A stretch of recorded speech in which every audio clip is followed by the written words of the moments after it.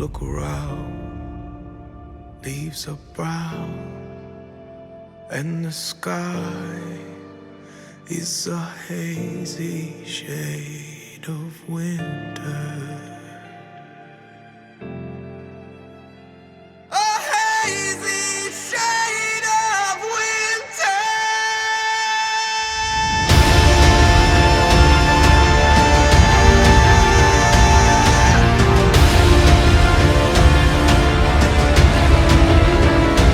Look around, leaves are brown, and the sky is a hazy shade of winter.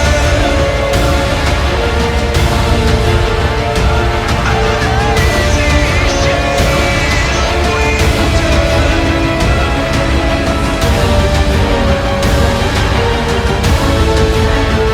And the sky is a hazy shade of winter.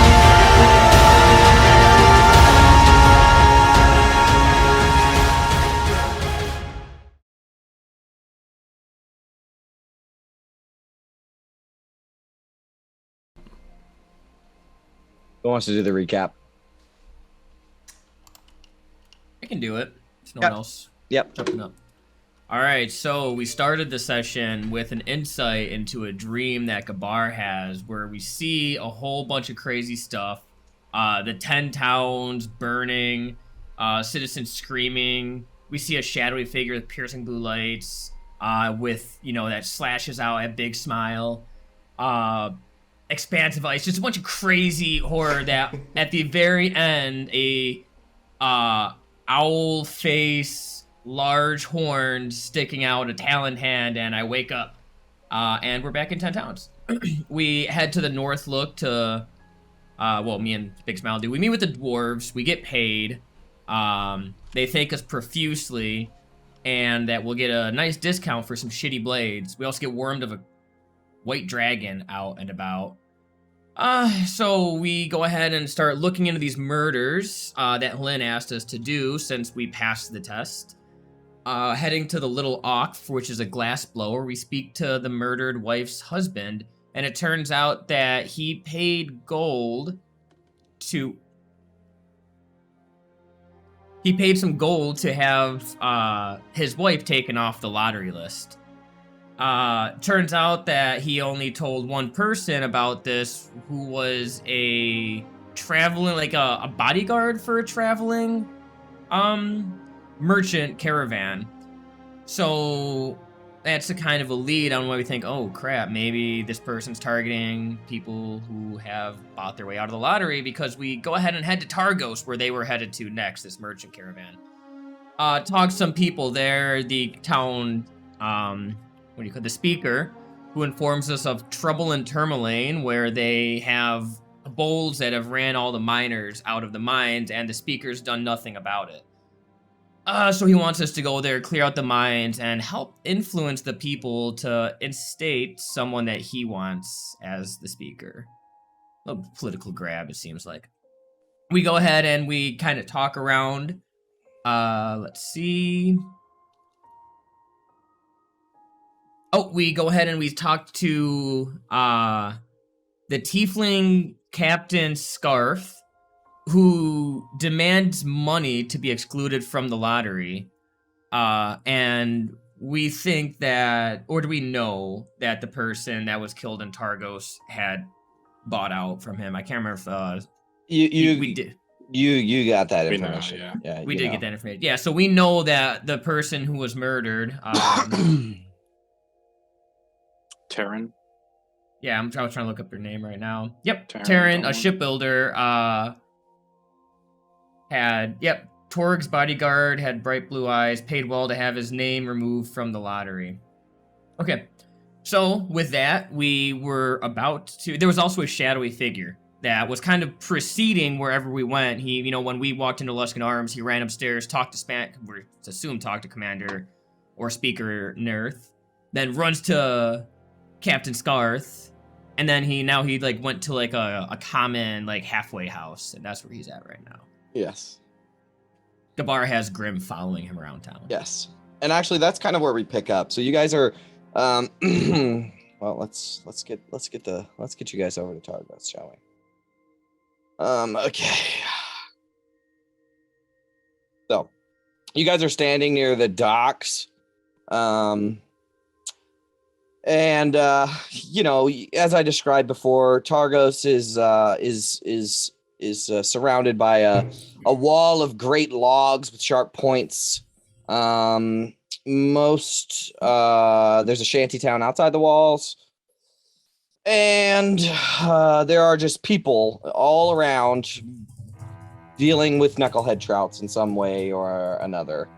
This seems to be the main thing in this town. You are all standing by the dock. Then the last you checked, this shadowy figure was inside of a tenement building, or so you believe. And you guys have 2-3 other things that you could do. You could go to the tavern that was suggested to you. The only place first of all, you guys haven't eaten, maybe like rations or something, but you haven't eaten today. So the only place that sells food, the only restaurant around is Three Flags Sailing. It's a tavern. And you also know that you could go to, if you wanted to, you could go to Snowdew Marine, which is it was owned by Taryn Belmorn, the murdered victim. And if you wanted to ask around there. But that's where we open up with you guys. And we're in the Luskan Arms right now, right? No, you're just by the docks. We're in the docks. Yeah, like right here, let's say.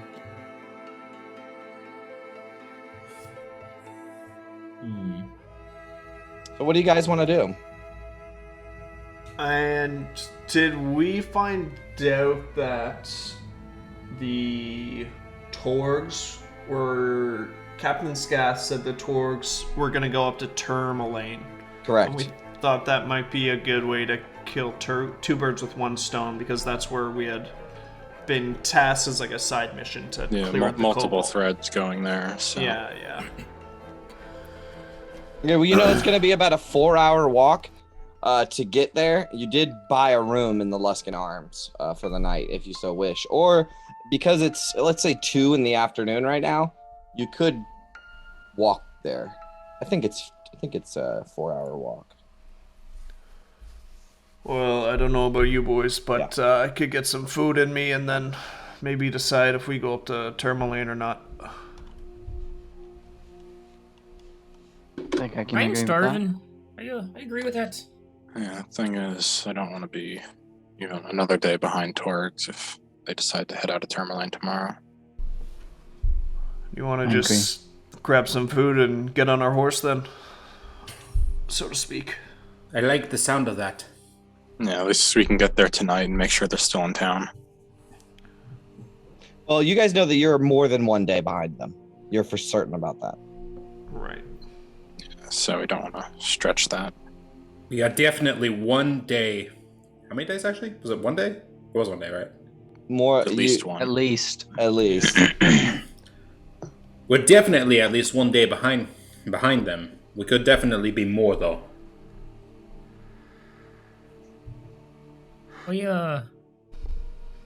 It's good, Carl. Keep it. I'm trying to go for the Scottish accent It's for this good. one. So. It's good, Carl. Keep it for sure. You know, you're like 2 sessions behind on getting into the groove, so. yeah. But I like it. Keep that one. Keep working on that one. I can just imagine she just had like a little bit of a sore throat that day, and was like, all right. Okay, go. All right, so you guys discuss, and the feeling is that you're gonna go to the Three Flags Sailing, the tavern, and get some food and maybe talk about it there.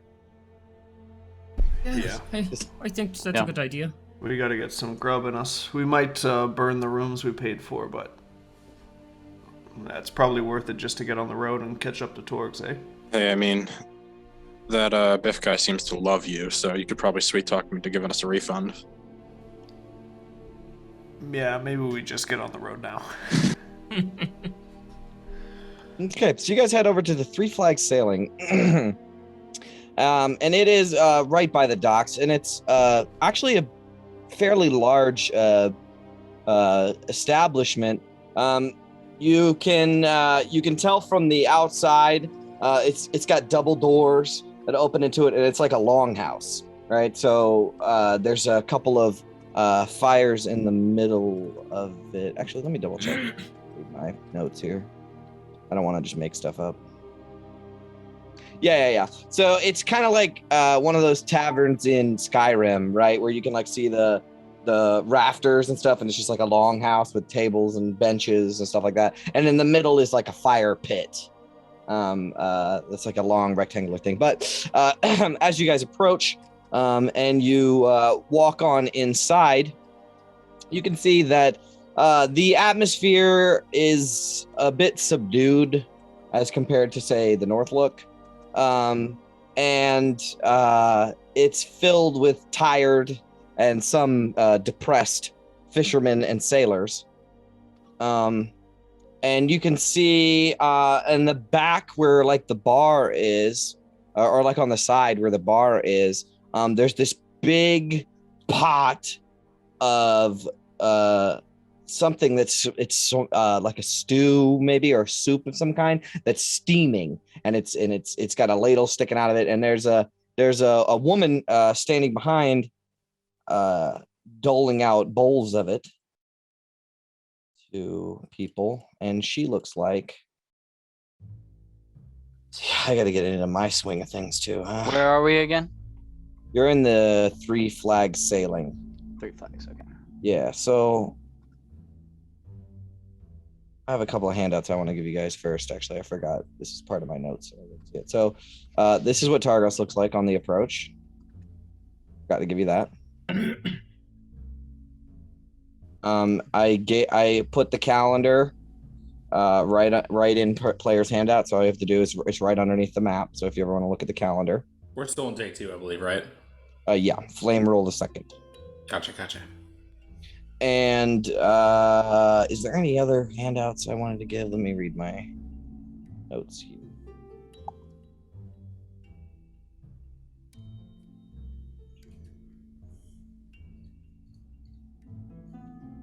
No, that's it.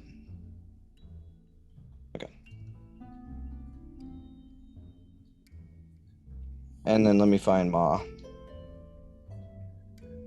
Okay. So you see an older woman, white hair, kind of tossed up into a messy bun. She's wearing blue dress, like robe things with some furs over top of it. And she's giving stew to some of these sailors. That's what she looks like. And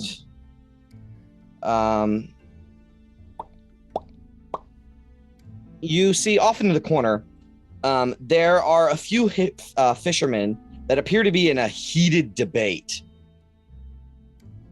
But that is what you guys are faced with when you enter this place. What are they? Can we maybe try to Yeah, I'm get a definitely eavesdropping listen on that in? argument. Yeah, Yeah. it's actually hard to not listen into it because it's starting to spill out into the rest of the tavern. There, as you walk in, a human kind of slams his fist on the table, and he says, "Tourmaline has been tangling their lines with ours, obstructing movement across the water, scaring the fish away, and stealing our catches for decades. Why should Speaker Maxidonar care so much about them?" And some other guy, he leans back in his chair and he says, "The speaker isn't from here. People of Targos are as hard-headed as the trout they pull out of the mare." And someone else shouts out, kind of leans in towards that guy and starts pointing a fat finger at his face. And he says, "He tried to offer a treaty between Tourmaline and Targos on fishing, and they declined. It made us look weak and desperate." And this kind of goes back and forth. Another one says, he wants what's best for all of 10 towns, not just Targos. In times like these, we need someone who can set aside petty rivalries. And they're just going back and forth about the speaker and the political climate.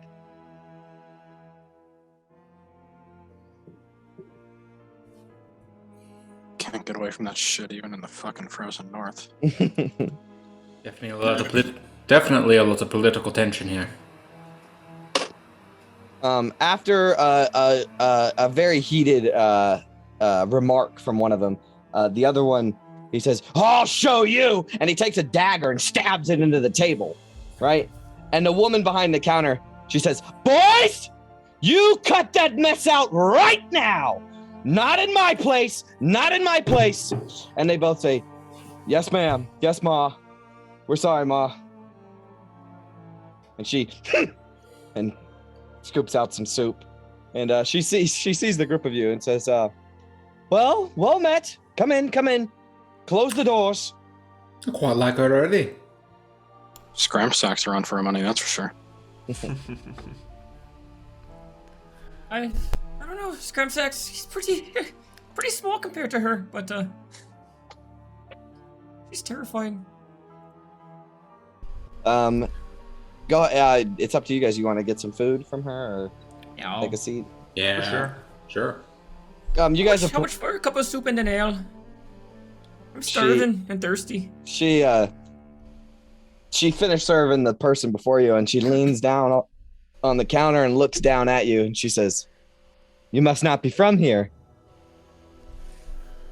No, we're from the road over at Bryn Shander. Here on some business.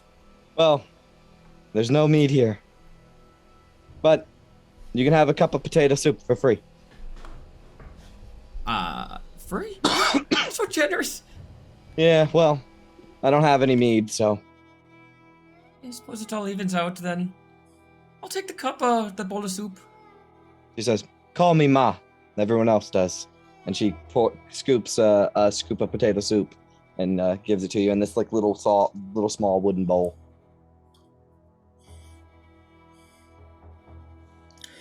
How about the rest of yous? I'll take a bowl of soup as well. No, the same as the little fella. Yeah, all of you need it. It's cold out there, and I'm not gonna let you just go out in the cold without some food. Here. Make it 5, thank you. Yep. Thank you.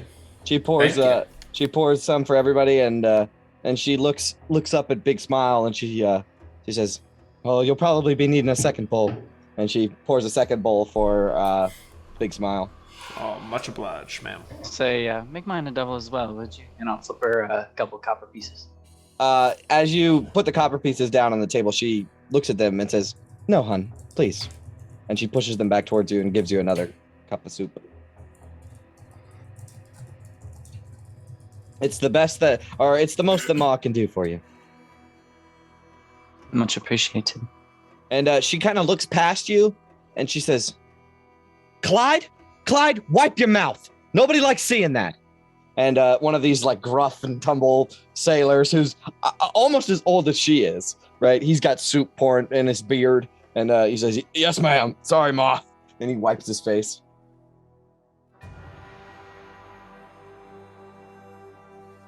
So, is everybody in Targos so enthusiastic about local politics? I try not to get into it. I don't like it. It riles up me boys. But ever since the speaker has made such a tussle, or such a made such a fuss about the rivalry with Tourmaline, things are, tensions getting high. Speaker from Tourmaline? No, I don't think so. He's Luskin born. Came here, I don't know, 5 years ago.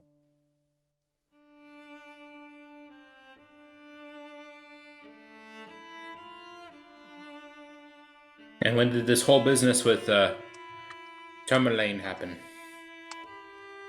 Since she kind of motions around winter.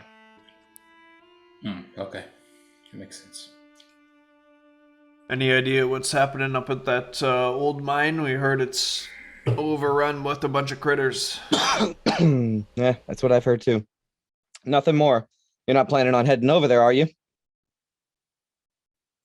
See, Well, we're following a caravan trying to get there. I heard they were in Tourmaline.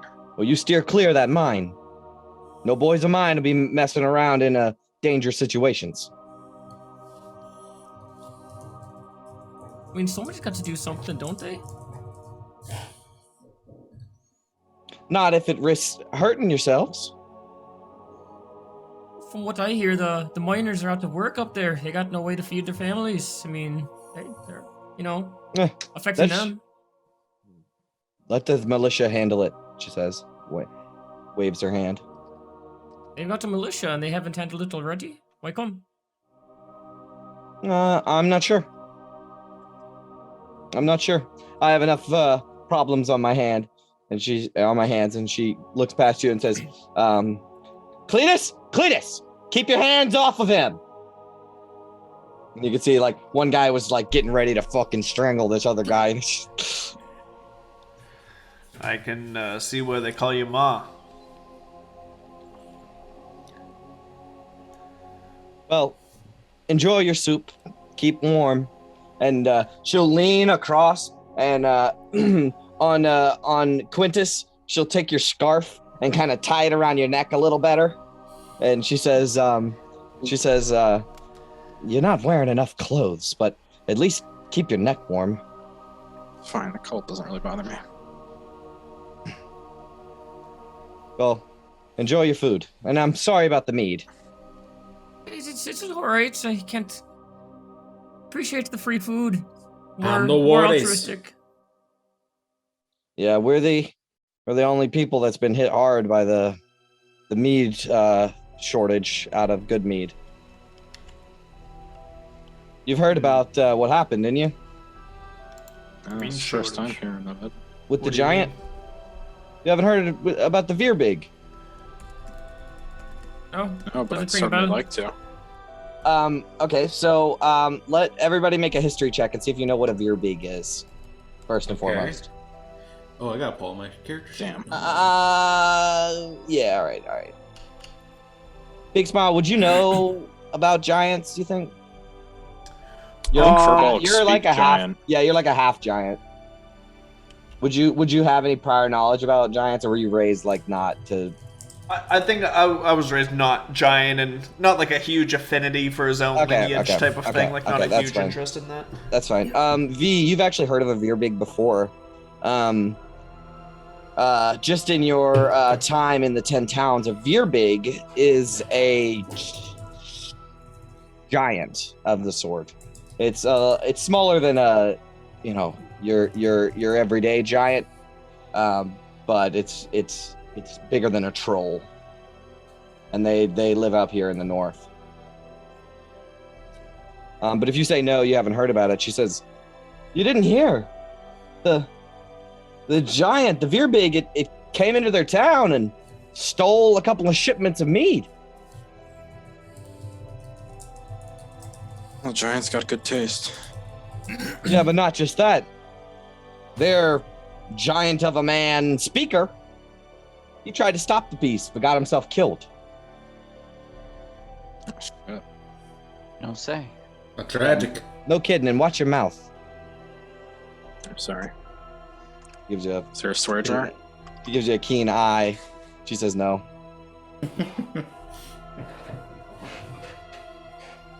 Oh, the speaker you said. So who's running Good Me now? They have like a stand-in speaker or She just shrugs. anarchy? She shrugs. She says, they'll probably hold an election sometime. Once they get their candidates sorted out. But in times like these, bodies are slow in the snow.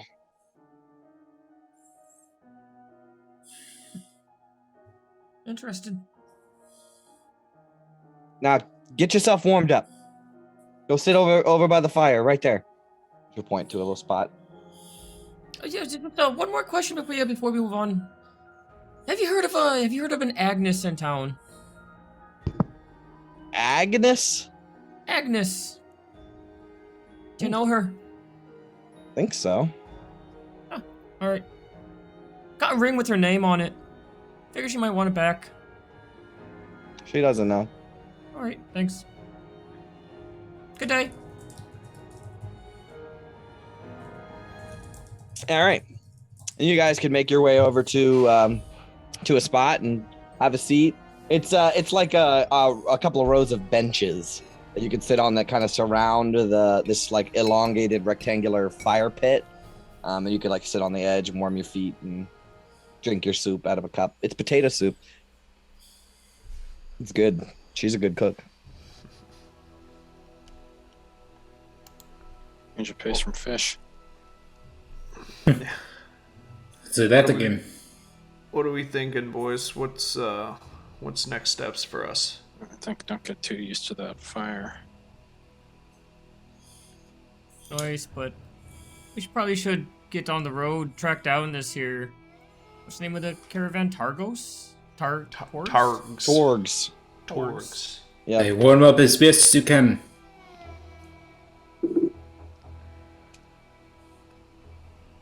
Well, do we finish our soup and then just get on our way then?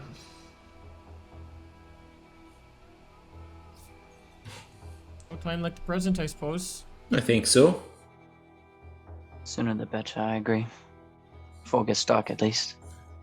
Yeah. The road to Tourmaline should be pretty straightforward.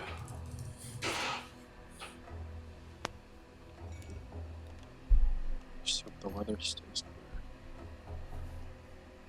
All right. Goodbye. If you don't mind me asking, who is this Agnes?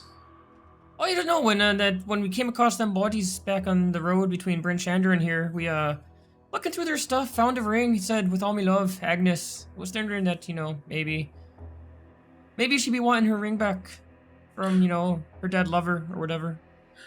That's right. My apologies. Figured I I might must be have able to get a forgot. reward for it, but I suppose I could just pawn it off for some gold. It's a nice ring. He's pretty good looking, I don't say myself. But it's kind of too big for me. I'm wearing it on my thumb. And it's still big. Well, if you break a finger, you can put 2 in there, use it as a brace. Finish your soup, boys. We should get on the road soon. All right. That's me actually a question. Looks like Tourmaline is on the edge of Mare Dwalden. Is Mare Dwalden frozen over right now? It is. Oh yeah. Can't we just kind of walk across the frozen lake instead of sticking to the road? That's not dangerous at all. Might feel a little dangerous. Yeah, but actually- all it's those like- fishermen are doing that. Actually, you don't know for sure, but it's actually thawed out over by Tourmaline. Oh, all right. It's more frozen by Bremen we and Targos. see.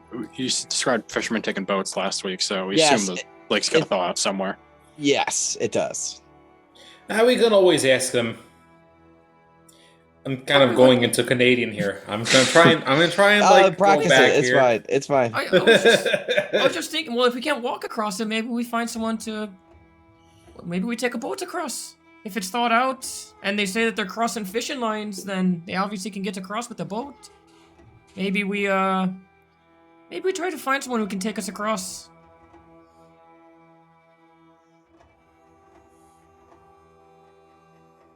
You got the coin to buy passage. I Doubt somebody's gonna throw away their I've day's worked work. this a few years in the shipyards. I can probably talk my way on a boat, get us on there for free.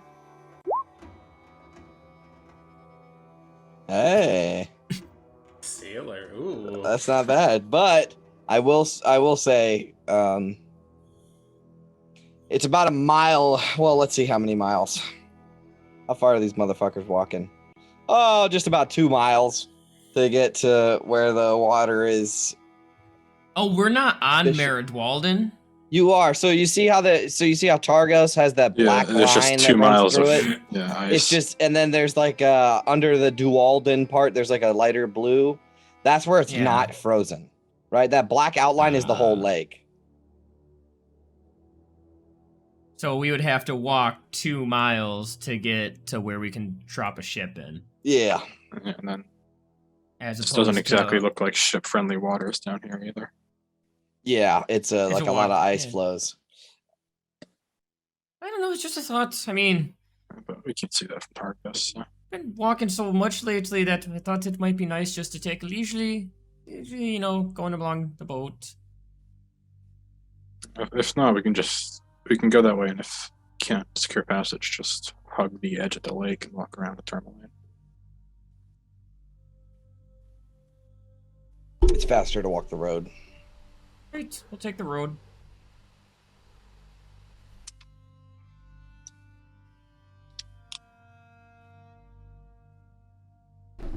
Yeah, let's just stick to the road then. Aye, we can always have somebody carry you if you need it. I should be able to I just need to follow in Big Smoil's footsteps and I'll be fine. Get lost in them. I just gotta tease a little bit. I'll put the flag on my backpack. That way, if I get lost, you just look for the little red flag sticking out. You know what? I'll be That's not fine. actually a bad idea. It's a joke. I got Grim. He'll help me. He'll help me out if I get lost. V finishes her second bowl and stacks them in one another and says, well, we about ready then. Big smile. We'll do like one of these where he just like downs the rest of it, like you're just like chugging that last bit of beer. Yeah. Yeah, that about does it for me. Let's fucking go, boys. All right. I'll So you leave get- 2 copper In a bowl in a bowl. underneath, so she'll find it later. Yeah. All right, I'll so- leave 2 gold. I'll leave 2 gold as well. Oh, 2 gold. 2 Damn. gold. No, Shit. 2 copper. 2 copper. I'm sorry. 2 copper. Okay. And Spender. yeah, and you bring your bowls back stacked up so she doesn't notice. And as you're going to make your way out, she grabs onto V's coat and straightens it out, and kind of tucks your shit in, and she dusts off some snow off of Big Smile, and she just kind of takes care of you guys, and she says, "Now you be safe out there. I don't want to We hear will. any. I don't want to hear any rumors or stories that any one of you got hurt." Don't worry. Don't worry. We will be safe. Good. Thank you, Ma. As we're about to leave, before we went up there, I would have actually turned my coat inside out to where the white mink fur is on Oh, the okay. outside and the red fox is on the inside. And then Okay. I guess she'll see that and help me straighten it out. Straighten it out, yeah. She'll compliment your beautiful hair as well. Would you say that we were in here long enough to take a short rest? Yeah.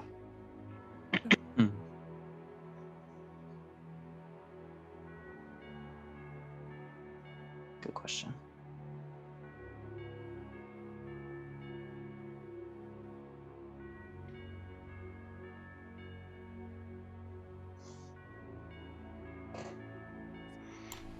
I'll start heading for the door. Slap back.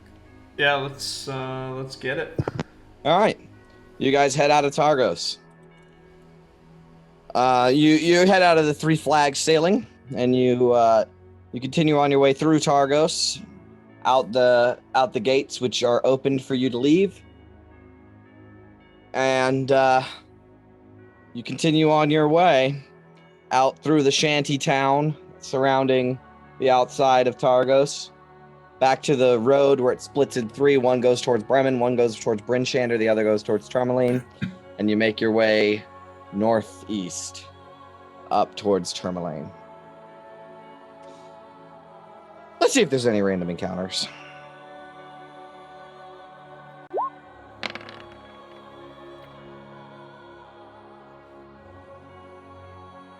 Okay. So, you make your way down the road, and you can see the fading Targos behind you, and the slowly growing lonely wood, this patch of forest growing larger as you head towards it. And you guys walk for a solid 4 hours and say 2:30. Actually, let's say 3. 7 o'clock at night. So, as it starts to get real dark, you can almost see Tourmaline on the outskirts of your vision as beautiful aurora borealis lights light up the sky above head. Clearly blue and green and purples colors shine above your head. As you make it closer to Tourmaline. Let me give you a little handout. Tourmaline.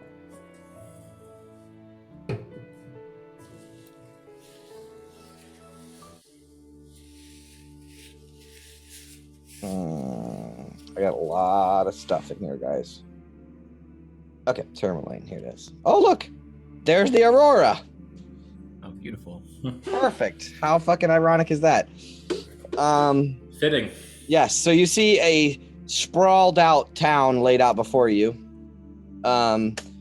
Without the confinement of a wall, this settlement unfurls from the bank of Mare Dualden and long, broad avenues, dotted with trees, inviting travelers to stroll down to the water's edge.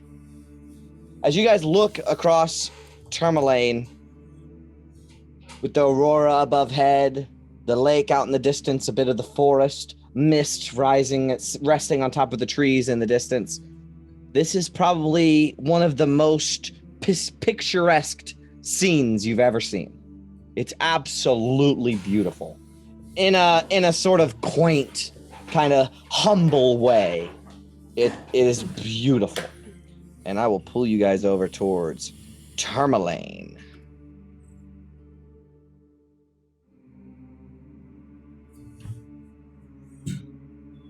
Perfect.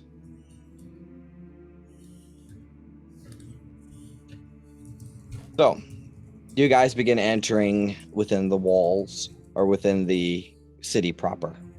And as you do, you notice that many of the buildings, all of which that you've seen so far are houses, like residential places, but almost all of the buildings that you've seen so far feature intricate braid work carved into the wood frames and doors. So it's like, like a ship. You know how it has that like braid looking wood carving? All of the buildings have this same kind of motif of rope kind of braid work. You can see scrimshaw ornaments and wind chimes hang in the windows. And as you walk further, you can see that on the gables of some of the houses or some of the other buildings on the wall or decorations, there are carved wood images of like wizards or homunculi or tigers or smiling djinn. There's just this kind of very craftsman-like feel that you get, that all of these houses had a lot of work put into them. And yeah, you can tell why people think that this is the most beautiful town of the 10 towns. What do you guys want to do? We try to find somewhere to post up for the night. I mean, before we start asking about the Torgs and which way they went. Yeah, I'd also like to get a feel for how people in this town feel about the speaker and all that. Yeah, if we can find a tavern somewhere, we might be able to get some information about this mine too before we hit the hay. We had heard people, the last tavern we went to, people were definitely vocal about the local government. So I don't really think this should be any different. And that was without trying to ferret information out of them. Aye. Okay. Gotta go find this inn. Yeah, you guys want to try to find it in? All right. Does anybody have any features where they can find stuff inside of town? Is anybody like an urchin or anything? Got high charisma. This is the closest I have. V, Well, do it's you mostly have just do for, you like, have something like outposts that? and- Ooh. Looks like we do something. Yeah, that's true. If there's any fucking boxing fans in this town, we might have a way in. So, as you guys are walking through the town, trying to find some semblance of a tavern, you make your way towards near the docks, like over here, and you can see that standing on a crate. Right now it's like 7:30 at night, and standing on a crate, there is a small boy, and he's all bundled up. You can barely. I mean, I guess I say small child because you can't tell if it's a boy or a girl with the hood on and their scarf going up to their neck. But they're standing on a crate, and they're ringing a bell. Ring, bling, bling. And every so often, he just shouts out random tidbits about local news. Like when he says, local fisherman catches 98-pound knucklehead trout yesterday. Bling, bling, da bling, bling, da bling, bling. Mine continues to be closed because of monsters. Bling, bling, da bling, bling. Speaker Matthew is holding a hearing at the Blue Clam. Bling, bling, da bling, bling, da bling, bling. And he shouts out other really stupid news. Like, bling, bling, bling, bling, robberies continue to mount in Care Koenig. Reason Care Koenig. Bling, bling, bling, bling, stuff like that. Yeah. I'll walk up to him and say, hey kid, I'll give you a piece of silver if you tell me which way the blue clam is. He rings the bell and says, bling, bling, bling, bling, it's that way. Bling, bling, bling, bling. Alright, thanks kid. Don't spend it all in one place. You give him the coin? Yeah. He gives you a good idea of where to find the blue clam. It's right up the road from on the docks still. And he continues, bling, bling, bling, bling, shouting out more news. White Moose takes another victim. Bling, bling, bling, bling. Not the one with the white moose. All right. All right. Do you guys want to make your way to the blue clam? Moose. Working on it. I'm still working on it. Yeah. Okay. So as you guys make your way to where you think the blue clam is, you immediately recognize the blue clam. Not from any signs or anything, but there is obviously a humongous hubbub happening there. Otherwise, this town is quiet. You know, everybody's inside.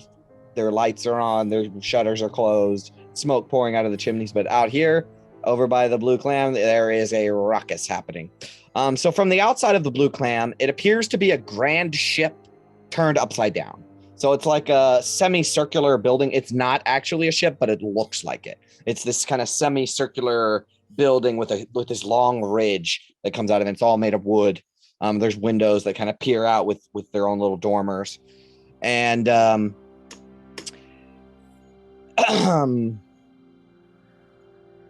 see. That is that information. Now we go to this information. Okay, so you can see that there is a large group of people just trying to funnel their way into the blue clam.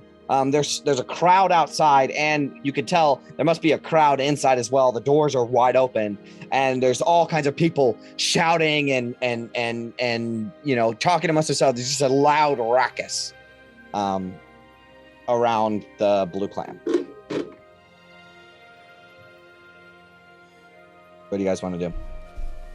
You're kind of standing outside of this situation. Yeah, can we try and muscle our way in a little bit to like get an idea of what's going on? Absolutely. So you guys can kind of push your way through, and you can see that about 60% of the people in this sort of gathering are wearing some form of armor and carry some form of rudimentary weapon, whether it be a spear or whatever. They're not in arms or anything. They just are armed. And then the other rest of the people appear to be just normal folk bundled up in their furs and their coats and whatnot. And they're all shouting things into this tavern. And Big Smile, you can kind of see above the crowd. Inside, there's another similar long house, and there's several around. There's several fire pits, and there's tables and stuff surrounding those. And in the very back near the bar, there's a small like stage like platform, and standing atop this platform. And Big Smile, you're the only one that can see this because you can see over everybody's heads. But there is a half orc. And he's wearing relatively nice clothing. He has the same complexion as a human, but very obvious half-orc features. He's got like a unibrow, pointy kind of beard, sharpish ears, and a small tusks that come out. And he looks like he's like panicking right now. But this is a picture of the man that you see standing atop the platform, and he's got his arms up like he surrenders or something like that. But all of you can hear in the shouting, people saying things like, "We're finished with you, Matthew," and another person says, "This is the last straw. Make up your mind already." And these people are just shouting things like that at him. Do you guys want to try to squeeze your way in some more? Is there a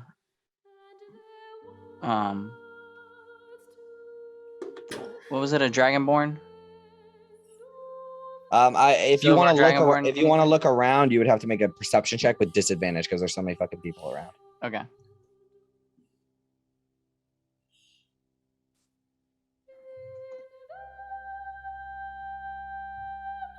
$13. You can't see anybody. It's too packed. But you do see this half orc standing on the box. You guys want to push your way further in so everybody can see? Yeah. I Right mean, now, I'm not only seeing Big anyways, Smile. so Yeah. I'm just like literally hugging Big Smile's leg. Okay. Well, why doesn't whoever wants to try to squeeze in further make athletics checks? Yeah, I think it makes sense if I. I'll actually just like snap my or owl onto his shoulders, and I'm Okay. just looking through. Perfect, so I perfect. can Can I do acrobatics and try to weave my way through the crowd? Yes. Oh, that's what I get for asking. You get pushed back to the back. I'm gonna just like gently push my way through. With a 14. Okay, so Sapphira and Big Smile can both try to make their way further in without an issue. But Quintus, you try to juke in front of some guy, and it's like this fucking mean-looking black bearded dude. He's covered in like coal dust. Excuse me, And- I'll go around. Yeah, and he gives you the meanest, most crooked look you've ever seen. And you kind of fall back. But you guys here, as all of these people like that are in like armor and stuff like this, they're all shouting like, "We fucking hate you, Matthew," basically. And the speaker finally says, "Now wait a minute. I know something must be done. I believe that we can solve this if we work together. I know I haven't handled this mine situation very well since the monsters took it. Believe me, I wish there was something I could do." And you can see that one of these people, in fact, Sapphira, you would recognize that more than half of the people in this tavern are militiamen. The ones in the armor with the spears and the sticks and stuff like that, they're actually like militiamen. Yeah. And you hear one of them say, "First the sacrifices to Oriel, then declining the fishing treaty with Targos, now this!" And some other person shouts out, "Shaylin wouldn't have hesitated like this. Did she teach you nothing?" And that one hits the speaker really hard. Another person speaks out, a woman, and she says, Speaker Oris is the son of Shaylin Mastu, the best speaker we in Tourmaline have ever had. We voted Oris because he carries on her legacy.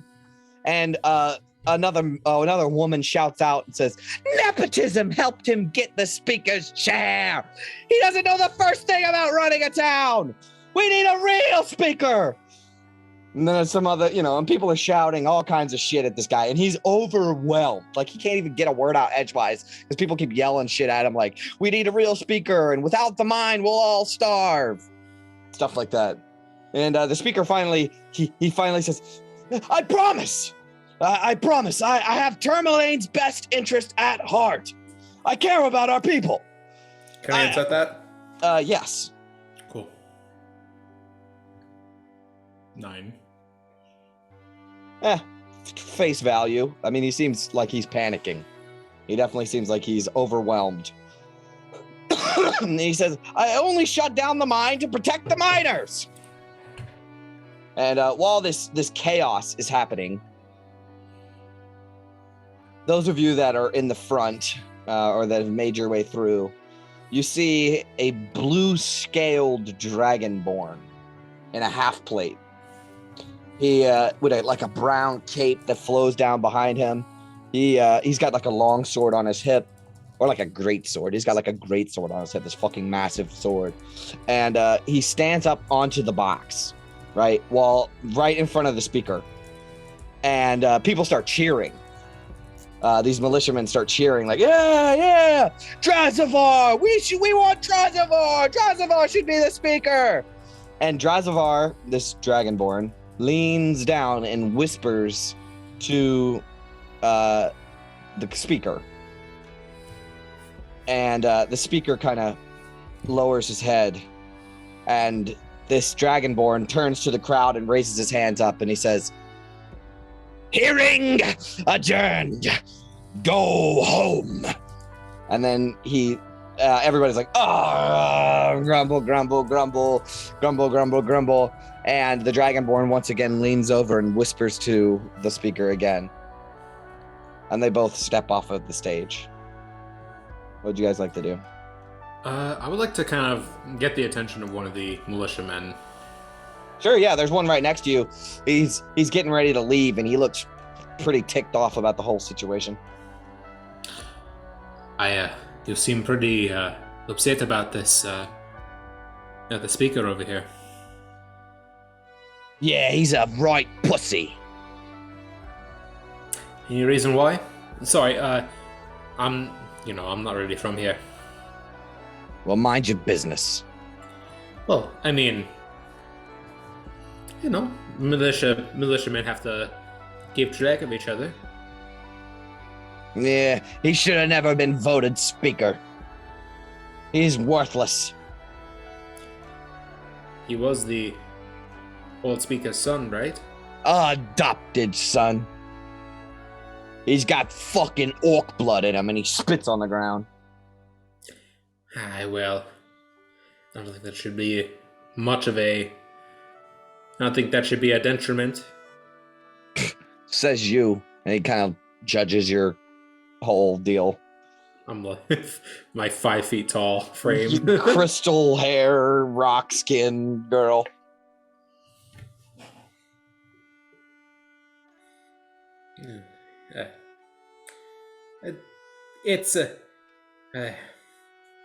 I don't really say anything after that. Yeah, he kind of grumbles and gets going. Anybody else want to do anything? What's the speaker doing as the... He steps down, and some people discuss with him, like commoner people discuss with him. But I mean, after a while, he'll just sit at the bar and like order a drink. And you see behind the bar is another half orc. He's kind of a rotund fella, but he's got like greenish skin. He's more orc than half, and he slides a mug across the bar to him as you see this guy as the tavern keeper.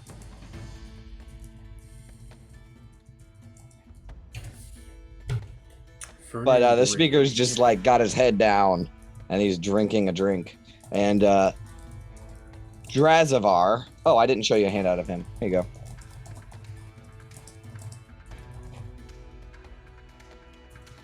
And this guy, he starts talking to some of the militiamen. Now that it's cleared out a little bit, is there a table that like we can grab? Yes, there is. After a little while, it does get cleared out pretty fast. So. Yeah, I'll make my way towards the table and kind of gesture the gang over. Mm-hmm. Okay.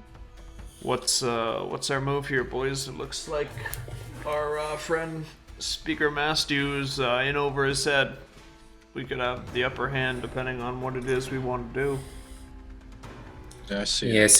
seems he had a lot on his plate. Well, I see it. We have an opportunity here. We have a real chance to influence Tourmaline. Yeah, I agree. I'm just wondering how we play it. To what end? Sure, we clean the fucking mine out. That's easy, but what do we get in return? Think we can either. Oh, sorry, Nate. Well, I was just gonna say, while everyone was waiting in the tower, and I would have liked to approach one of the militia people and ask them something. Yeah. This is you see a woman who's carrying a pitchfork, but she is wearing leather armor. She seems to be pretty young to be in the militia. Excuse me, if you don't mind. Yeah, what is it? Do you know the caravan Torg if it was in town? Oh, Torgs. Yeah, I don't really remember. I'm sorry.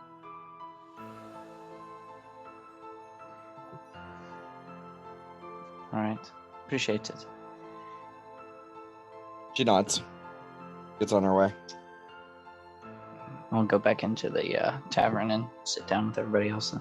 Yeah, and actually, after a moment, the Dragonborn will again go and whisper towards the speaker Mastew, and then he's going to step outside. And he's just stepped outside. He's talking to some other militiamen, you guys can tell.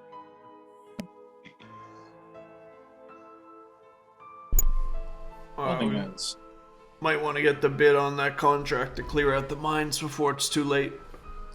I'm sure he's asking people right now to get the job done. Thing is, I don't want to be seen by that Dragonborn lieutenant talking to the speaker. Because if he goes back and tells Nerith, I mean, are we trying to get Nerith's, Who did we know who Nerith is trying to put into the speaker's shoes in this? the story? Dragonborn. The Dragonborn. Dragonborn. Okay, that's what I thought. So, are we trying to help out Nerith, or are we gonna try to, bail out this Mathews feller?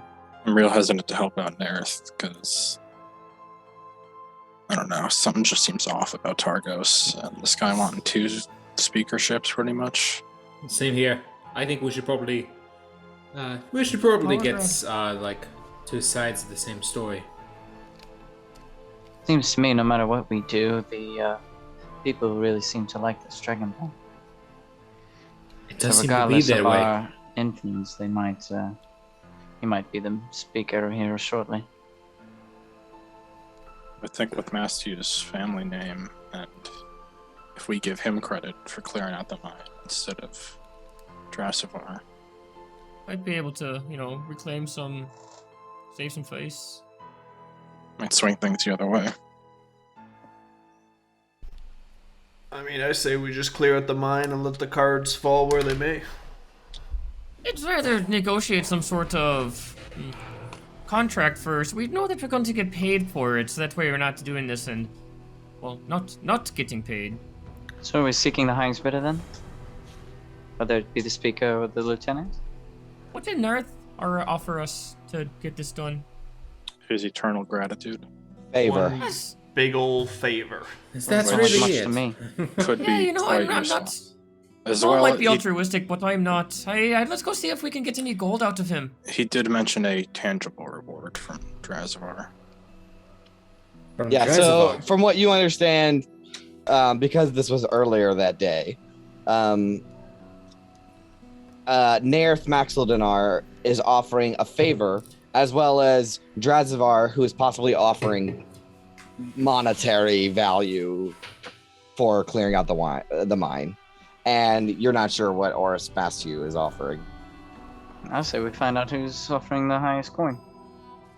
Agree. And to also be fair, we're only really hearing one side of the story.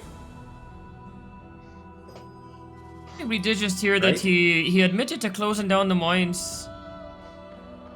Well, that's just, Pretty you know, damning evidence. that's That just wasn't the political impression. speak, though. I want to know why he Right. denied that fishing treaty. That's true as well. We could get a lot more information if we find out a little bit more about this, his side of the story. And plus, Mastiu is desperate. That's something we True. can use. Well, to put you to ease, Quintus, maybe a couple of us can talk to the lieutenant and the rest can talk to Mastiu. Keep us plausible deniability. I think, Sapphira, you have a conversation with Drazavar, militia to militia. I think that's fair. I don't know, Sapphira, don't you want to hear the Oris Mastiu side of the story, though? That is also true. I could talk to the lieutenant with someone else. I mean, you know, it is militia to militia, but at the very least, I do trust, I mean, you four right here are the most trustworthy people I know at the moment that I see right now. It's terrifying to think Side-eye about. Gabar. If you really think about it. And by that I mean just you three, and I point to Big Smile, Quintus, and V. Hey, no, that's fair. I'll take that one. I'll take the L. Look, I'm The not trained at talking to authority figures, so I'll probably pass on talking to the lieutenant. So I'll go talk to. I'll be having a conversation with the speaker, I suppose. V, if you want to go to the lieutenant, I'll come with you, but you got to do the talking. Right? Think I can manage that? All right. So from what I'll I go with understand, the- what I understand, it's Quintus, Sapphira. Well, Sapphira, were you gonna say something different? I guess I'll go with the speaker then, just to hear his side of the Yeah. story. So Quintus, Sapphira, and Gabar are going to talk to the speaker, and V and Big Smile are going to talk to Drazavar. He also doesn't really have a whole lot. So he does not. I guess he doesn't really have a whole lot of support against with the militiamen. So Seems that maybe way. at least one person could just probably like try and crack his shell a little bit. All right. That's what I think. So we're gonna start with the conversation with Drazavar as you guys separate.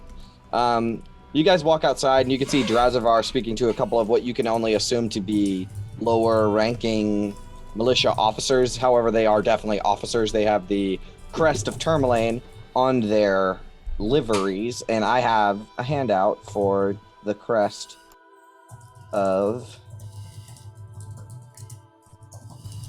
Great use of the word liveries, by the way, Jay. Tourmaline. Tourmaline, it's a white fish eating a tourmaline.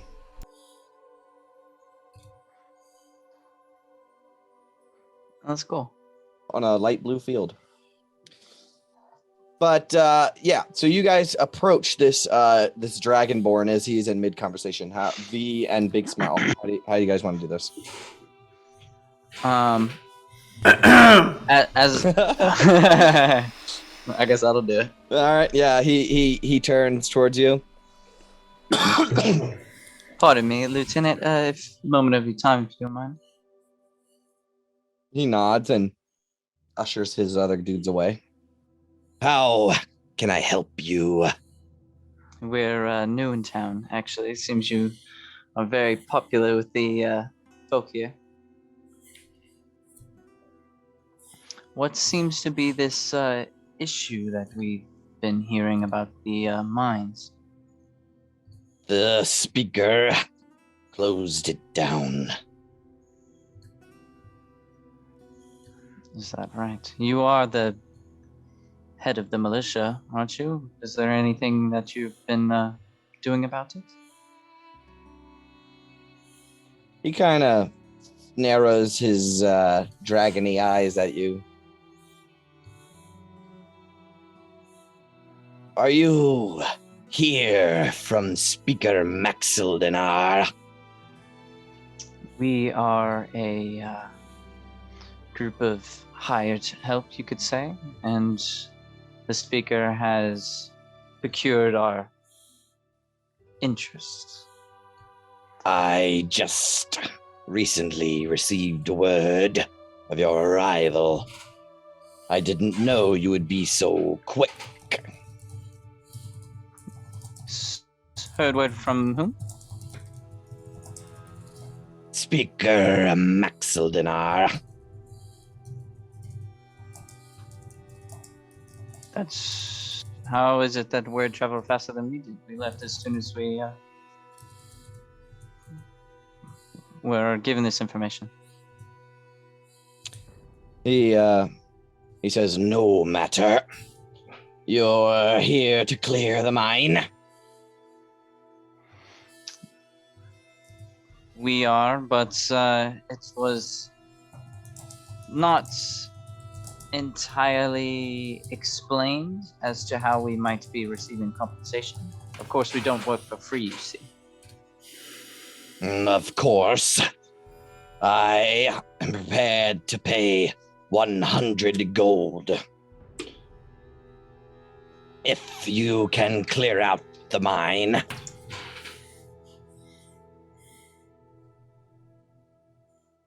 100 gold. That is a great sum. Do you know anything about what's been happening in the mines? And he will begin to describe it to you. But it will be the almost identical information that Oris Matthew is going to give you, and he has a much easier voice to do than this Dragonborn. So we'll get all that information from his from right. that cutscene. So we'll cut back to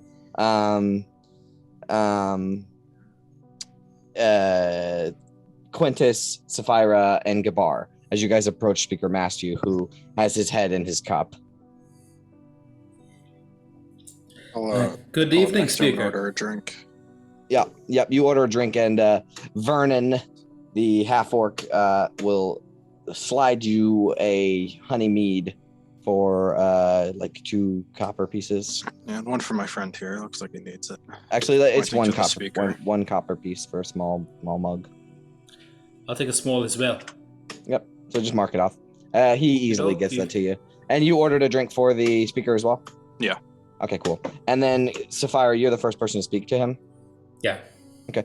He raises his head, and a drink arrives to him, and he says, "Many thanks," and drinks it all in one sip, slams the cup down.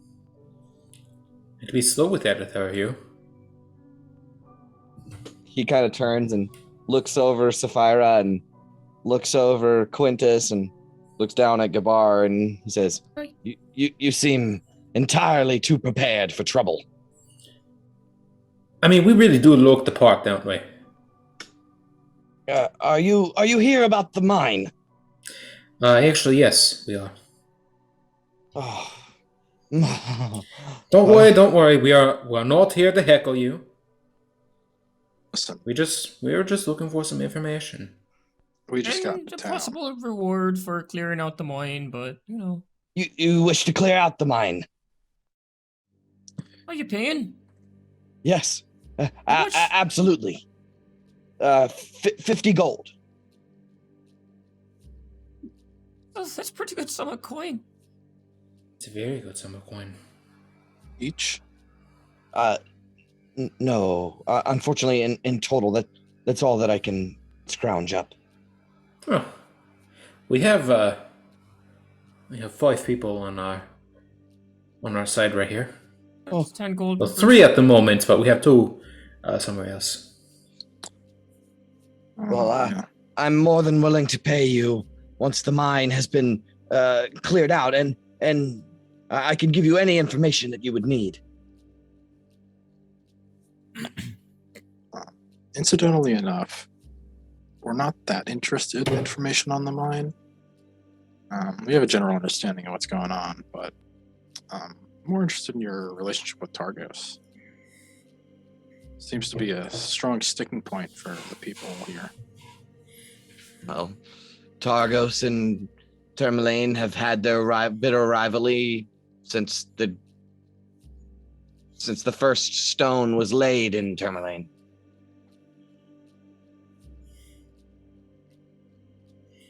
What's the relationship there?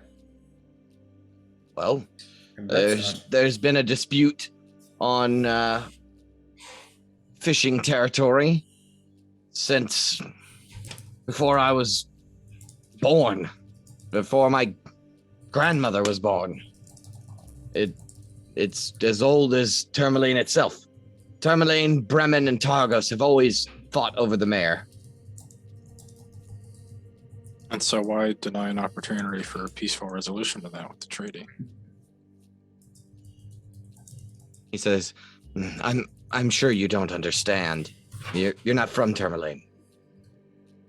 I'm trying to understand, so help me. The fishermen here, they don't like Targos. They don't trust them. I'm just looking out for the best interests of Tourmaline.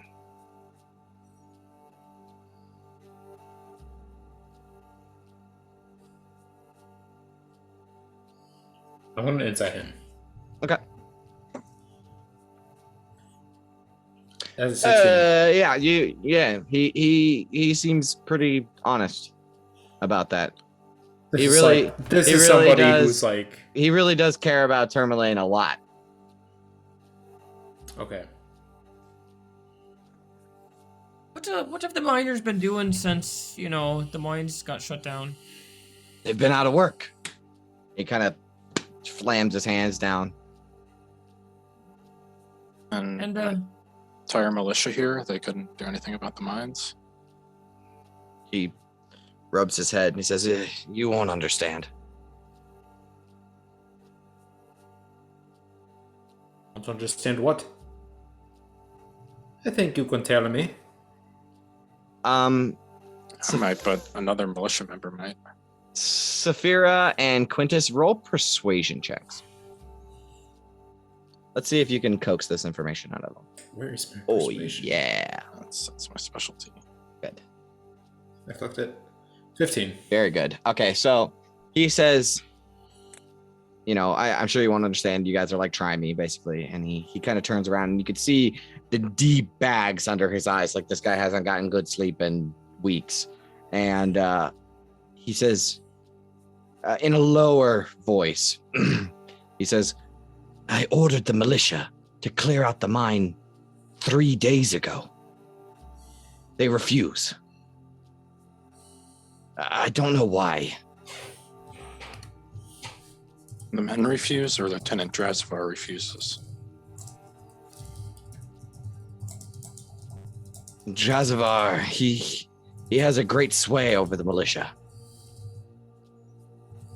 I have a feeling this has got something to do with political coup of some sort.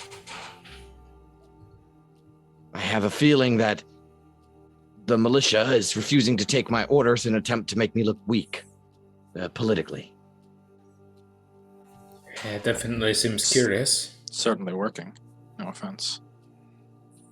He raises an eyebrow, or rolls his eyes. Judging by the ruckus outside, setting my personal feelings aside. I know. You seem like an honest enough man, and seem to have a good nose for this kind of thing. Okay. I want to quickly cut back to V and Big Smile. Drazivar will explain a couple of things to you guys about the mine. Number one, reports of a group of kobolds crept into the mine maybe a 10-day ago, entering from the surface and forcing the miners to abandon their jobs.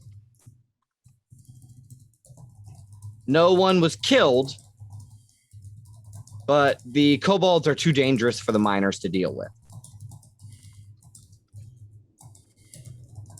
There is something, he does mention something suspicious, though. A human miner went missing a few days before the kobolds showed up. But Drazavar has a feeling that he could have fallen down the mine's central shaft. It descends down deeper than anyone has ever gone. The central shaft does. But this disappearance already had the miners on edge.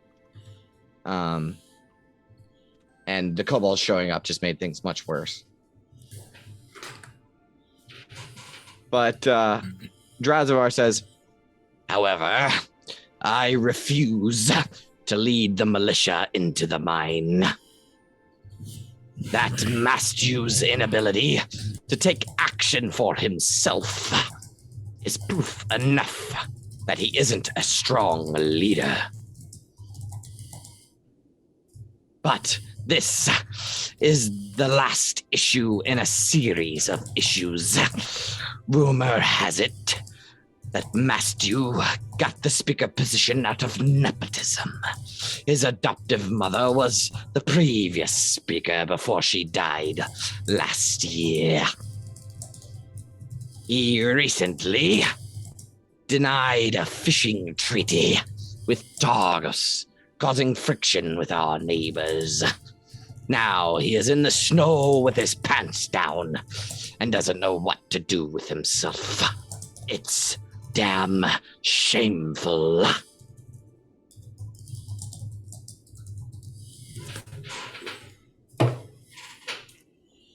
You know this miner's name?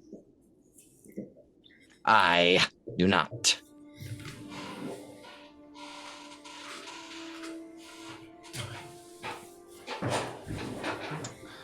The speaker out of Targos told us that you'd be willing to take up the mantle. You are correct.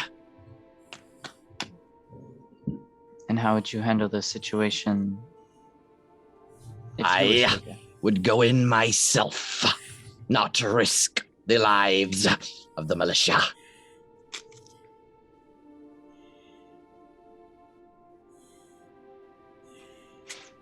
I see.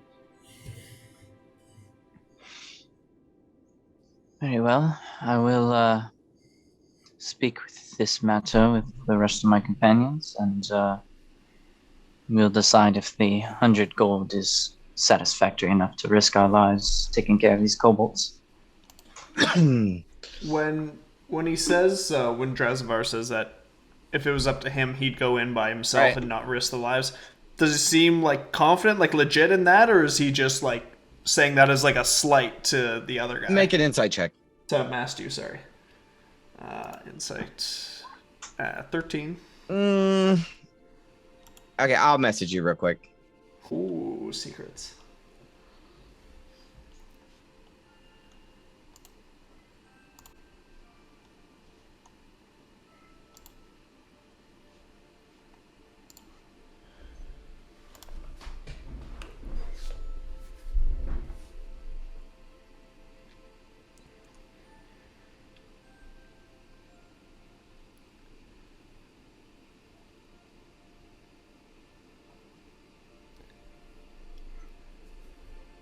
Okay.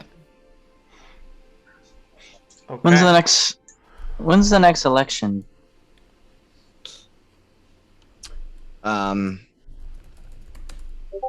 Whenever there is an opening or the people demand it.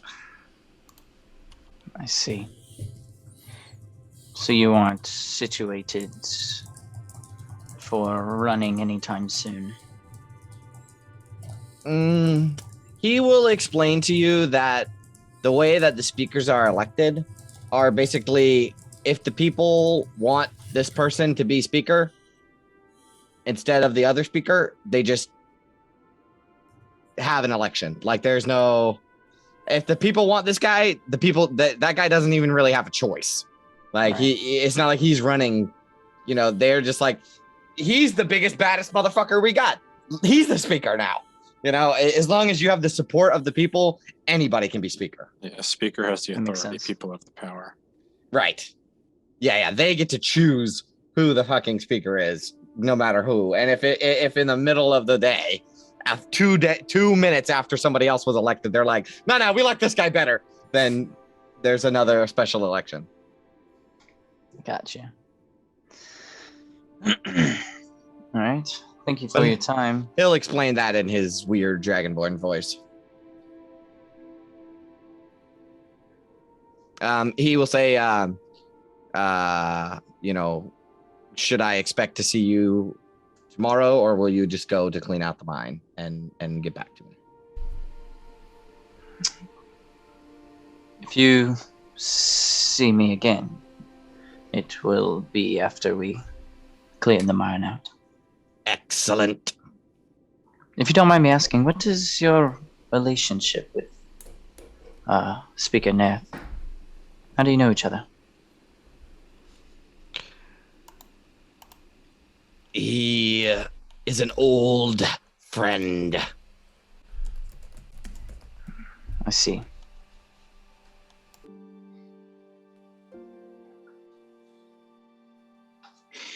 Very well. See you soon, hopefully. He Big nods. Smile will also nod and walk away silently. Yep.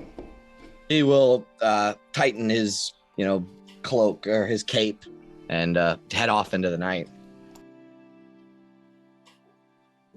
So we cut back to Oris Mastu after he just dropped that bomb about the militia refusing to help him.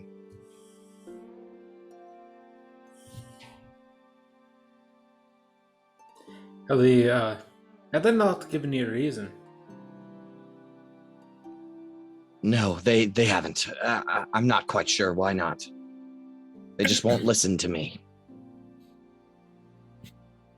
Personally, I'm not a huge fan of political machinations, so I'm inclined to help you. Wait, So, don't you have any means of recourse to, I don't know, what authority do we not hold over the militia if you're the town speaker? Can't He shrugs. you they can't don't- just get rid of Drezivar and replace him with someone else who would listen to you? He has the support of the militia. They look to him, not me. So you're just like a leader in name only. He snarls at you a little bit. Sorry, I just mean it like that. He- It just really seems like he holds all the cards in his hand. Listen. He has a point. I say to Mashu, I say, listen. I know how tough it must be to be a leader. I personally cannot deal with something like that myself. But leaders need to take charge. You know. Well, I'm more than willing to pay the group of you to handle this mine issue. Out of pocket. But after that, what can you provide this town? What Well, can you do to be a leader? I've been running Tourmaline since before the endless winter, but times are hard. But have you actually gone to speak with any of these people? I'm very close with the fishermen. But with the militiamen, doesn't seem like you're very close at all. Most of them don't want to speak to me. Have you tried opening yourself up a little bit more? I'm a joke, he says. And he kind of lays his head down on the table. Because you treat yourself like a joke. Well, I'm not sure what to do from here. what you can do is better yourself as a leader and as a speaker for this people, for the people, not just the fishermen, not even just the common folk, but for the militia as well, for everybody. And how do you suggest I do that? Be more open, be more friendly, be less afraid of yourself, be more confident. Make a persuasion check. Sure. 16. It's pretty good. He, you can see him kind of take a deep breath, and he's really taking in your words. He's really thinking about what you're saying to him. And he says,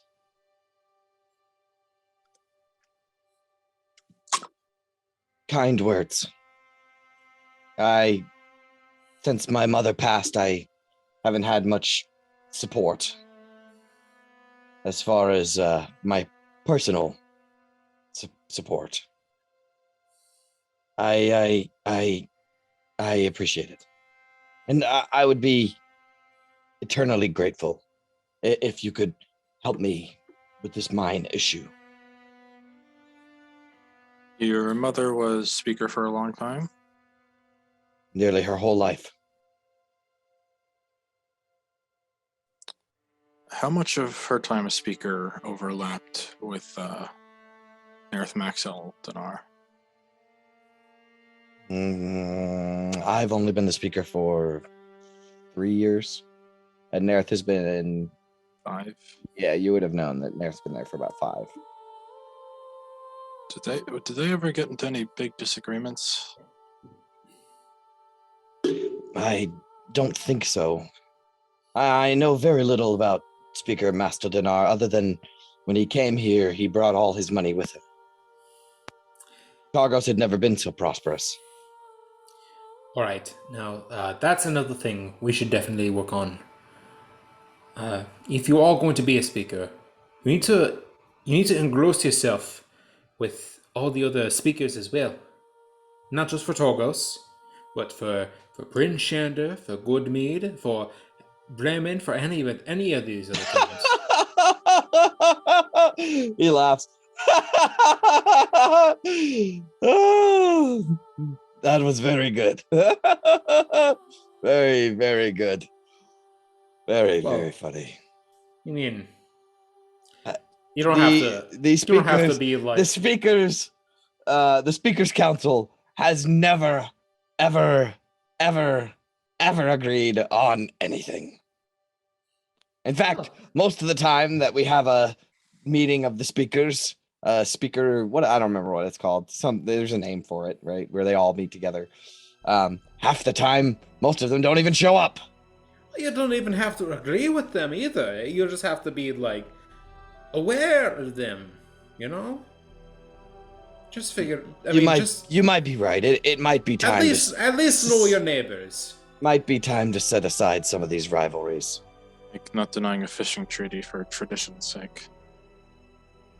Yes, very much. Council of speakers. There you go. But anyways. So you've never met Maxel Dinar? I have and he kind of gets this kind of distant stare at the last council meeting.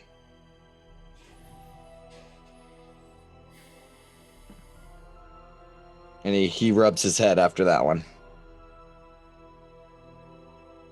What's your impression of him? I don't know. He's smart, charming, wealthy. His people love him. It's a dangerous combination. I've never had any issues with him, other than this fishing treaty. But I thought I was looking out for my people. The rivalry between Targos and Tourmaline is as old as the hills. Who am I to, change that? But perhaps you're right. The speaker who needs to feed his town. Desperate times call for desperate measures.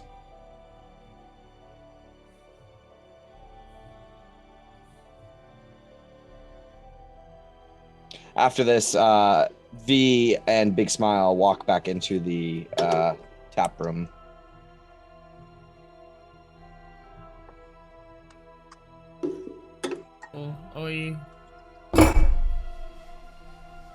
I'll just grab a seat at like the table we were at before. We Okay. won't like approach them. Okay. I don't suppose you know where we can probably post up for the night. It's kind of. Of course. There's only one inn in town. It's to the east of here. It's called the East Side. It's right on the edge of town. Oh yeah. What? Actually, one more question. How far away is the gem mine from the city? There's a road that leads to it. If you follow the Lonely Wood, it's about 30 minutes away. Oh, so really quick. Hop, skip, and jump away. People gotta get to work every day. Not anymore. It sounds. Should be starting back up soon enough. Be careful if you're going into the mine. A miner went missing a few days before the kobolds showed up. Keep an eye out for him, but Like No missing promises. inside the mine or missing from town. Inside the mine.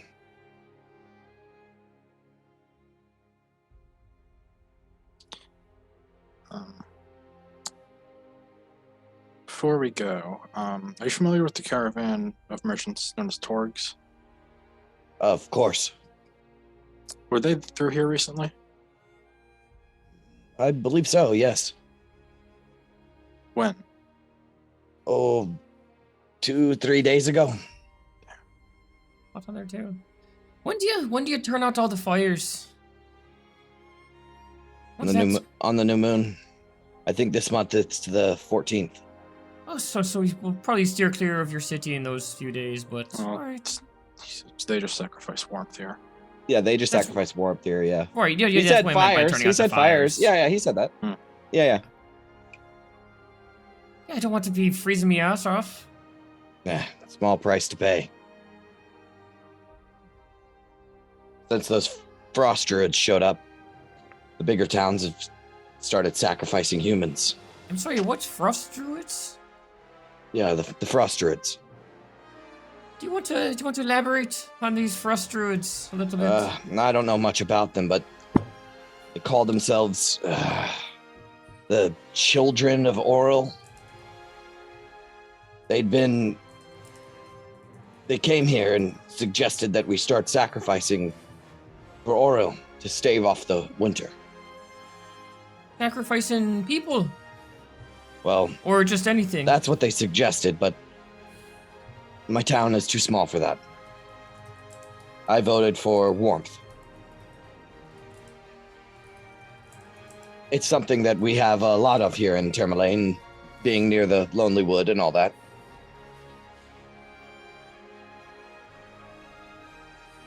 Large logging industry here. They tried to convince him to do human sacrifices. They tried to convince all the speakers, he says. When was the last time you've seen these children of Oral? At the last council of the speakers. Which was A year and some change ago. I know where they're. Are they like are they vagabonds or do they live out of somewhere? Drugs. Hey.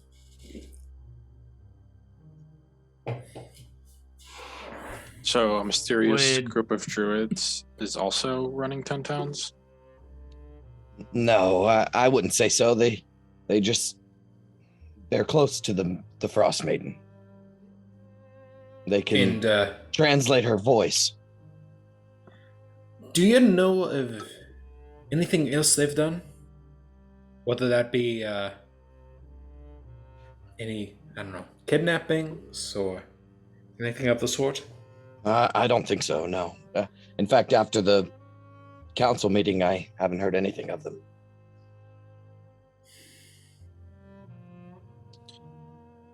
And back to Torgs. Did you happen to know where they were headed out after here?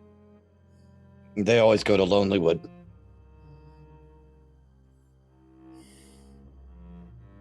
The speaker up in Lonelywood, she takes a great interest in Torgs and where it goes. If you're looking for it, she could probably give you an answer. It looks of it, it would, Torg would only be able to come back through Tourmaline before when they're done in Lonelywood, would they not? I'm not sure, but I know that they can travel across the wastes. Oh, so they don't stick to the roads. I don't think they have It's a to. dangerous game. Well, the roads are like None of my snowed over, business. right? Yeah, it is faster than it because there's like rocks and stuff that kind of guide the path, right? But if you're just walking out in the tundra, you have to scout your way through, right? Like you have to have somebody that knows how to go to like walk the tundra. They got a lot of mercenaries too, apparently.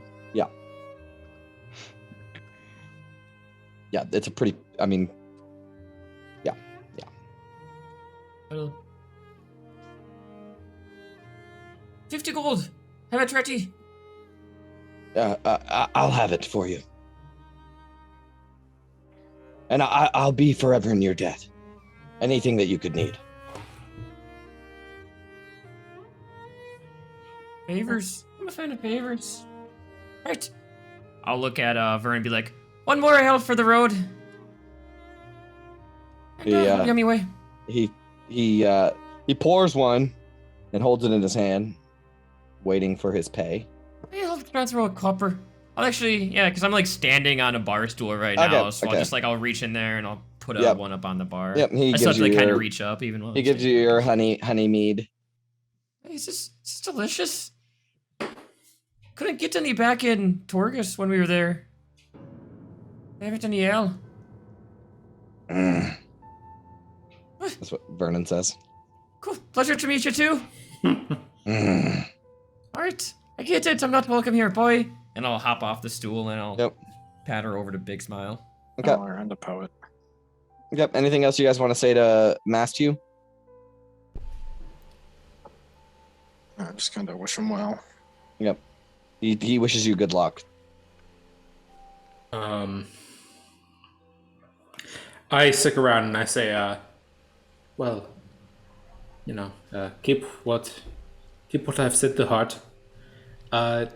Just to be sure again, you haven't had any other encounters with this children of Oro, correct? Kind of cocks an eyebrow at you. No, like I said, the last time I seen anything about that was at the council meeting. Nearly a year ago. I see. Well, thank you for your time. We'll make sure to find a solution to this mind problem of yours. Thank you. Mhm. For everything. Don't mention it. Do you have inspiration? I don't think I do. Take it All right. for your inspiring speech. Oh, I do actually. So. Oh, there you go. You get it again. All right. So you guys all make your way to the same table. Big Smile, great news. The speaker will pay us 50 gold for clearing out the mines. We're gonna be rich. Auntie rich. Oh, we got a fucking 100 on our piece, bud. Wait, what? Nice. Stopped in his tracks. Again. We're working 100 for the gold. Stanzabar fellow. 150 gold payday. That's pretty nice. Nah, you gotta Play pick a side. Portland. You gotta Oh, pick sorry. a side. I like it. Well, How are you thinking we like me, could- Quintus? We could collect hold the on. Hold on both here. bounties at the same time and skip town. That was fucking. Yeah, you could. You could. Mashu only knows 3 of us. But then you Well, can't Dra- show your well, face in Drazahn only Targos knows or 2 of Tourmaline us. ever again. It's 20% of the 10 pounds. Scratch it. It's I'm like okay with never going back to Targos anyways. making Big Smiles head like spin a little, hear everyone like talk about like the permutations and combinations of like who we can fuck over and stuff, and just kind of like sit back in my seat and say, well, I'll leave it to you boys. You boys let me know where we want to go, and I'll support you. I mean, either way, I mean, we do have to clear out the mines. It's only like 30 minutes out of town, but we're kind of beat. Ready for bed. I kind of elbow over to V and I say like, when should we tell him that we're both girls? He realizes I just might be a habit of his. I'll say in your head. Oh, shit. He says it in your mind. First person besides Quintus, you've spoken in their head, right? Yeah. She looks very disturbed at that. I'm like, I point and I'm like, Oh, she's doing it to you, isn't she? It's just you a know trick. about this?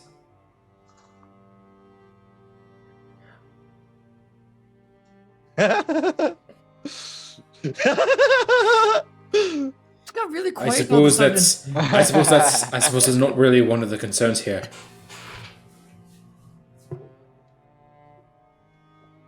I forgot to describe the inside. The inside is decorated with beautiful works of scrimshaw and taxidermy knucklehead trout through the whole place. There's a bunch of small floor fire pits that have like chimneys that attach to them. And the tables and benches are decorated with the same knotwork carvings typical of the town.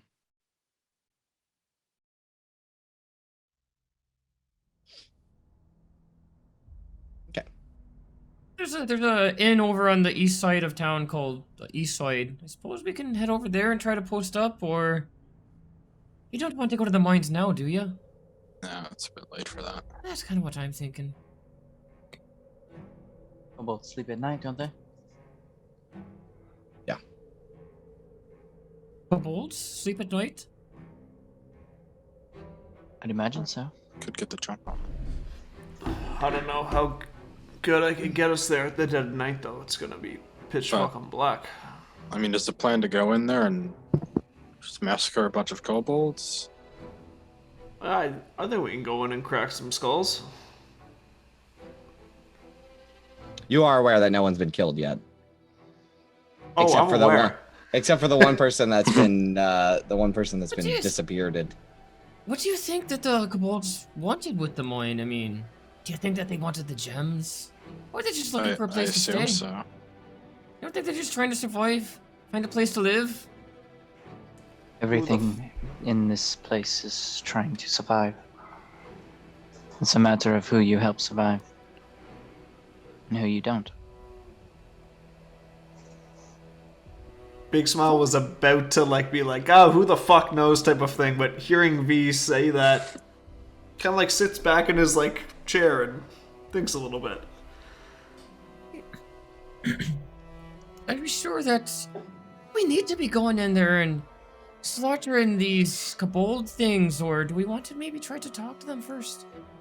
Maybe we can come to some sort of agreement, give them wine back, and I don't know.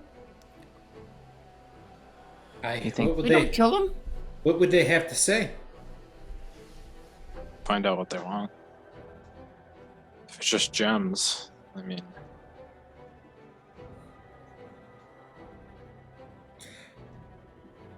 I'll look down to Gabar. Boy, you've always had a better head on your shoulders than I have. I think we got a good plan B, but if you want to go in there talking first instead of fighting, I'll be alright with that. I mean, if the negotiations fail and then we just start killing them, I mean, we could find ourselves quickly outnumbered if they know that we're there. We really have to have a plan, I think. Either we go in there expecting a diplomatic solution, or we just kill them all. I mean, option 2 would be easier at night.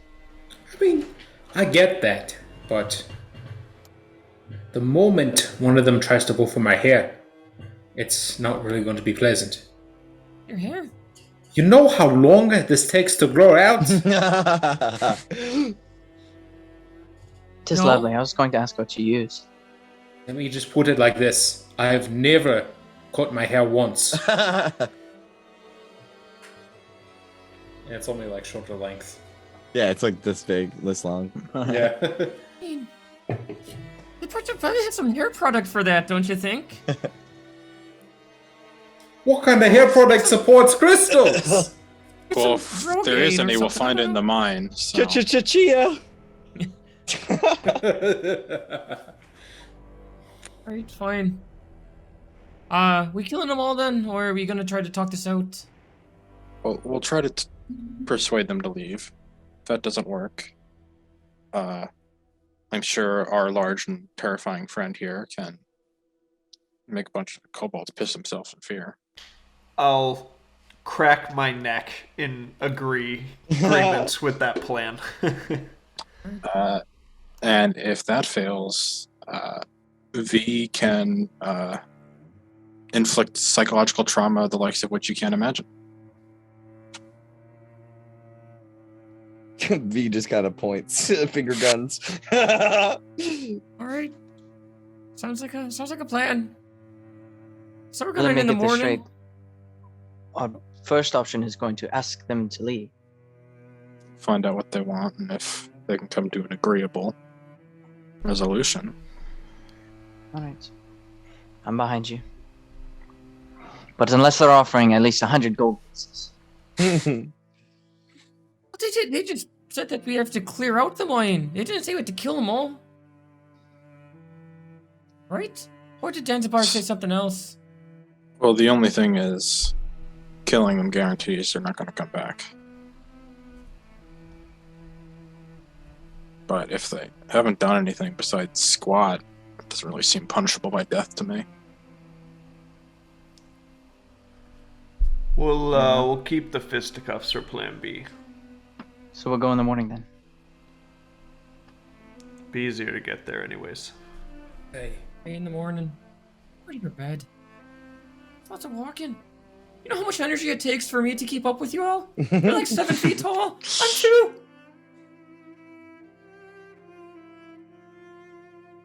How much ahead. would it be for like rooms for the night for everyone? Well, let's fade out on the tavern and fade up as you guys have walked across town, and you see ahead of you there is a group of small houses that all seem pretty close together on the outskirts of town.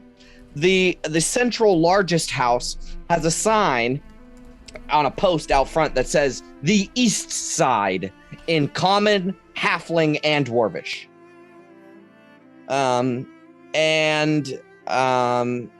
You guys enter this largest of the buildings where there's a warm glow coming from the windows and smoke from the chimney.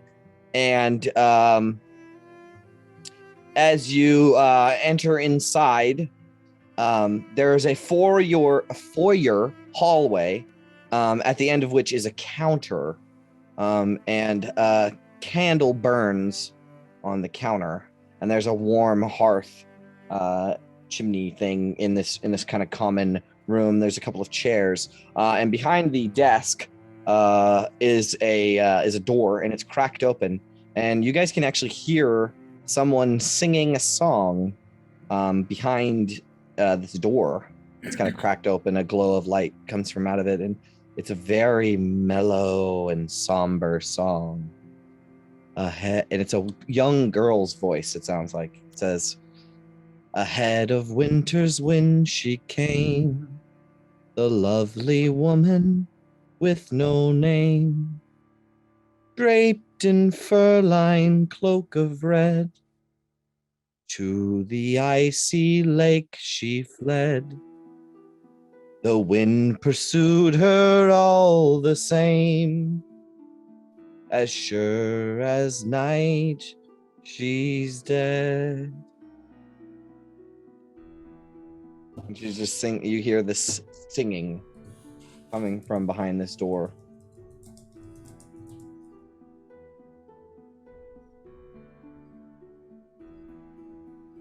I'll walk through. Yep. The door is like behind a desk counter bar looking thing. So it's like the back room behind the, where they keep all the keys and shit. Oh. There is a bell that you could ring on the counter. Can I make like some sort of history check to see if I recognize who that song's about? You do Or is it not. just- You do No, not okay. recognize it. Do you want to? Does anybody want to ring the bell? I'll ring the bell. Yep. You bling bling bling, and you hear a gasp. The singing stops, and peering, the door opens up, and peering from behind the door is a ghastly-looking young girl. She has Hello. She has pale skin and brown hair that's kind of like tied into a ponytail. She's wearing like warm scarves and stuff over her, and she has a pair of spectacles that have a crack in them. As you see this young girl, she can't be more than 13, 14, 15 years old. Okay. And she says, "Hello." Are you running this place all by yourself? No, my father's here. We're just here to get some rooms for the night, so. Okay. That'll be how many rooms? Oh, I don't think we really Play my talked own about room. that. How many beds to a room you got? Actually, there's 5 beds to a room. I But will so take you're one paying for then. the bed. You're paying for the bed. In terms of, okay. hostel housing? Kind of. Yeah, it's kind of like a hostel. Yeah. I mean, I could always sleep on the floor. Well, there's 5 of On the us. floor. Right? Five of Is there us, anybody- 5 beds, pretty easy. It's a Yeah, room for ourselves. it's 7 copper pieces per bed. Toss her silver. Okay. Yeah, I'll toss silver too. Well, silver will cover it, and then some. How much was it? It's 7 copper and it's 10 to a silver. So you all would get change back because it's 7 per bed. I'll pull Oh, 7. I'll pay for. I have 7 copper left, so Yeah. I can. Yeah. And you give her a silver, you want your change back, right? Yeah. I'll pay her 7 copper. I'll take Yeah. some change. Right. So however you guys want to handle that, it's 7 copper per room or per bed. So everybody's got to pay. And she says, I believe that the cots are all clean. We haven't had guests in some time. I think, Gabar, you can clean them, right? Yeah, don't worry. I'll handle the cleaning of your beds that we're gonna be staying in. Yes. I think I'll take you to the lodge number 3. She says, and she'll grab a key from the back room. No guests in some time. Why not? Seems like a nice little place you got here. Not many travelers stay here. Does that seem strange to me? Like something happens and there's no travelers? Or it's just doesn't seem. Yeah, it's a sleepy town. Okay. I'll ask her, do you provide meals in the morning? No, there's no food here, unfortunately. I'm sorry. It's alright, I was just asking. The blue clam is down by the docks. You can get food there. We just came from there, actually. Very good. If you'll follow me, and she'll grab the candle, and she will head towards off to the side. There's like a nook, and inside of this nook there is a large wooden trapdoor thing. It's huge, and she struggles and slams it open, and there's a set of wooden plank stairs that descend down into an underground tunnel. And she will take you guys down into the tunnel, and as she goes, she will light candles in this underground tunnel, and you are literally in this rough-hewn wooden supported tunnel, like a mine, right? And as you walk through, you can see, oh, there's a turn left and there's a turn right and there's a straight forward, and then there's a cut off of that one, and as there's like this tunnel complex underneath of this inn. And she will turn to the left, walk down some, and there is a door set into the wall. And she will take this big key and stick it in and unlock the door. And there's a set of wood steps that lead up inside of one of these houses. And it's inside. There is a unlit fireplace. There's like 2 small side tables and like 6 or 7 cots set up inside of this room. And there's like a trunk or something in here too. Is there anybody else in this room? No, there's not. Okay. I gotta get my dog. Hold on.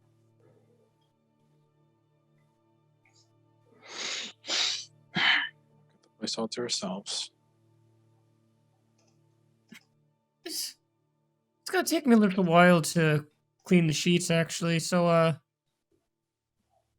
They don't look too dirty, by the way, the sheets. I'll just probably just sleep on mine. I mean, I live on a couch. It's just like an upgrade. Oh, so you're living there now, Aiken? It seems like some sort of mutual agreement, just unspoken. Martha, He's was it? welcome at the North Look, so. She will It's like your privacy. she'll hold out this big ass key for someone to take. Marta, was it? She says, yes, Marta. And what did you say your father's name was? His name is something. Dad. He has a name. And it's a good name too. Dad Pesrick. And it's a good one at that. I gotta look it up.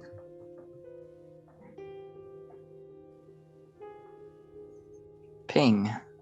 It's Ping. Clyde. Clyde. And where is he at the moment? Or do you run this place all by yourself? No. He's around. Does it But- seem like he's actually around, or like? Yeah, I was she's about to say, do I actually believe her? Like not robbing her. Make insight checks. All right. 24. Holy shit. Big smile, you're okay, Sapphira. Okay, V and big smile. Okay, so I'll tell V what you get is you can tell that she's not lying. She does have a father. He is around. However, there's something behind her words that is suspicious, I guess. But you do believe that her father is alive and around. Big smile. You can tell that the reason that she keeps saying, "Oh, he's around," is because he for some reason he is unable to assist her, and she is running this place by herself. But you do get the sense that she's telling the truth. He is alive. He is around. He's just not helping her right now. And she's saying that so that you don't rob her or like hurt her because she's a child.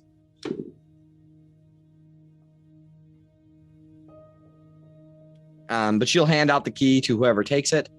And you can see there's a door on this building. It's not like you're locked in, but you could either take the tunnel or just go outside if you want. Either way. It's just warmer in the tunnel. And she'll say, "I'll leave the candles burning in the tunnel."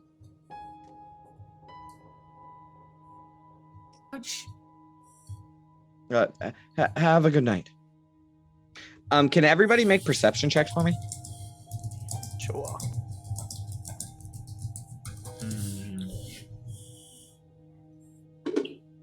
Perception.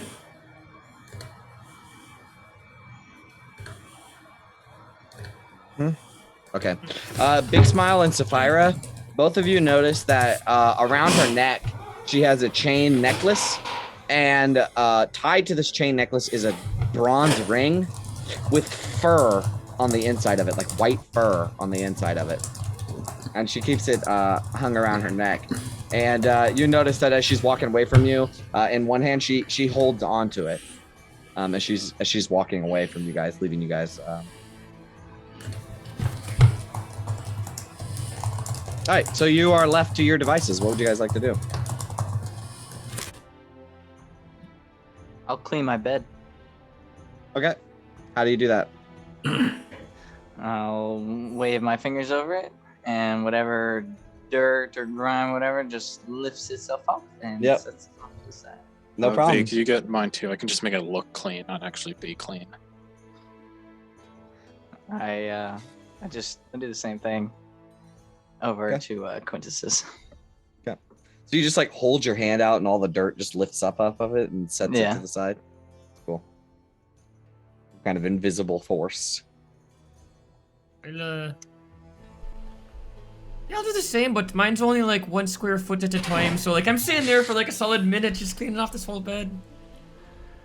I'm just gonna lean like fucking timber into this bed and like Yep. bounce off the like It's, shitty. It's more squeakies. it's more like a cot than a bed. Yeah, that's fine.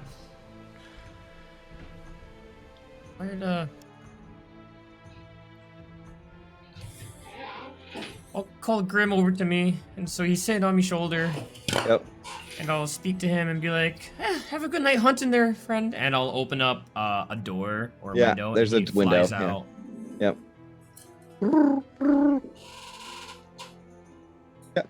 Is there anything that you guys want to do, say, talk about while you're in this moment of rest, or would you guys like to, and privacy, or would you guys like to just fast travel to the morning? Yeah, as we're like lying down, I'm like big smile as like the eyes close and is in bed and V, did you notice that ring? I thought you might take a shine into it with all that white fur. Kind of like referencing the similarity to the fur on the ring. inside of V's jacket. I saw something around the girl's neck. I didn't quite get to look at it. You know, I saw something like that too. Must have a taste for the finer things in life, eh? Kind of like poking fun almost at like how nice V's jacket is. I do enjoy nice things every now and then. As I take my jacket off and hang it up on the back of my bed.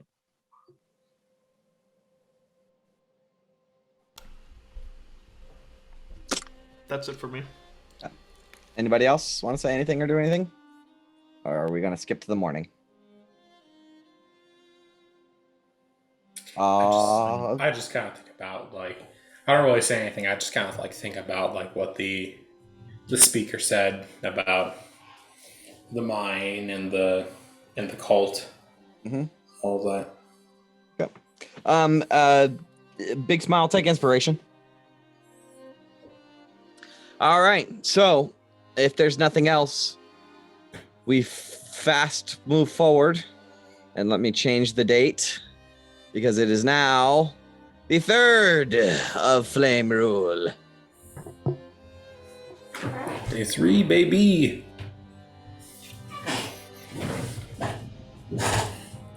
All right, so you guys wake up in what you can only assume to be the morning. Fully rested. It is still dim outside, and also, did anybody start a fire? Because it would get cold as a motherfucker in here. I would have, yeah. If there's a fireplace or something. I was gonna say that actually. Yeah, There's I would've- logs on the fire, yeah. Oh, there's logs for a fire. I was gonna firebolt some logs and Okay. Yep. burn them Man, I up. could just, you just cause them. You don't need to firebolt them. I can just, snap your fingers and they get to fire. Shatter a log. I was awfully aggressive, B. Well, it just like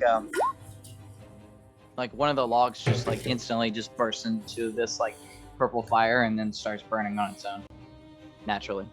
Yeah. She So just it holds, wasn't her, like holds her it wasn't hand like out. an and- it wasn't like attack. an explosion or anything. Right. It just like created. Yeah, she can just summon fire. All right, so you guys wake up in the morning. It is the 3rd of Flame Rule. And you are welcome to take care of any business in which you want to take care of. Just a quick pat down on the old valuables, make sure we weren't robbed horribly by the sweet little girl in the night. We're not robbed horribly by the sweet little girl in the night. I know she was a good kid.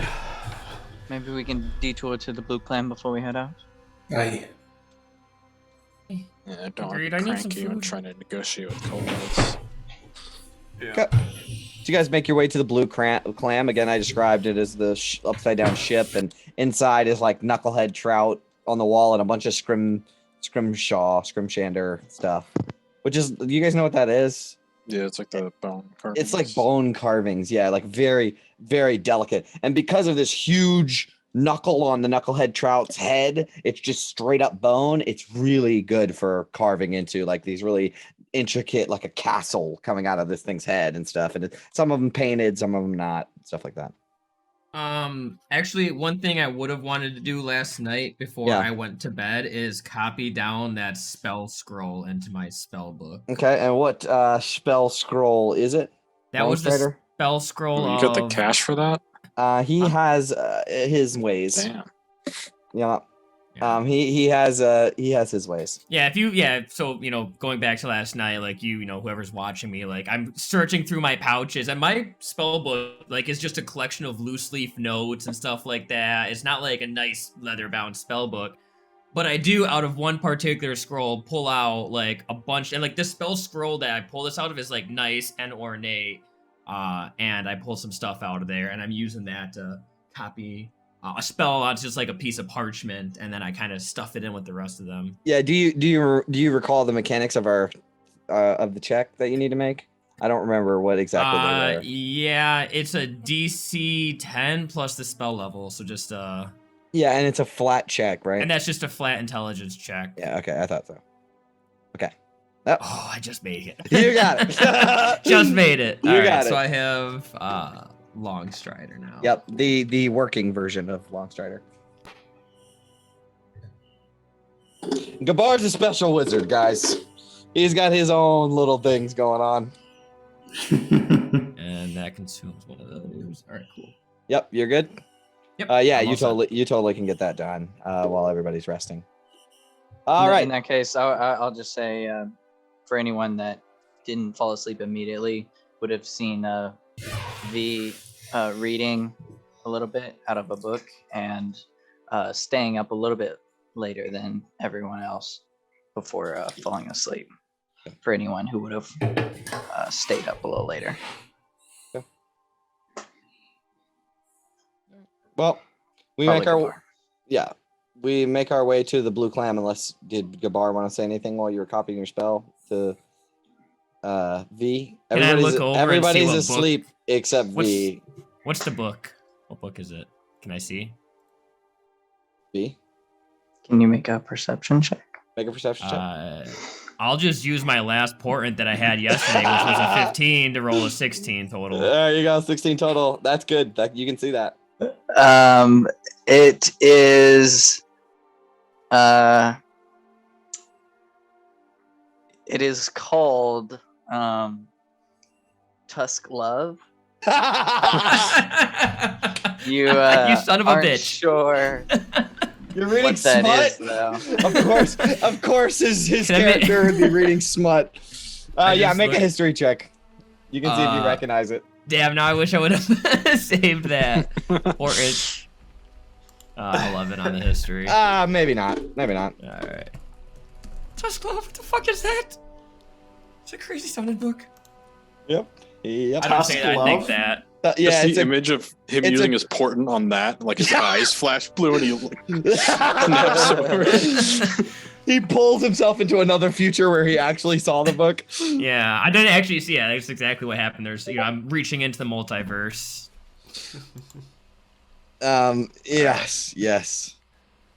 Yes, that is That's that a is critical role Caleb thing, right? It is. It is. Okay.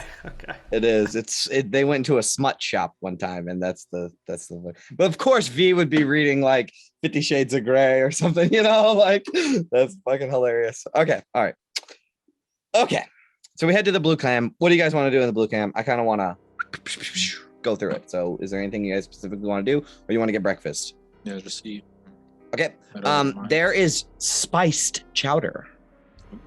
Yep. That's How the much does that cost? that's the description of the food that I have for you. Let's see. Just having a gem mine in your town really does lend itself to luxuries. 3 copper a piece, a bowl. But it's enough to fill you for sure.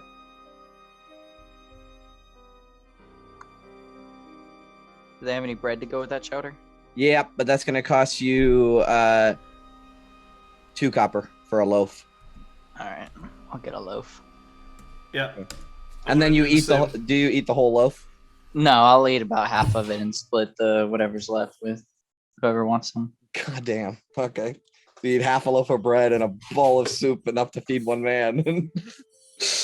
I would have mucked the whole loaf for sure. Oh shit! You know what? I'll pull out one of them rabbits that I found yesterday, It's starting to stink a little. and I don't know. I'm just gonna. You can try to sell it. You can try to sell it.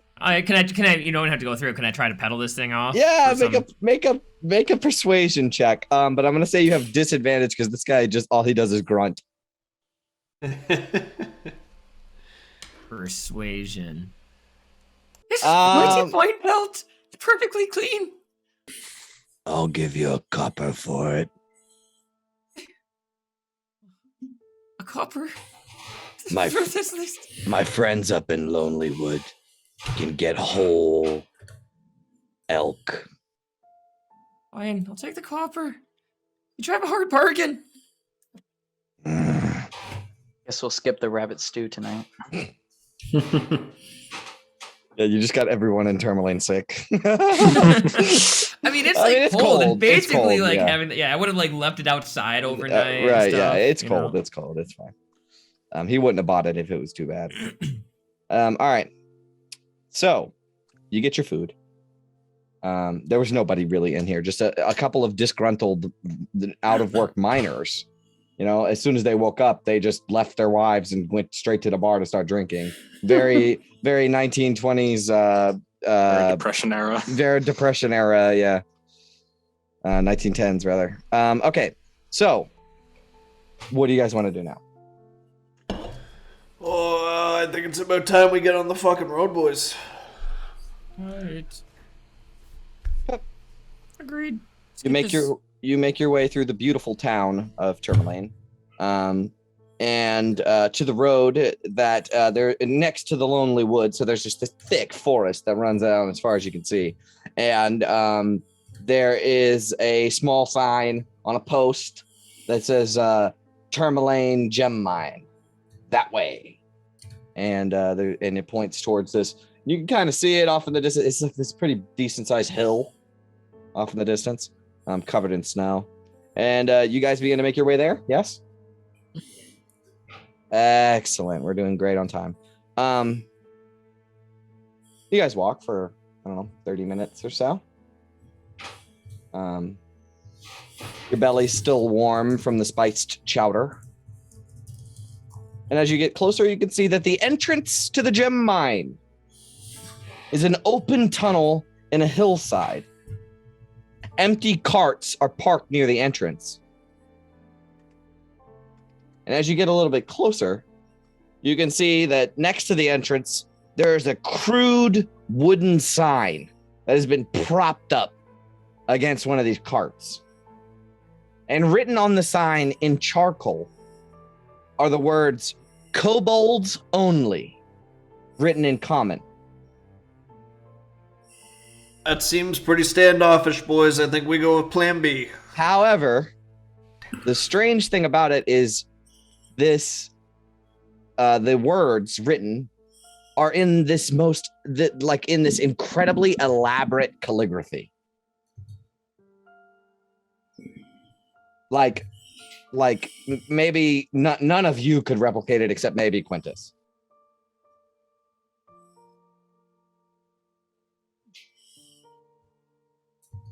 Definitely not something that you would expect from a kobold.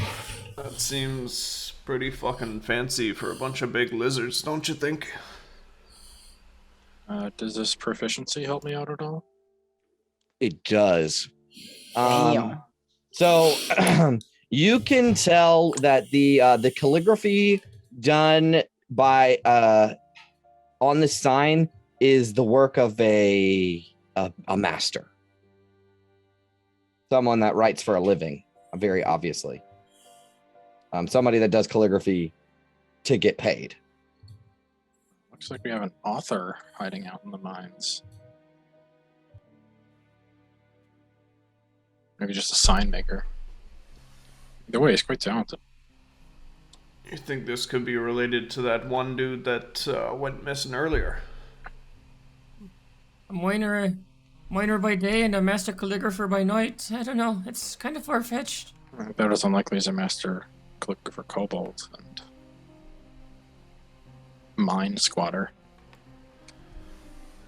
Something ain't adding up here, but I guess we'll have to go in to figure it out. And the sign is relatively new. What kind of check you want to make? Investigation. Yeah. Yeah. Yeah, it's relatively new. You can still wipe the chalk off of it.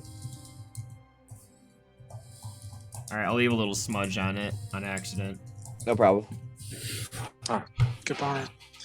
I was just trying to touch it. All right. So what do you guys want to do?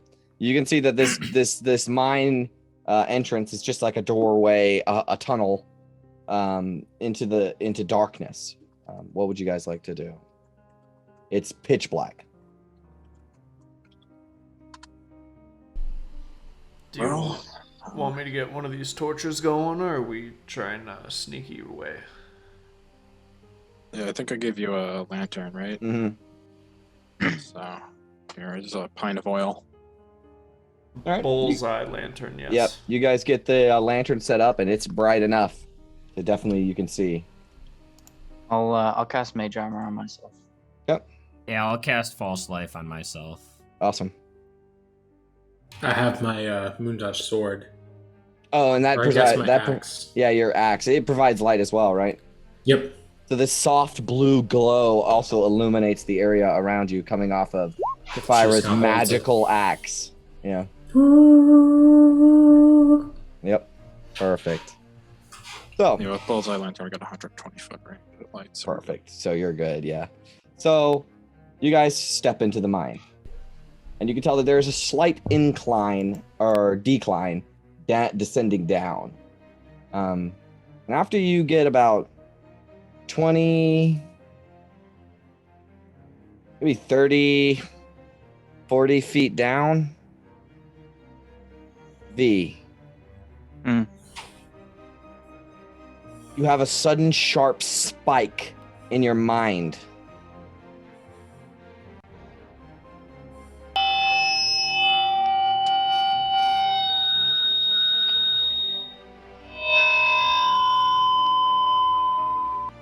As you're picking up some sort of feedback, some kind of psychic feedback. It's almost rendered you like you have to stop. Yeah, Veal definitely just stopped and hold her head. Yes. Now there's a moment where you have two options, right? You can either try to block out whatever this feedback is. It's some kind of, you're not sure. You've never encountered this before. Okay, I was gonna ask you that if it seemed like something that I've maybe had before. Maybe you've had it before, in your past, but you have an option to either try to block it out and resist it, or try to focus and interpret it. What do you want to do? Is it yes or no? Do I recognize this Yes. at all? No. Not this specific thing. No. Okay, then I'll try to focus. Okay. You focus your mind and try to interpret this psychic feedback. And as you focus, you can feel a faint pull on your mind, right?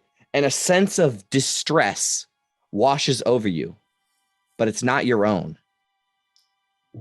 Like a cry for help, something is drawing you deeper into the mine, as if you are under the effects of a locate spell.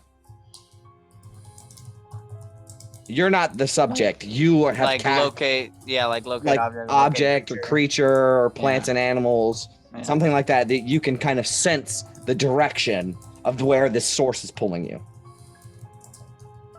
And as you focus your mind, right, it stops being this loud kind of overbearing feedback and channels into a drawing force.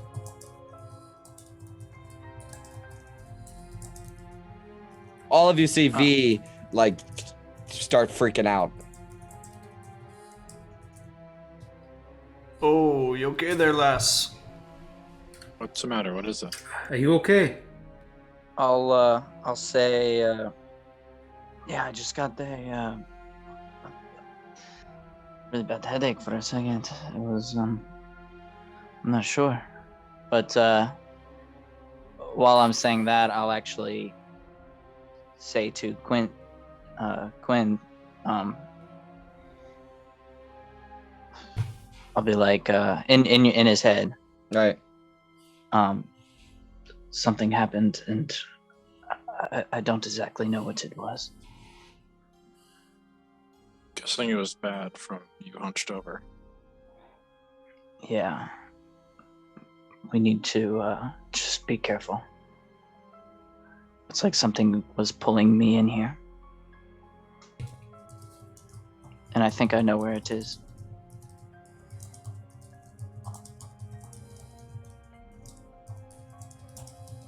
Alright. Do you have any idea what it is?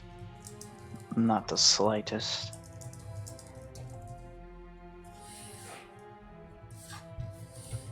So we'll find out soon enough. And still hold my head. I'll just be like, I think it's gone now. I don't know what it was. Alright, if you're good enough to keep going. Or rather, if you're not good enough to keep going, let me know. Call it here. I'm good. I'll say it out loud.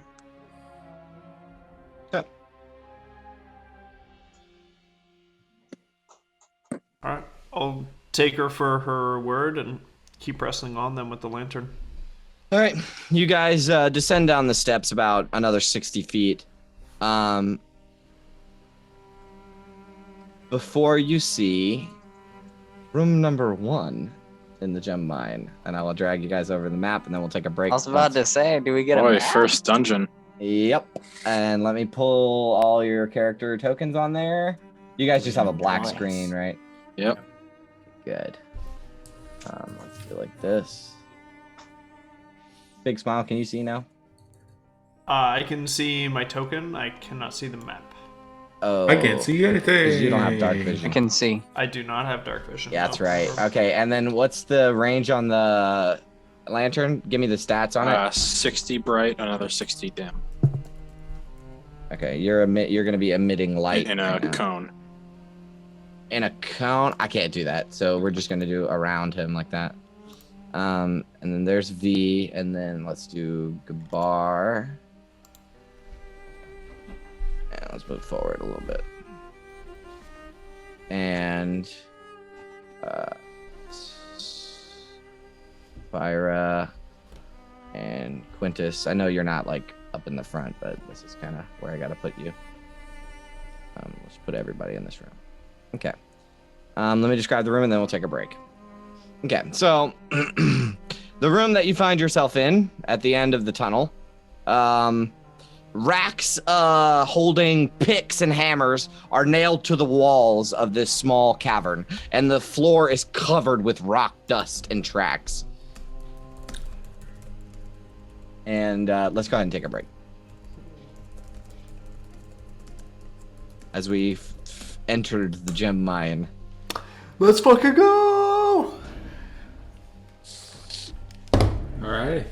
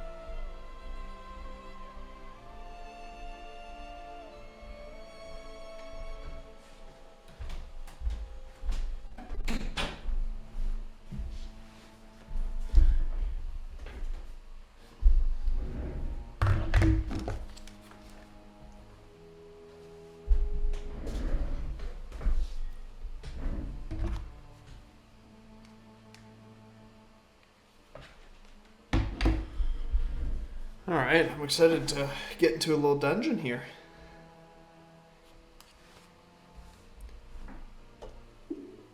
Oh yeah. Suddenly got a lot more complicated than some kobolds in a mine.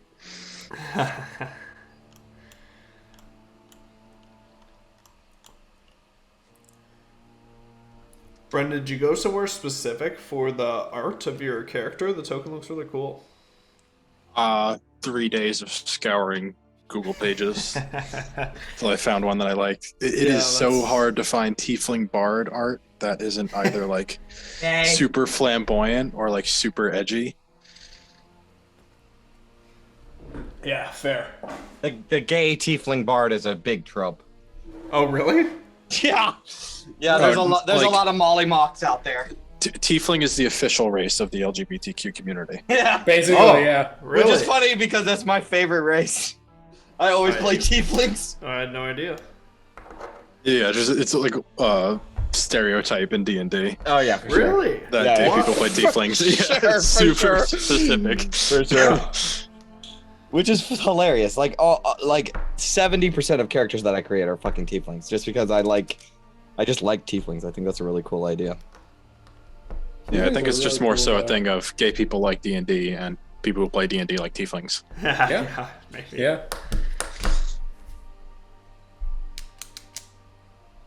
Yeah, that really is a thing.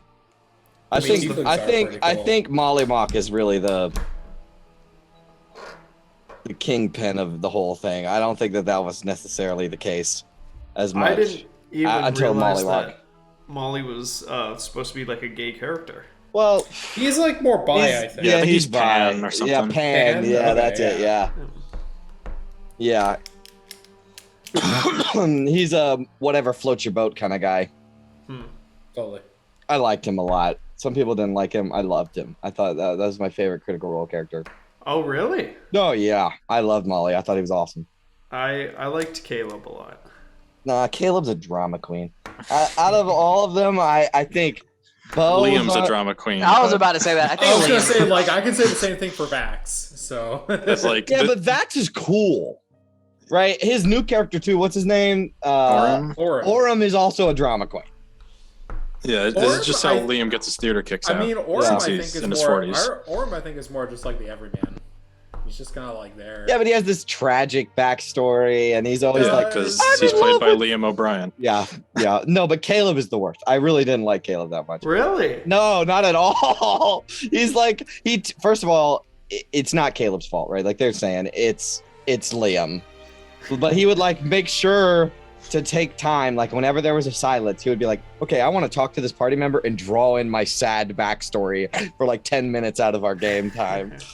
Or it's just me and this other player talking about how sad I am and how I almost killed my parents or killed my parents and all this stuff. Fair. I 100% agree. It's definitely Liam. But like Vax did the same exact shit. You just like Vax better. Yeah, because Vax is cool. Vax was cool. He was like sly and kind of an asshole. Is Did, Will did, here? Mm-mm. did you guys like Sam Riegel and his character? Which one? Yeah, which one? Well, not, and just like Sam Riegel in general. Is I like, I don't like not. But I do Scanlan, like FCG. I do like FCG. Scanlan was that motherfucker, bro. Yeah, I love Scanlan was the Scanlan. dude, man. I love Scanlan. I love Like, Scanlan. Yeah, everything post Chroma Conclave with Scanlan is fucking chef's kiss. Oh yeah. Oh yeah.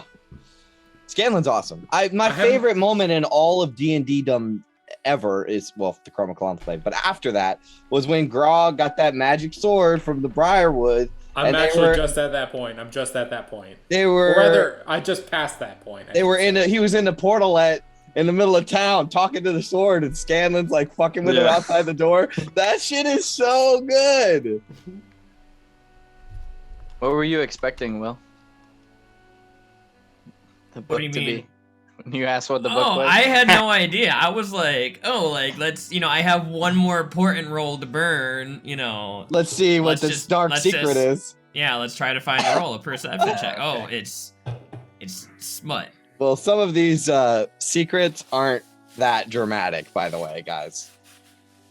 One of them on the list is I'm a huge fan of Dritz Duorden. And Oh god, just that's kill the- that character off at the That's start. that's their secret.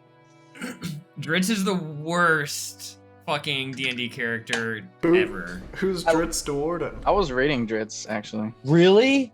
I haven't got around to like getting into it because I want to bad because it's all takes place in Icewind Dale, doesn't it? Dritz Duorden is the most that. Mary Sue motherfucker to Yeah, ever marry like come Sue. on, it's Like he's a book. half or he's a drow, He's a drow. ranger Yep.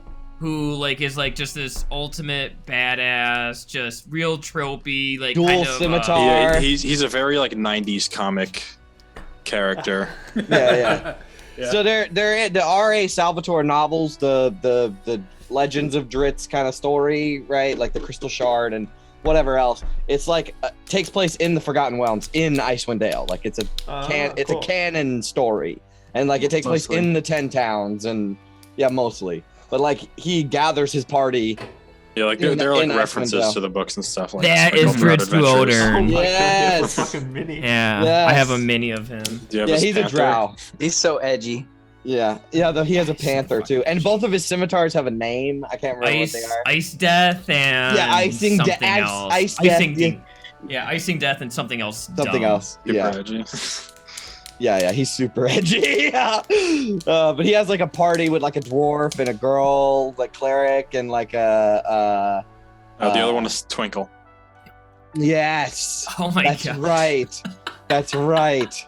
What a fucking loser! Yeah. Yeah. It is cool. I like the dwarf though. That dwarf character is kind of cool. He's like the classic dwarf, but like in a cool kind of way. And then Wolfgar, the other guy, he's from the Reged Nomads, which you guys haven't ever met them, but they're here in this game. You will one day maybe encounter the Reged Nomads where that guy's from. And like Menzo Baranzan, like the biggest fucking drow city in the world, is like really close to here. Like it's like the Underdark could lead to Icewind Dale. Like that's how Dritz got here, is from the Underdark, right? Is that right? Mhm. Yeah, I thought so. Yeah. He like retreated from Menza Baranzan. And then like him and Jarlaxle are huge enemies. But like, what is it? Rivals. They're rivals. Right? Like they have a love-hate relationship. Frenemies. Frenemies, yeah, him and Jarlaxle Bainray and the Bragan Derf. But all right, enough about dorky stuff. I've been trying to get into the Dritz novels, though. I want to bad. Okay. So, you see a couple of ways that you can go. You can see that there's, again, I'll describe, this is the tool room, it seems. Racks hang all over the walls. They got picks and hammers and hard hats, and they're all nailed to the walls. And the floor is covered with rock dust and tracks.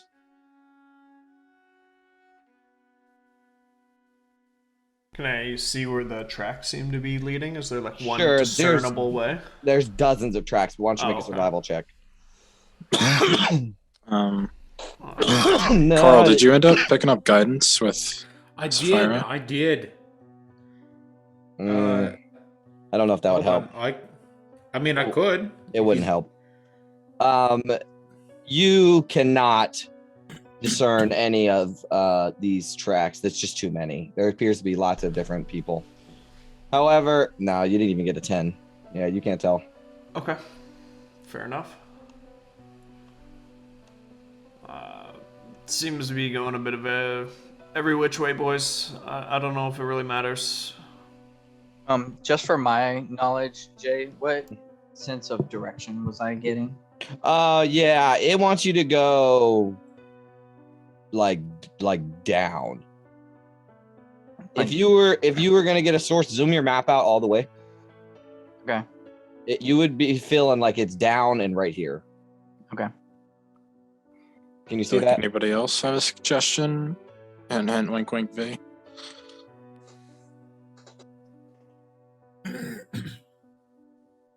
Mm-mm.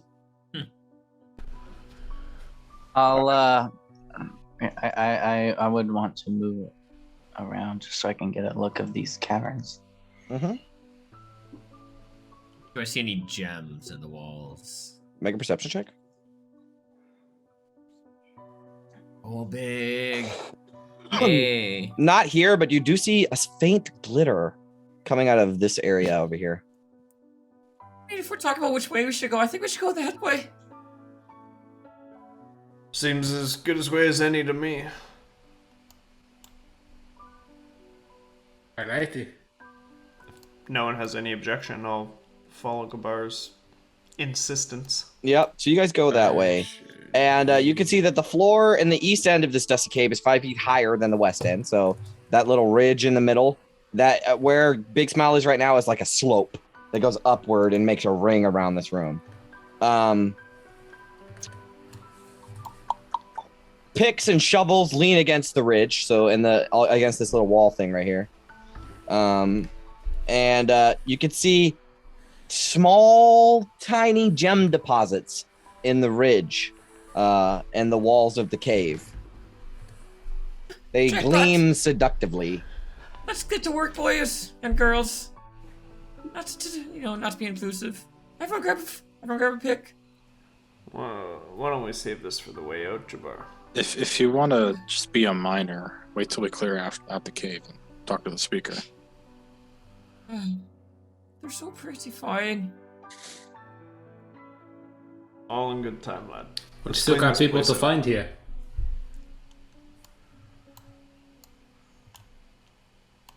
But you guys can move out wherever you want to go.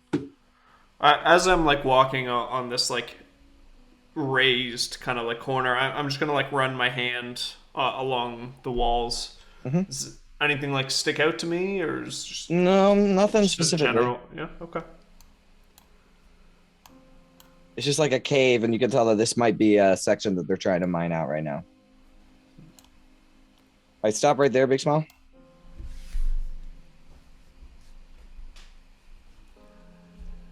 Okay.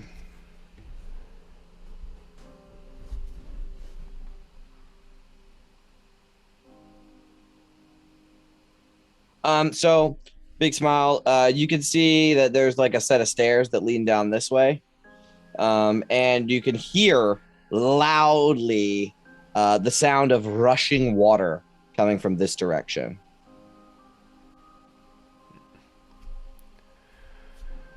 Do we want to go towards water or away from water? I don't know if water is good in a mine. If there's water, there's people usually, right? That's true. Fair enough. That's kind of a weird way of putting it. If I lean around this corner, can I like stick my ear out to see if I hear anything besides water? Water. That's it. Yeah. It's super loud. Well, Lafara, you want to take a point in front of me? Aye. I will. Okay. Why don't you come around that bend? I'll describe to you what you see. All right. So, as you come around the bend, you can see an underground river flows through the far side of this cavern, which is supported by a natural stone pillar near the water's edge. So, like, there's just like, it's like coming out of the cracks in the walls and stuff, or like a hole in a wall. This water is moving pretty quickly. Like very quickly. And as the two of you step up, something happens. But between you and the river, oh, nope, that's not it yet. As you move forward, actually, you get to be like right there and right there. And the river kind of flows into a crack in the wall very quickly.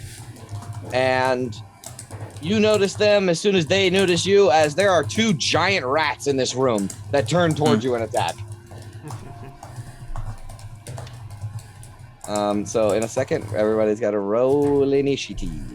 Give me a second and go.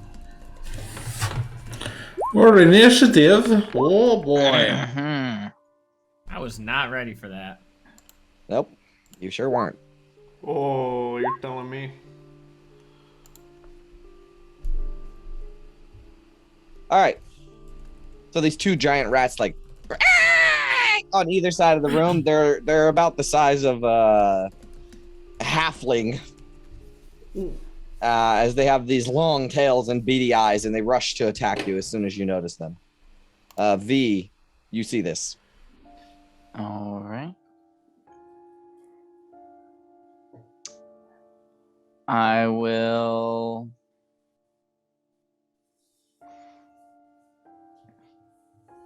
Hold up my hand, and I will cast Mind Sliver. Okay. I need one of them to make this one right here, intelligence save. Okay. They don't appear to be the smartest creatures in the world. Oh, set to GM mode. They get a 4. That is a fail. All right. That didn't work. That did not work.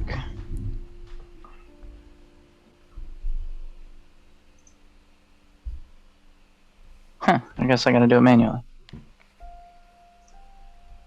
Nice. Oh, that's terrible. All right. It screeches out and then turns towards you to run towards you.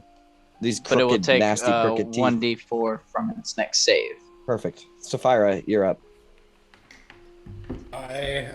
Safari seems to be taking care of that one. I'm going to go over towards this guy over here Yep. and just bring my crystal edge down onto it. Yep. That 18 hits. to hit? Oh, that's 9 slashing damage. You completely lop its head off. Oh, damn. All right. Cool. It That's jumps turn. out towards you and just midair, you slash through it and it falls to the ground dead. All right. Quintus, you're up. I'm gonna like peek around this corner Yep. and then pull out one of the darts I got from Blackguard and be like, please don't be as bad as I think you are. Okay. That hits.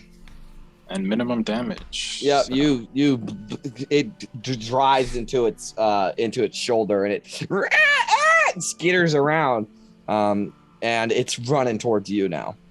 All right, that's the end of your turn. Yeah, Scott. All right, it's gonna try to jump and tackle you with a bite attack. That's a 16 to hit. Ah, shit. Yeah, that hits. 6 damage. Ow. Yeah, that hurts bad. As it jumps on top of you and starts ripping into your skin with its teeth. Oh, fuck. What are these things eating? Big Smile, you're up. I am going to see the one in front of me and just try and punt this thing Yep. away / maybe into oblivion. Just like an unarmed strike, I'd imagine. Yeah. Nope. Oh my god. That misses.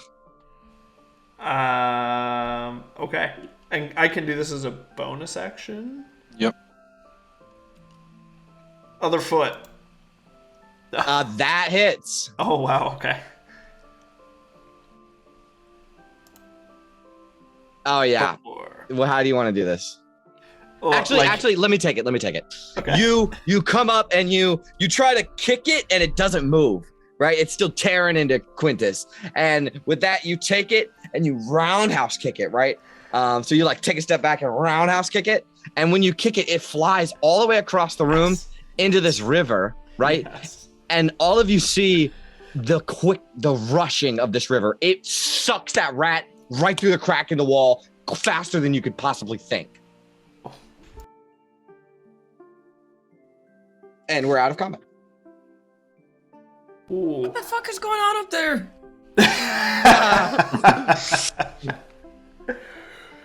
All right. Gabar, I swear to God, this rat is bigger than you. Let me see. I want to see it. Yep. You come in, yeah, you see it. Yeah, it's bigger than you for sure. It's huge. Gotta Be a nice coat for you. Kind of mangy. We gotta be careful of that water, boys. That river is running. Shit, this thing's got mean teeth too. Oh yeah. Is there any other way, like in and out of this cavern, or does it just look like the river goes right into This the river, crack? the river goes through the crack, yeah. I think it's maybe a dead end this way then, boys. Is there anything in this alcove here? Yeah, you see some gem deposits in the wall. Nothing loose? No. Actually, make an investigation check. Sure.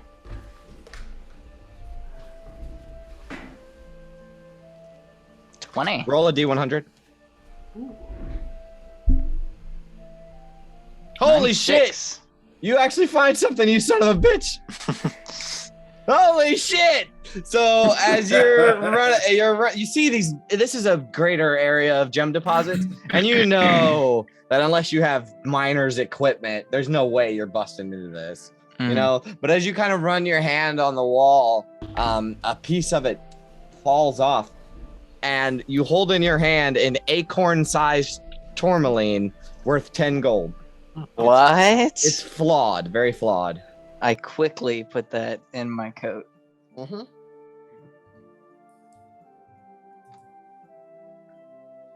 Well, actually, can I snap Grim to my shoulder? Yeah. And I'll just be like, go just fly around that little alcove down the river. The crack in the wall, is it like, does it like, so it's Grim not probably big can't enough. make it in there. No. All right. Yeah, Never mind. I don't do that then. It's like right above over here. It's like right above the water surface level. Well, I meant down here. Yeah, I know. But like it's right above the water surface level right there. And then right there, it's like a triangular sort of crack in the wall, like where two stones have like kind of created this crack in the wall, and the water has eroded it away. So I mean, I guess Grim could fit through there, but it would be risky. I don't want to risk. You could try it. You could try it. I don't risk Grim for anything. Okay. I thought so. Don't snap him in. Yeah, that's fine. But you can keep him on your shoulder just as a Yeah. bird's eye view. All right, where do you want to go now? Snap me. Big Smile's leading the way back out the cavern. Yeah, I'll let's follow. maybe go check out these stairs then.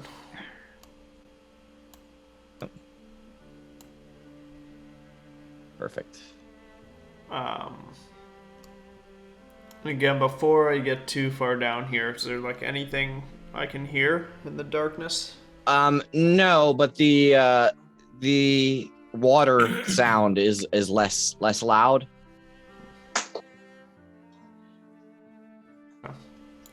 I'll enter this next chamber then. All right. These are stairs Stay up. right there. Down. Only, a couple feet.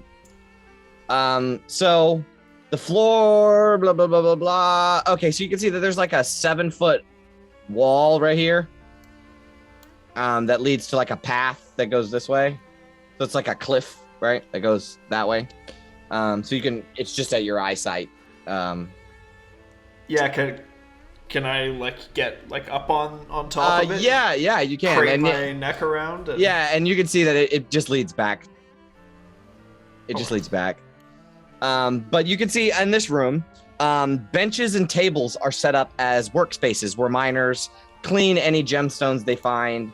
Gravel and pebbles are strewn on the ground, and scattered across the floor are a few hammers, picks, and broken lanterns.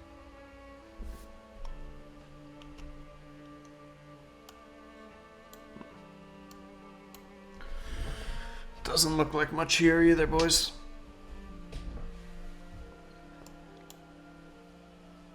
We'll keep moving through. This all basically just looks like rubbish and old like mining equipment, right? There's nothing. Yeah. There's like broken. There's like broken lanterns on the floor and picks and hammers just kind of tossed on the floor haphazardly. It doesn't look like purposefully put away. Okay. We might want to keep our wits about us, boys. I'd agree. Let's start to head down this. Yep. Ooh. Wait right there, and I'll tell you what happens. This is one hell of a thing here. So,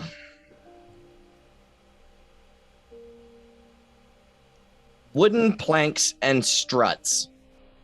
Wooden planks and struts form a walkway along the wall of a seemingly bottomless vertical shaft. A narrow waterfall cascades down the northeast wall, and it is loud as a motherfucker in here with rushing water. You have to shout to be able to hear each other. But I don't know. Can all of you kind of see the pit, or is it just Rossway? Just I can see a bit of the I walkway. think it's just big smoke. Okay.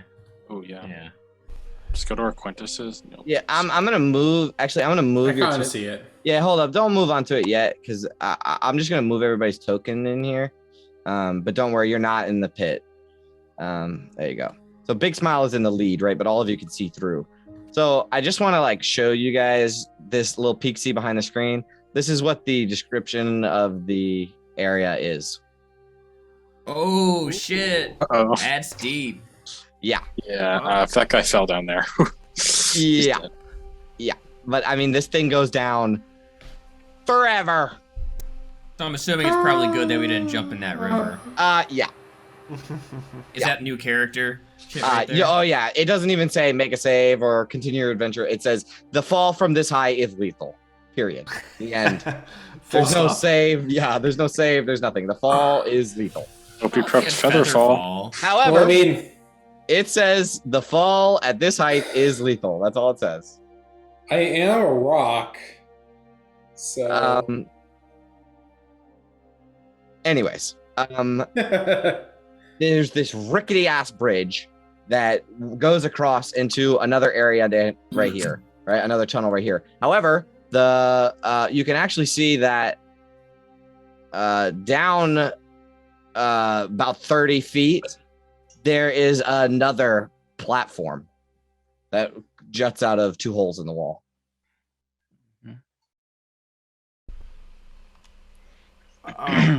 Can I tap this wood with my foot and just make sure it's like sturdy to stand on? Yeah, make a check. What kind of check you want to make? Investigation, I think, would be most. I'm not good at investigation, but I think it'd probably be Survival? Is that the check you want to make? I would rather make a survival check if possible. Can I give him guidance? How would you be using survival to just paint the picture, man? If you want to use Arcana, I'll allow it if you make a good case for it.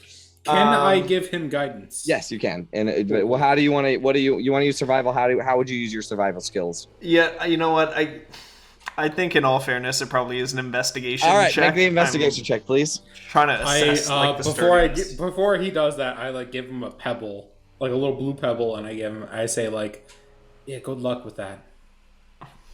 Like, look at it, put it in my pocket, Okay. tap it on the Piece of chest. hair. Is that a piece of your hair? Yeah. Don't worry about that.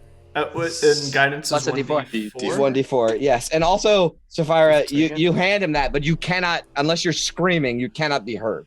Like I said, it is excruciatingly loud in here.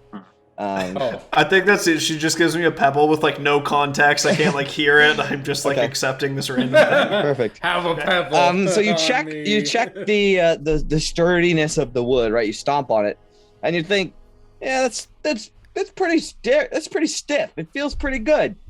But what you do notice when you stomp on it, you feel a sort of a resistance in the vibration, right? And as you peer down through the cracks of the platform, you can see that hanging on the underside of the platform are 2 kobolds. And they appear to be perfectly still, like they're trying to hide.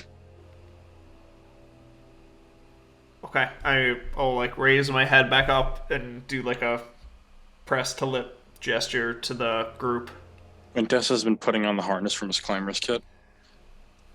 And I'll like gesture to like underneath, like miming this Yeah. as best I can.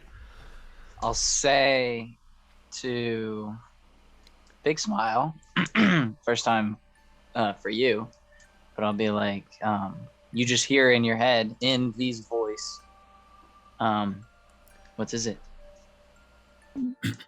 Like look around for a second, confused. And V is looking right at you.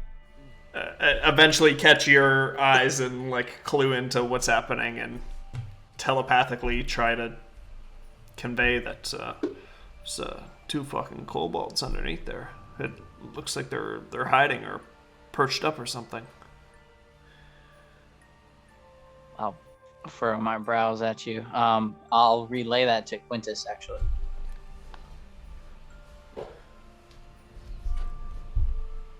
Well, if we're trying to talk to them, seems like a good time to make introductions, right?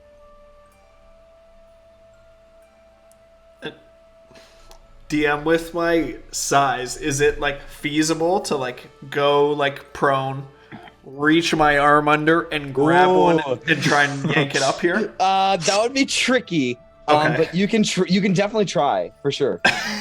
I'll give Big Smile the harness then. Okay. Hammer a python into the wall, so if he fucks this up, he only goes 25 feet down, not Okay. a million feet down. All right. So Quintus was getting this ready the whole time, and once it's ready, you just kind of take the harness and wrap it around Big Smile. Yep. Real quick, tighten all the latches, and yeah, you can lean down, and you want to just try to like fish in the koi pond, like smash them. Yeah, like a fucking just like in the boonies catfish. Yeah. Yes, that's it. Doodling. Yeah. All right. What kind of check do you want to make? Let's make it Athletics. Yeah, let's make it athletics. Yeah. All right. Yeah, this feels like a grapple check. Oh. You know what? I'm gonna use my inspiration. Okay. Oh, I'm sorry. Could I have also done bardic inspiration for that? Yes. So roll the bardic yeah, inspiration. yeah. Guidance You as need well. inspiration. Can't give him another pebble. Oh shit. Oof. Damn. I don't think anybody's rolled a Yours level in 1 your on my inspiration? inspiration. Can I give him guidance on this? Hold up. There's too many things going on. He gave him bardic inspiration on this one. You're a little late on the draw. I'm very sorry.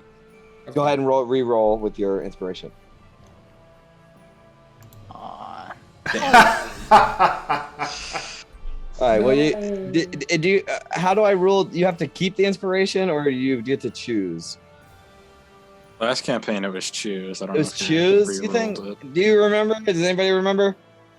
I think it was choose, like because you're using his. we treated it like a luck point. A luck point. Yeah. Okay. All right. So you got a 12. Yeah. So here's what happens. You reach down quickly and try to grab onto one of these kobolds, and you realize that they have on like fur coats and stuff, like gnomish fur coats and like shit that obviously doesn't belong to them. And you grab onto his fur coat and rip him out, right? And as you're pulling him out, his arms start to slip out of the sleeves, like he's about to fucking fall. Is there any Sapphira, you appear to be standing right there. Do you want to try to catch this kobold? Yes. Okay, Yeah. make a dexterity saving throw. Oh no. Oh, I'm so sorry. Well, guess we're killing him. I'm gonna use my inspiration for this. Come on. For this. Oh no. It's destiny, As is man. customary for It's our fucking inspiration. destiny. So he snatches out this kobold, and the kobold big smile. You have this moment with the kobold, right? Where time kind of slows down for a second. As you drag him up, his arms are getting pulled out of his sleeves, and he looks you dead in your eyes, and he looks sad, disappointed, and honestly terrified out of his fucking mind. And then Sapphira reaches out to try to grab him, and he just slips right through her fingers. And you can hear over the sound of the waterfall as he descends hundreds of feet down into the Underdark. I honestly was trying to implement Plan A, guys. I'm sorry. Oh no. Oh no. Now let me double check something because I gotta see what this other kobold is. Oh my god, my cheeks are sore from laughing. At least the other one would be more willing to talk now. You imagine the perspective of the other one. A giant arm just comes and rips this thing into the fucking Underdark. The hand of God from their perspective. Okay, how did they get there? All right, you see that the kobold that so you can barely make this out because it's happening so fast. But the kobold that you didn't grab, right? He drops from where he is, kind of perched up on a post, holding onto the bottom of the thing, and he drops down and lands on another piece of wood and then crawls into somewhere. You didn't see where he went.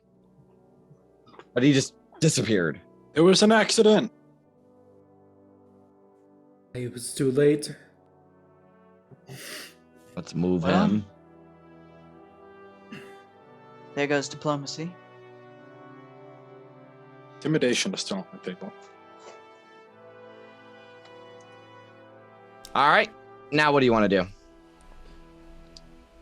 I was trying to grab him and pull, and You're yelling coat, this over the and sound of the rushing water. I just give up halfway. Like, there's no way they're gonna believe me. It's too fucking loud in here. I just give up on my explanation and start to trek through.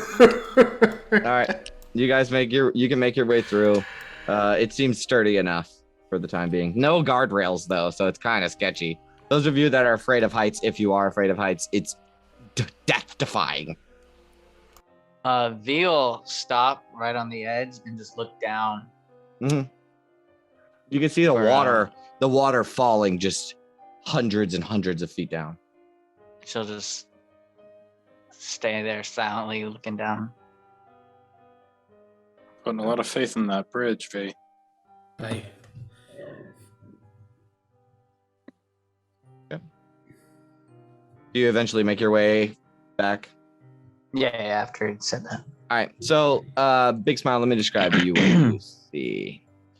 A wooden pulley system has been constructed around a large hole in the floor.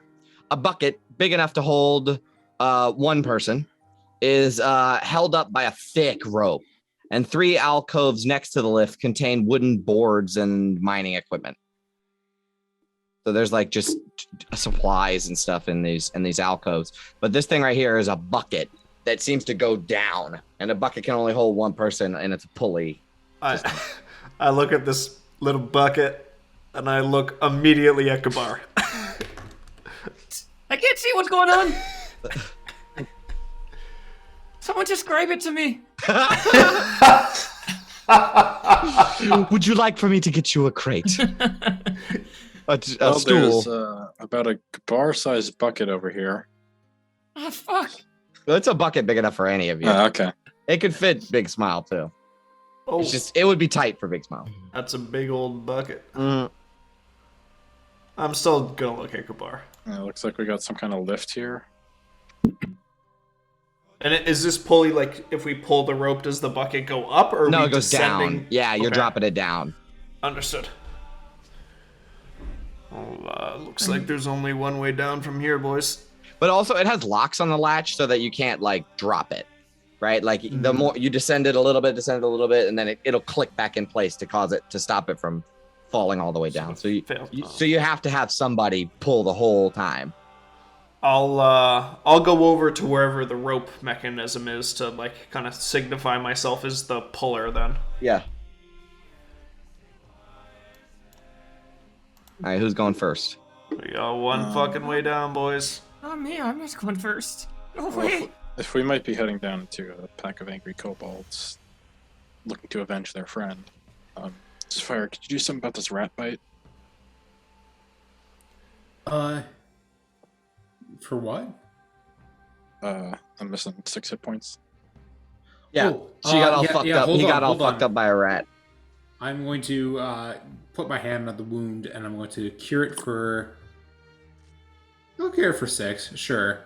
I use my lay on hands for 6 HP. Cold.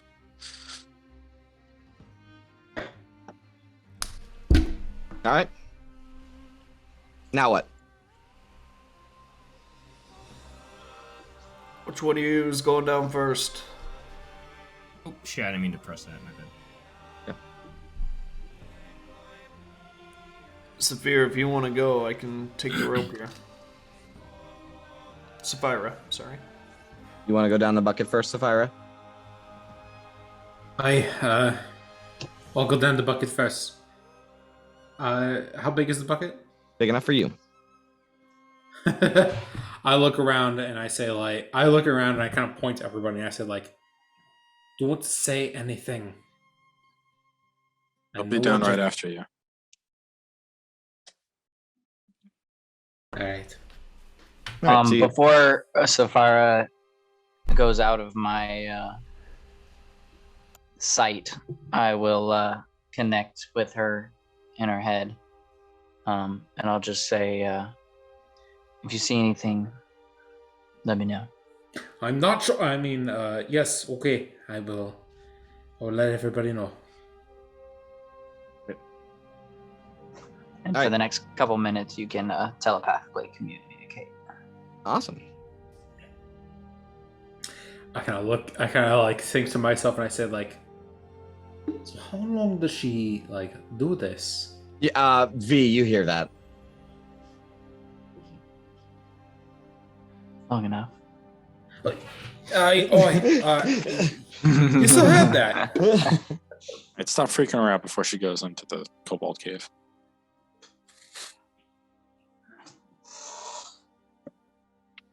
All right. So you get in the bucket and you begin to descend down. The mechanism creaks as the bucket lift descends, and you go down about 20, 30 feet. And you can see that you descend onto the floor of a small cave where two dusty tunnels lead in opposite directions. And I will pull you over there. But there's also a mechanism on your side to bring the bucket back up. So you could help. And you could also, your friend or whatever, could give down too. Hold up, let me zoom out the map. It's really far away. There we go. All right, you descend down to here. Shift ping. There you go. That's where you are. You don't see Okay. anything. Okay. Well, I suppose I'll. Was I told to stay in the bucket? No, you were supposed to get out. Okay. I just want to make sure. Yep, and you can telepathically probably communicate back to V that you are safe. So from here, could I have been able to like peer around and see if there are a few kobolds here? You want to do that? Yeah. All right, so you just get out and walk away? I'm just like I'm only going to here, and I like peer around the corner. Okay. I will tell you what you see in one moment. All of you notice that Sapphira gets out of the bucket and walks away. All right.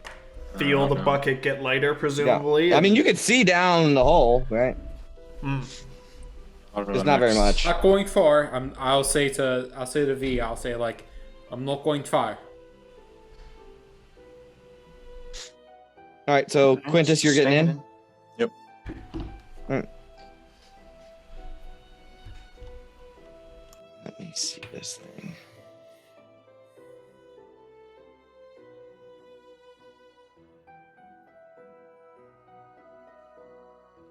Okay.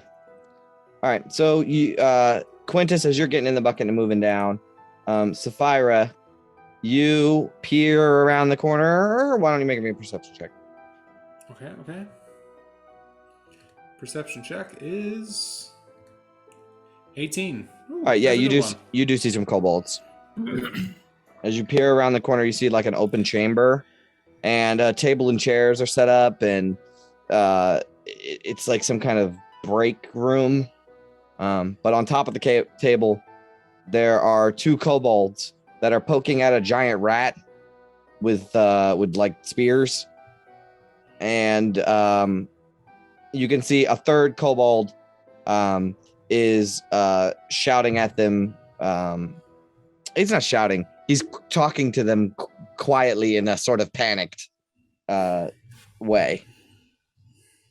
And Quintus, yeah, you make your way down. I'll say it to V, and I'll say, I see two kobolds. Seem to be poking a rat. But our rat. All right. Stay hidden. I'll say to everyone up here, there's 2 kobolds down there. Actually, How do 3 you know kobolds. that? Oh, we see 2 of them, so. Let's hurry up and get down there. We can't leave I Sapphira. know things. Wild. You can see the future. So can I sometimes. All right, who's going next? I'll go next. Uh, Could me and Gabar essentially fit on this thing together? Could I? I mean, I am like. yeah, you can Yeah. fit together. Neither of them Alright. have armor, too. Yeah, you can fit together. All right, I squeeze in there. And you guys begin to descend down. At this time, I'm gonna need Quintus and Sapphira to make stealth checks. Oh boy, that is not good because I am wearing heavy armor. Not bad. 14. Hey. Terrible. All right, they don't seem to notice you yet, but 2 of the kobolds start to make the. Oh, you can't see them. You duck back around the corner. Okay. V and Gabar, you guys start to descend down. The sound of rushing water is much quieter now, but it's still present.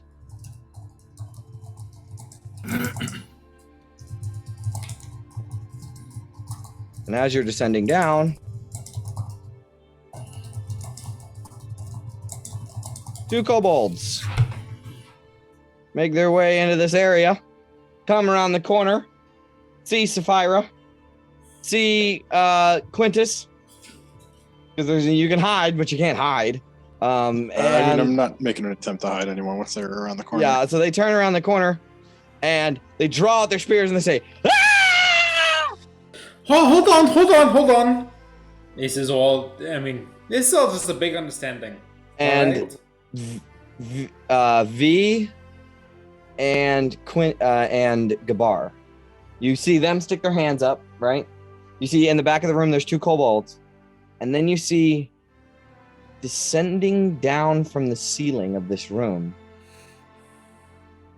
are a dozen or so tentacles hanging above Quintus's head. The kobolds see this. You guys don't see it because you're facing them, right? But the kobolds are facing you guys, and they see it, and they say, "Ah!" even louder, and the tentacles strike out at Quintus. And I need everybody to roll initiative here in 1 second. That Just a means fucking that roper. your big friend is upstairs now, Great.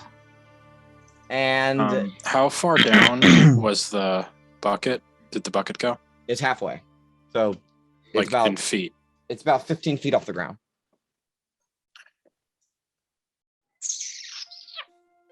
And if Big Smile is gonna have to take the rest of his action on his turn to continue dropping them down if he wants them to go down.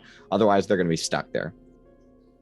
Now, the tentacles descending from the ceiling, as the camera follows them up, right? They're not just like thick, like bleh, tentacles. They're thin, like little tendrils. And there's a dozen of them. And at the end of them are these spiky things. And as the camera follows it up, we can see the reflection of, like, you know how when you take the flashlight and put it underneath your face, you have like these weird shadows. There's these weird shadows from the lights that descend on a large, maybe like this big, brain-like thing with a beak coming out of the front of it. As you see this thing. Let me find the handout.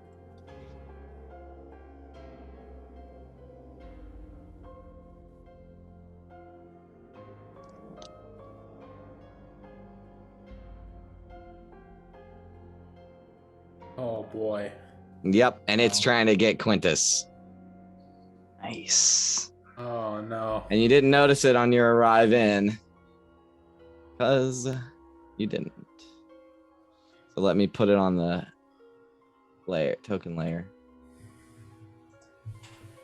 Let's roll initiative for this bastard. Kobolds as well. All right. So, first in the order is Big Smile. You do not know what's going on. You just heard the screams of kobolds. I mean, I think that would set me off. I'm trying to get down this bucket the best way. What's the fastest way? Can I climb down the rope myself? You can try. Yeah, it's 30 feet. I mean, if that's the quickest way, I'll risk an athletics check or whatever. Yeah, make an athletics check if you want to. 15. 15 is good enough, but you can only get half your movement down, so you can only get 15 feet. Oh, that's just your movement, though, right? That's not your action. You can take your action to dash and get all the way down. Yeah, and Well, the bucket's only 15 feet down, so he would stop at the bucket. Yeah, but he can't get in the bucket. He can't even be near the bucket because you guys are in the bucket. Oh yeah. Well, I mean, I'm saying like the rope doesn't go down past the bucket, does it? Yeah. Oh. Okay. Yeah, it's like Oddworld. You know Gotcha. Okay. I got you. I thought it was like just the bucket attached. No, to it's the on rope. the bottom too, so you can draw it up and draw it down. Gotcha. Because okay. that's how the last guy can go down into the mine, and then everybody can come back up. Understood. Okay, well, I'll get down and then I'll action dash to... Yep. So you make your way down to the bucket, and you wiggle your feet. Actually, here's what happened. You make your way down to the bucket, you let go, grab onto the side of the bucket, and drop down. Cool monk shit. And you like throw V and Gabar all around inside the bucket, but you make your way down to the ground with an action, and I'll put you here. Ferris wheel and a hurricane. Oh. Yeah, it's tight. It's tight in here. This Alright. is where I decided to put this encounter, but it's not supposed to take place in here. Cool. Yep, I just thought it would be more dramatic. All right, and it is. All right, so that's your action. Next in the order is the Gurrel's turn, and it's gonna reach down with its tentacles and try to grab onto Quintus. It's gonna fail as it rolls a 2. Oh! Nice. All right, it fails as Thank it you. rolls a 2. So what does this look like? What does it look like when you use important? It's like, Final Destination. Like, I see a future where the Grell reaches down, like, grabs onto Quintus and, like, pulls him up and, like, latches his beak onto his shoulder. And then I snap back and I'm like, Quintus, look out for that thing! And he sees one of the tentacles and he just swats it away as the tentacle that was, like, coming up from behind him misses. Well, it's going to make a noise as it sinks down quickly, its tentacles kind of flaying out underneath of it, and it's gonna reach out and try to bite at him. My shit's got 2 attacks. Yes, it does. It's all set on GM mode for some reason. God damn it. That's a 21. Yes. Oh, fuck. Well, I saved you 1 attack. No, that was the bad one. You definitely saved him from the bad one. Okay, there. Now public rolls. That's a 6 piercing damage. The beak grabs into you. Ow. And it will fly back up towards near the top of the ceiling where its tentacles are kind of dangling down. Gabar, you're up. Oh, it's like too high for the melee people to be in. No, yeah. Let me see. I have stats. 'Cause that's gonna affect my spell selection here.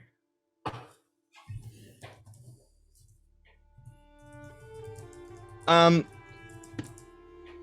the seal. That's a good ass question.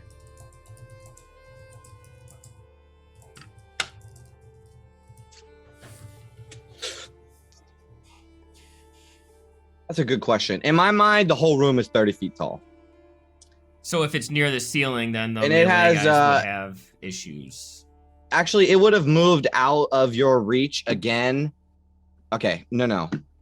Yes. What you're saying, Will, yes. But you would get an attack of opportunity, Quintus, as it tries to move back out of your range with its tentacles. I think that hits. Yeah, that hits.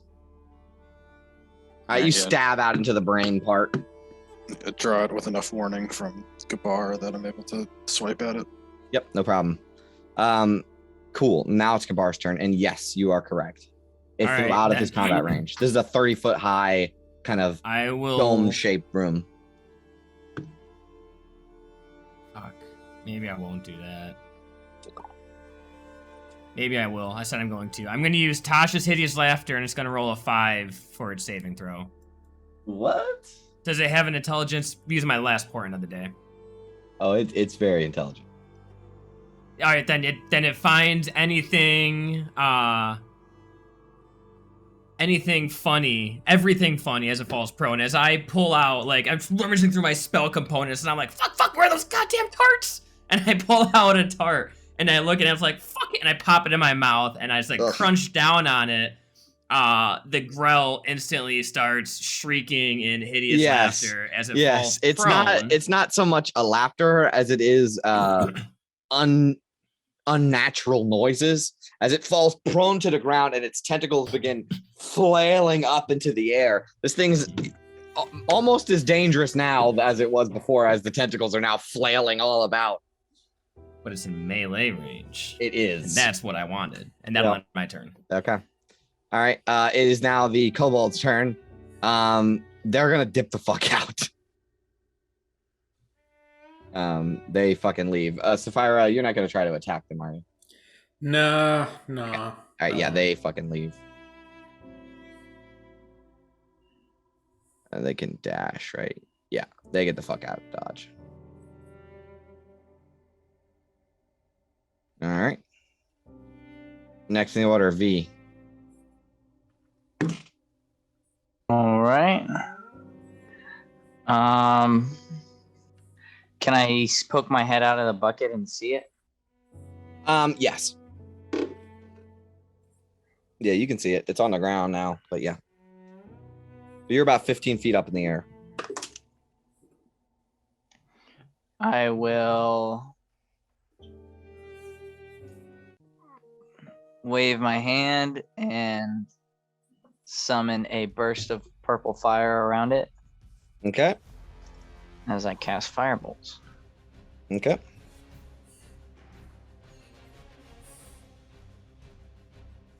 Oh With a damn, natural 20. baby! That hits. Isn't it prone though? Oh, yeah. It is. Okay. Yep. Sorry, bud. It's good damage too. Another natural 20. Alright. Here it is. Natural 20 number 2. Here it comes. 16. Still probably hits. That hits. That hits, yeah. That's 10 less Alright, than for- that 20. 4. 4 fire damage. Yep. As it blasts across it, it's still. It doesn't get another saving throw? It does, and it's at advantage now. Because he's taking damage. Okay. All right. And that is a what kind of saving throw? That would be Wisdom? a Wisdom. wisdom. Oh, he fails. Advantage. It's an advantage. Okay, wisdom again. Come on, baby. 12? Fails. All right, it's still wailing all around.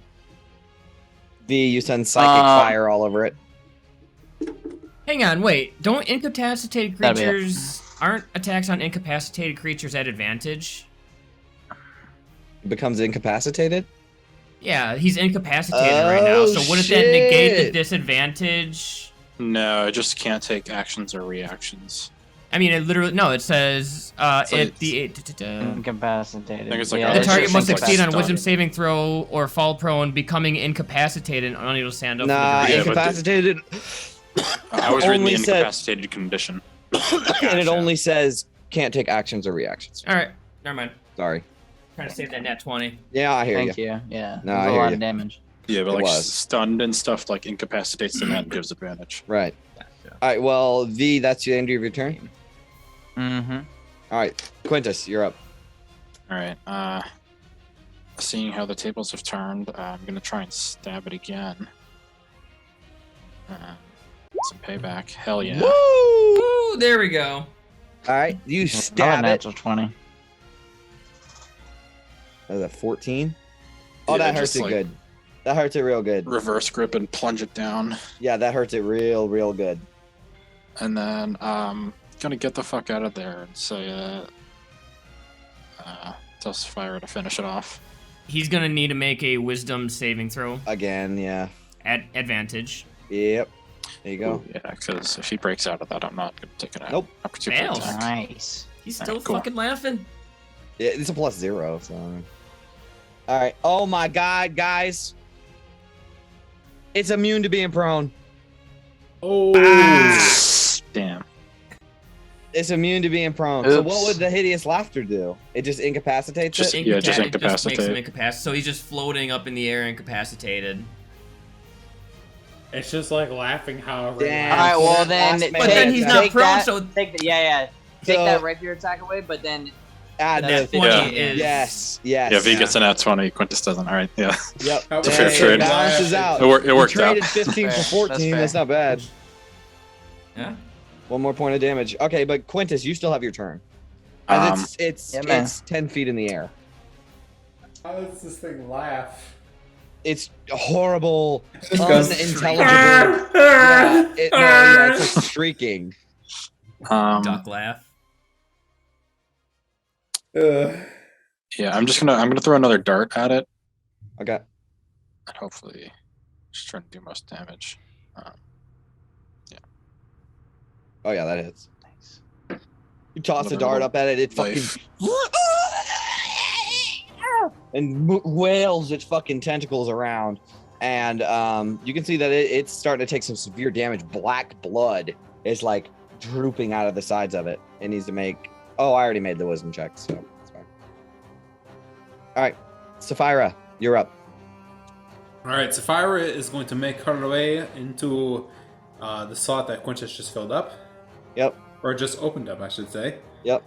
And she's going to. First off, let me ask, how does this thing look? It's bleeding black blood all down the ground. It's flailing its fucking things around. You can see that it's probably bloodied. All right, I'll just do a regular swipe at it. Yeah, actually, can you make me a history check or a arcana check at advantage? I was gonna say both of those are bad. Yeah, okay. 13. Never mind. Oh, 13? 13. You're not sure what this creature is, but you're sure that it's an aberration. Oh, So that's right in your wheelhouse. that is right in my wheelhouse. I'm gonna swipe at it. It is Crystal edge. 15 feet 10 feet in the air. So you can't reach it. Shit. Shoot. Got a I guess I'll javelin? just do it. What's that? Get a javelin. I do. Natural 1. It plink plink plink. Actually, it's tentacles are waving all around wildly. It just knocks the javelin out of the way. Hey, that thing cannot live. Next in the order, big smile. Is there any feasible way how big I am and how tight it is in here that I can even get near this thing? These guys right here are up in the air, so you can walk underneath of them. All right, I'll. But it's in the air. There's no. I don't know how you would reach it. No, You can I try- don't you want can to try reach to- it. I just Oh. want to be like in the front lines taking the attacks. Yes, you totally can. You can So- be basically be in the same spot that V's in. Yeah. Okay. So Yeah, go ahead. yeah. Cheers. I'll go right in front. I'm gonna use the help action on Gabar here. I'm gonna punch the wall and grab some of the dust and like throw it in its eyes and try and like distract it Okay. to give Gabar Sand. a better. Yeah, Perfect. Yeah, basically. You get its attention, but you realize it doesn't have eyes. So that's really bizarre. Huh. Well, hopefully the pelting it with like small rubble. Yes, will rocks maybe and stuff. Yeah, you distract got it a its little bit. attention for sure. Okay. Okay, that's your action. Yeah, confirm. Okay, it's now its turn. Does it get to make the save again at the end of its turn? At the end of its turn, so it Oh. spent its turn incapacitated and bastard. has to. Yeah. Tasha's, Bastard. man. He 16. succeeds. Yeah. Alright. He breaks free. That's his turn. It's his turn. Gabar. I will just toll the dead on this guy. Okay. So that is that a spell? That's not a spell attack, is it? No. Yeah, no. So wisdom saving throw. Okay. It has to take a D4 off of this. Oh wait, it had to take a D4 off of its way earlier saving throw. I forgot about that. Okay. A wisdom saving It throw. still failed. Yeah, it still failed. Oh, I got 16. He succeeds. So he Nothing. doesn't take anything. Yep. As I pull out my little cracked bell and I, ding it for a second because the ringer's busted and it starts to hear this, but it doesn't do anything. Yep. It doesn't have ears to hear it. Sorry. Next in the order is V. All right. Is this thing like basically eye level? It's a little below you. A little bit below. Okay.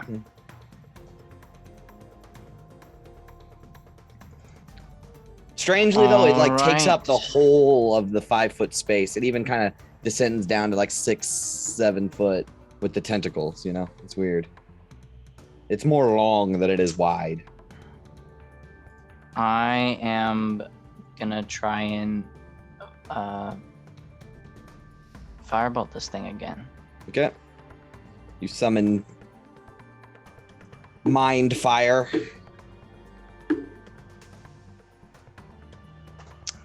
Damn. You hit. Man. You hit. No. All right, that's the end of your turn. Yep. Quintus, you're up.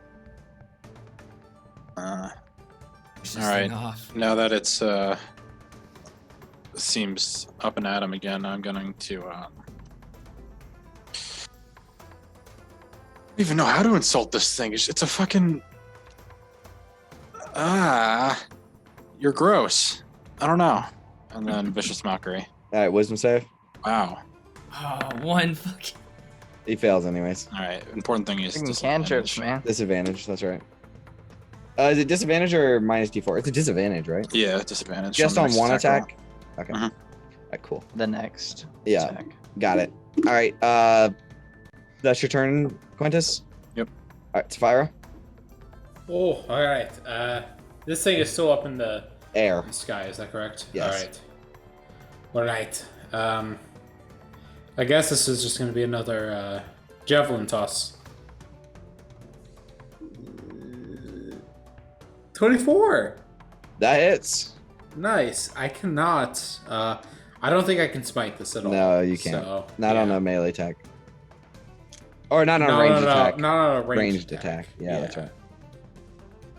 All right. Well, you toss a javelin up at it, and it sticks into it, but it takes its tentacle and reaches up and wraps around it and rips it out.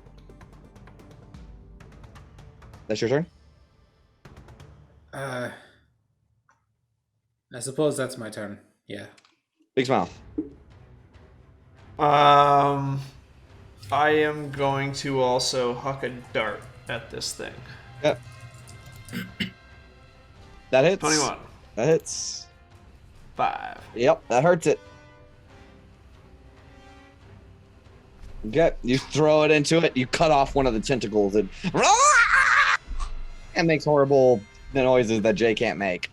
And that ends your turn? Yeah. Okay, cool. It says fuck this. It flies upwards and tries to snatch Gabar out of the fucking Fuck you! out of Why the me? fucking bucket. Actually, he'll try to bite you first. With disadvantage.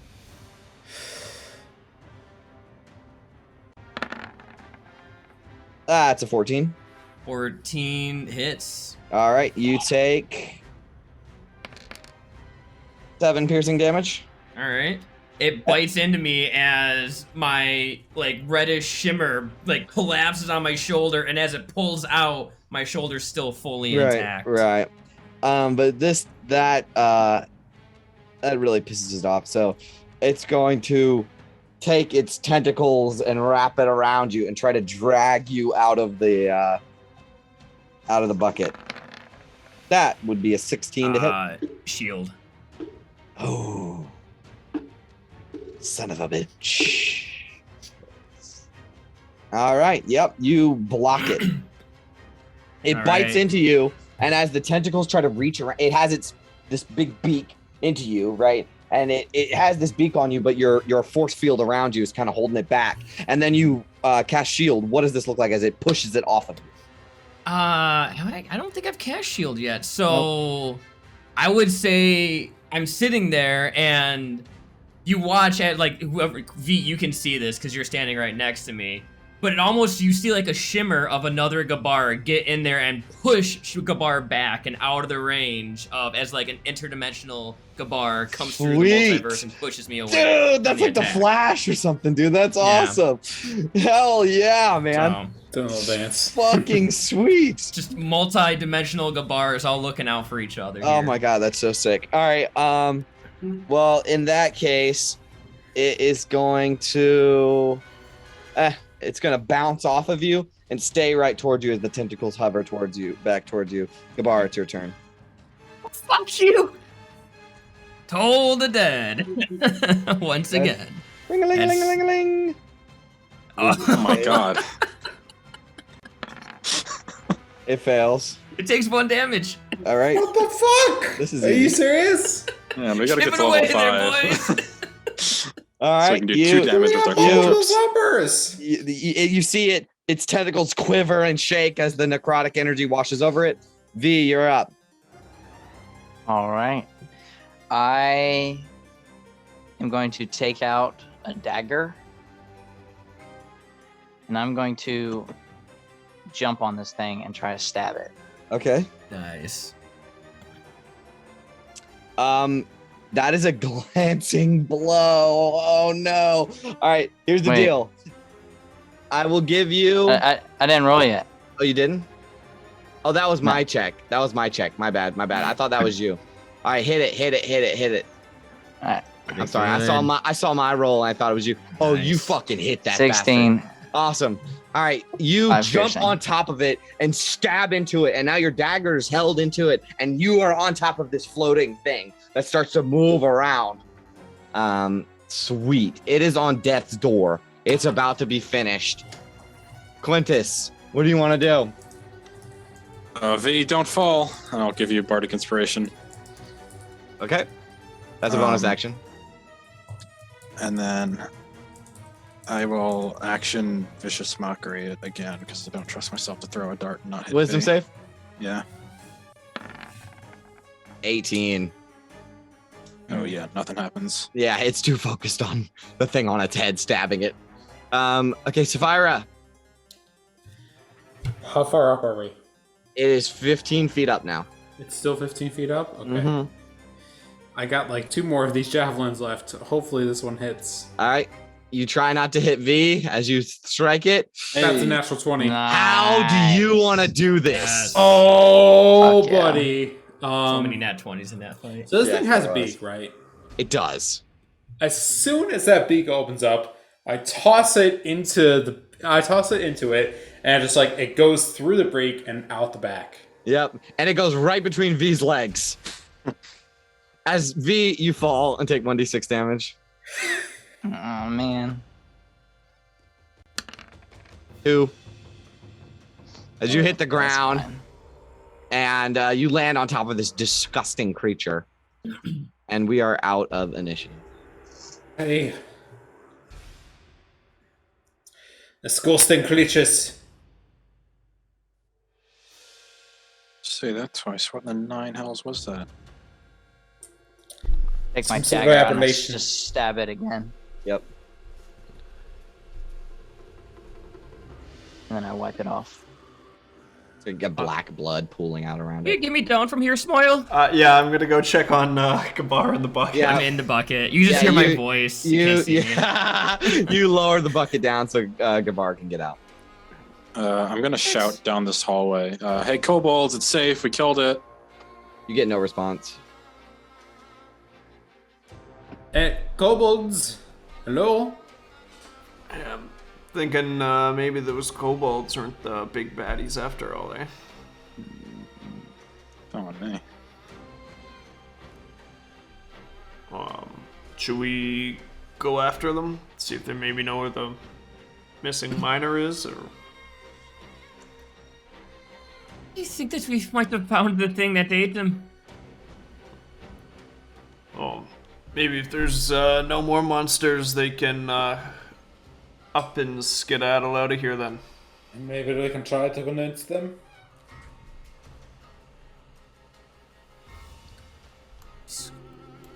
Oh, well, It chased. Quintus, which way did they go? We ran down this hall. Let's see wherever they went after that. Us focus on the weird tentacle brain.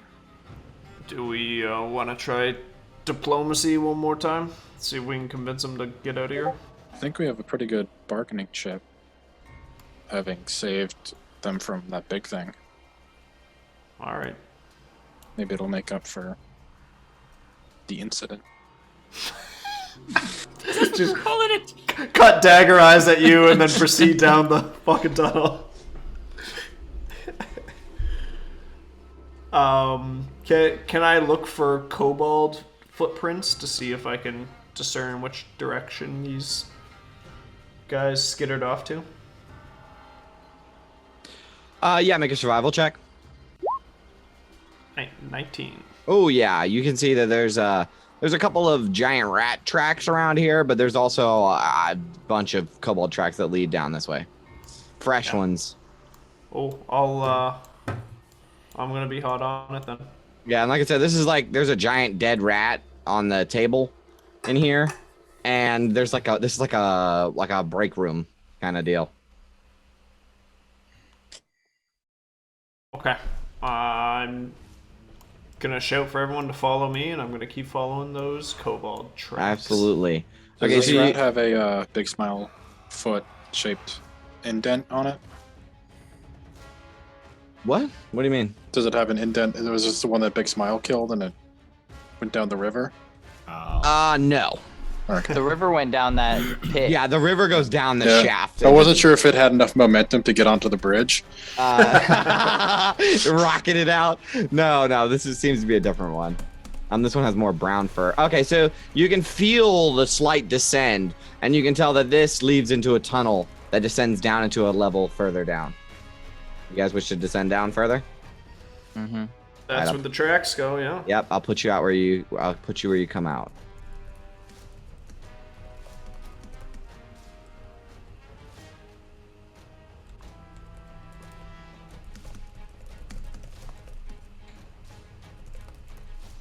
Big old map. This is. Gotta be able to fit everybody in there. Okay. That's a fucking tightrope. No. Oh, it's the. Oh, the second level. Yeah, this is the other level with the wood. Right. I'm not going to walk over that. Yeah, so in this area, M10. Okay, the tunnel's downward slope ends where it opens into the central shaft, the one that descends down into the Underdark. Water kind of mists across you as it's been descending from up above. A wooden walkway extends from this opening and then runs westward to another tunnel in the rock. But in front of you, there's a large bucket, like the one you saw earlier, that dangles on a super tight rope that stretches southward across the shaft and is connected to another wooden platform 15 feet away. So basically, it's like a snow lodge thing, or what do they call it? Like a ski lift. Ski lift. Yeah, it's like a ski lift. A gondola. Yeah, like a gondola that goes across. And V, you feel a hard fucking pull coming from this direction. So like, here, let me put you in the room so you can see. This direction.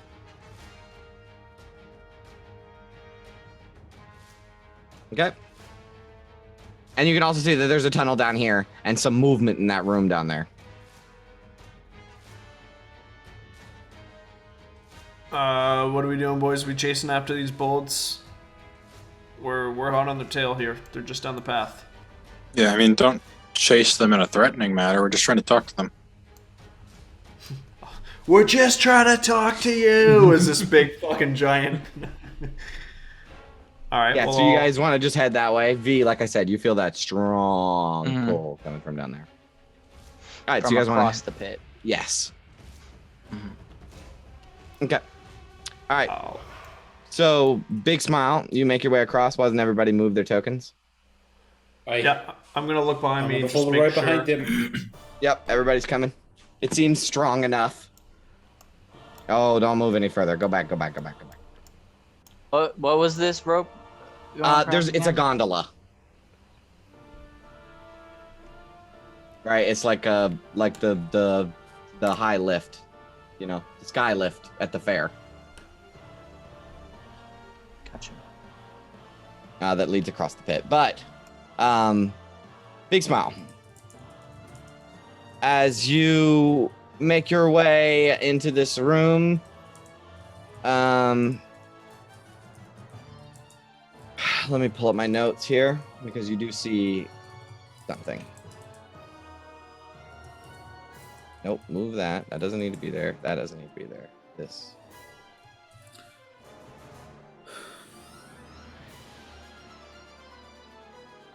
Six, 7. Okay. Okay, so in this dusty tunnel, there are about 7 kobolds, all of which look panicked.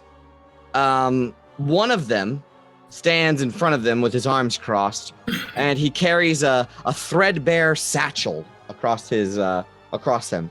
And on his back, there's like this really crudely constructed wooden and like cloth set of wings, like tattered white cloth and really thin wood wings sprouting from its back. This kobold immediately raises its hands in surrender and saying in a very clear, common voice, he says, "We mean you no harm. Please don't hurt us." And the other kobolds are like, "Yes, don't hurt us, please."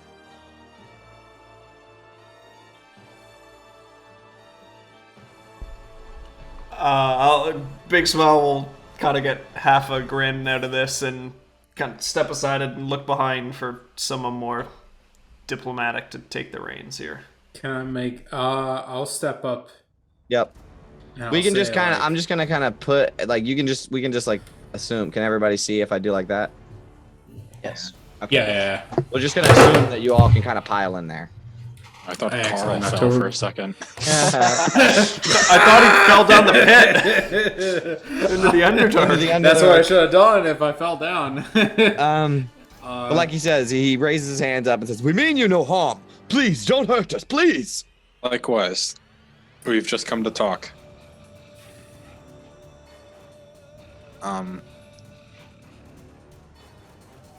It appears you've moved in and made this mine your home. Yes. This is a recent development, correct? Yes, it is. What happened? Where were you living before this? Why did you have to come here? You swear that you won't hurt us. I swear, I'll put my rapier on the ground. The other kobolds, though they weren't like at arms, they did have spears in their hands, shaking. And he says, "Lay down your arms." And the other kobolds kind of, "Okay, Trex. All right, we trust you, Trex." And they will, lay down their arms. If they lay down their arms, then I will lay down my axe. Mm-hmm. And So, we've come on behalf of the town. You've displaced quite a few miners, and we're looking for a peaceful resolution to this. he puts his hands down and he will bow before you, and you can see he has like this contraption strapped to his back, but it doesn't look like it could actually make him fly. It's just like Wishful thinking? kind of, yeah. And he bows deeply and he says, "My name is Trex." Pleasure to meet you, Trex. I'm Quintus.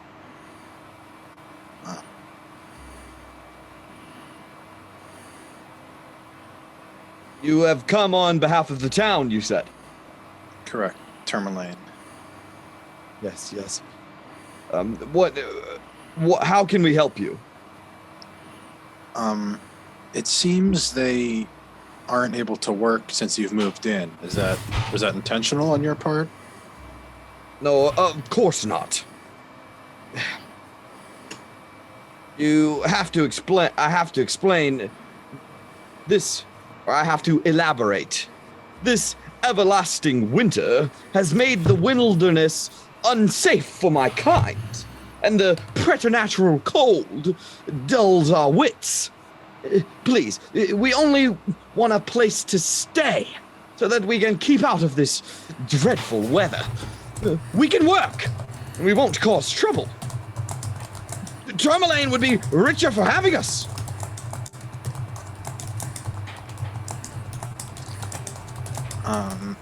Now, I'm not a particularly shrewd businessman, but I don't know how willing the town of Tourmaline would be to pay you for your efforts. That's something you'd have to negotiate with them. But we have taken care of that weird brain tentacle thing that was seemingly harassing you guys. I heard that from some of my kin that you were doing battle with the abomination. Terminating such a varmint is no small feat. I am obviously in the presence of competent combatants.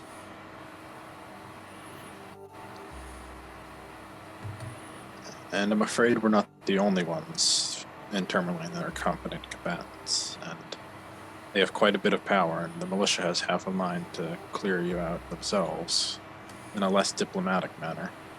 Well, you see, myself and a few of my fellow kobolds, we sought refuge in the mine after being harried out of our cave by a deplorable yeti. The miners got disconcerted and fled before I could expound that we meant no harm. Right quick, somebody's got some really bad white noise static Yeah, I coming think from. it's Carl. Me? Yeah, I think you have a real strong gain. Mute yourself for a second. Oh yeah, that was it. Yeah. Was it really me? Okay, Yes, hold on. You have really strong feedback. Yeah, it sounds like there's a Oh, fan right boy. next to your mic. I think it might be. Well, no, it's good now. You might just need to like. I just double-check changed your my voice or settings. I something. really just Yeah. changed my Yeah, settings. whatever you How's did this is good sound? now. It's good. Cool. Okay, Nice. so what was the thing that he said? He was displaced by a Yeah, yeti yeah. out of their old cave. Yes. I didn't get a chance to explain to them. Yeah. Yeah, The miners fled before he could explain. right. We've also heard about another miner that's come in since. He hasn't been seen. No, from what you understand, they disappeared before the kobold showed okay. up. Have you seen anybody in here besides miners who initially fled? No, but we've been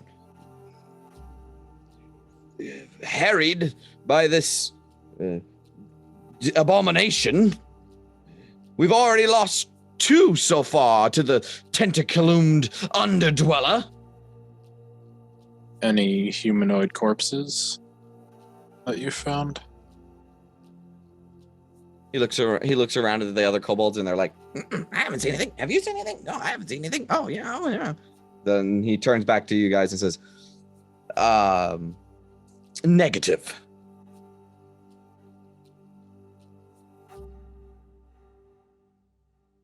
Does it strike me as kind of weird that this guy has like such a robust vocabulary? And Yes. Okay.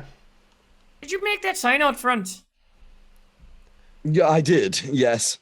I was trying to keep the miners away from this creature. I'm only trying to help. I see. You need to go fix it. Some asshole put a smudge in it. Do I believe him on that, or is he trying to like actually Make an insight check. just make a kobold stronghold? Message you. I'll use my inspiration. Ooh, do that. Yeah, do that. Fuck me. Okay. All right. I'll message you. Give me 1 second. Can I guidance him? Give him It's a too throw? late. You can't retroactively. No, Guidance. sorry. Yeah, I It's understand. okay.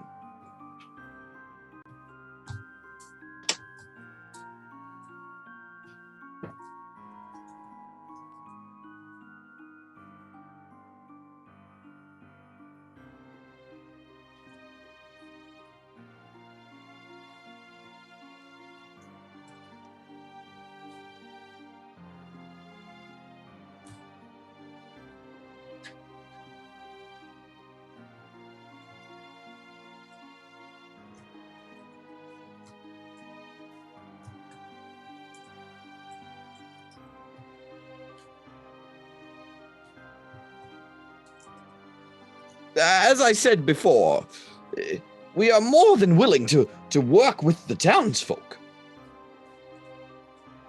I'll look to V and like scratch the side of my head.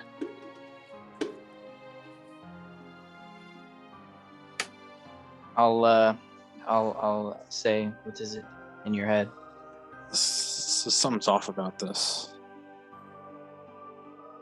In what way? Let me show you a handout of this guy. Y'all keep talking. It's the most well-spoken kobold that I've ever heard of. I don't know. I can't get a read on him.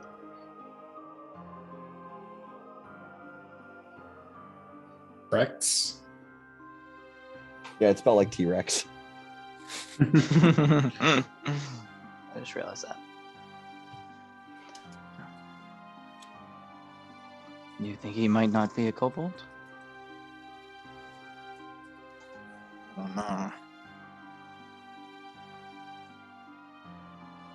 Seems like a kobold, but I'm not sure whether to trust him with the mine.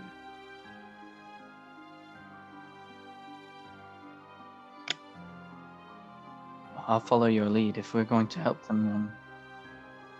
Or if we're going to dispose of them.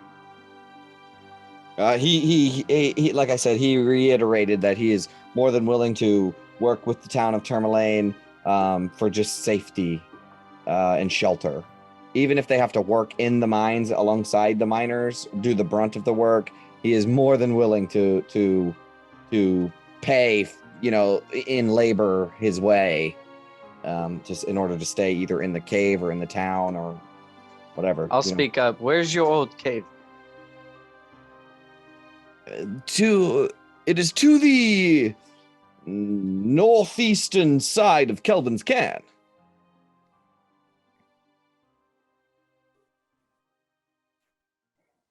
It's quite a ways. And you end up all the way in Tourmaline. I knew that there was safety in the towns. I mean, Caer Konig is right there. You have the Dwarven Valley in between us. Maybe he would have been on the southeastern side then, or southwestern side.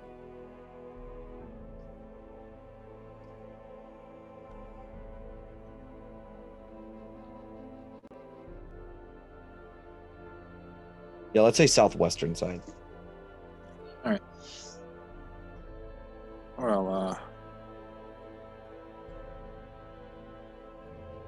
Well, I'll head back to town and try to negotiate on your behalf. I would be much obliged. But in the event that we are unsuccessful, you will have to be evicted one way or another, and I'd prefer to do that in a peaceful manner by maybe displacing the Yeti from your original home.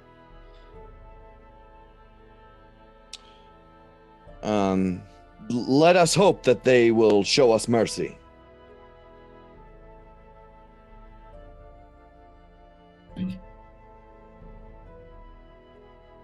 We mean no ill will. Not that I would know too much about kobold culture, but can I roll an insight? Can I just get a beat on this guy? It seems so weird. Yeah. Wow. All right. 15. You rolled exactly what you needed to roll. Also, everybody make a perception check.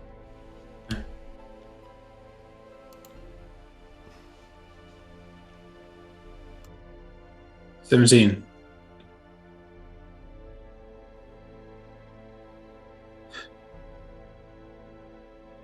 All right, I'm messaging you, Chris.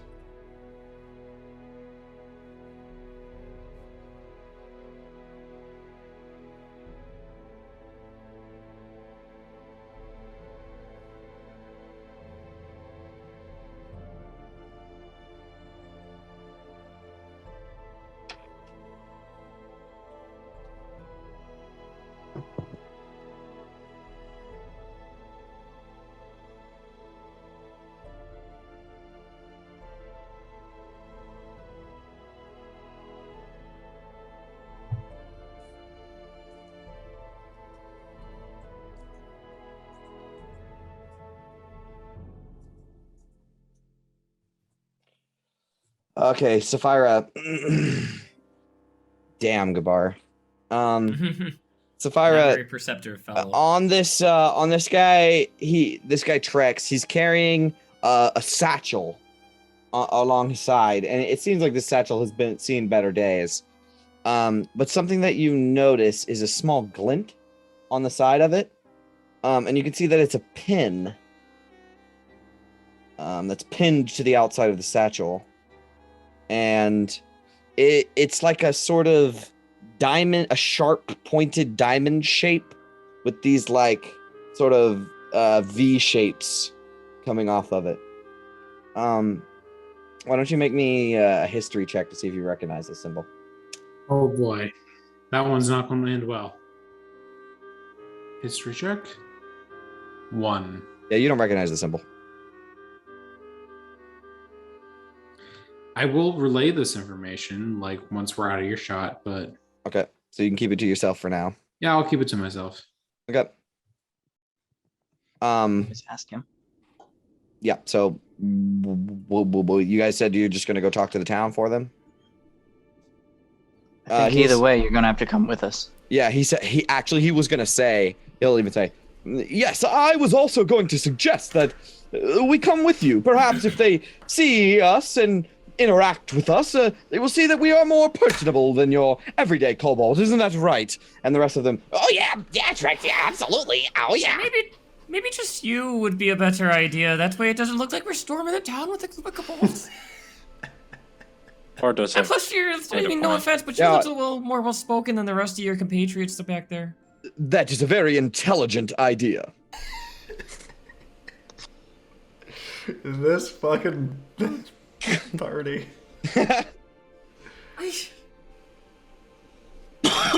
Okay. Pretty good vocabulary for a kobold you got there.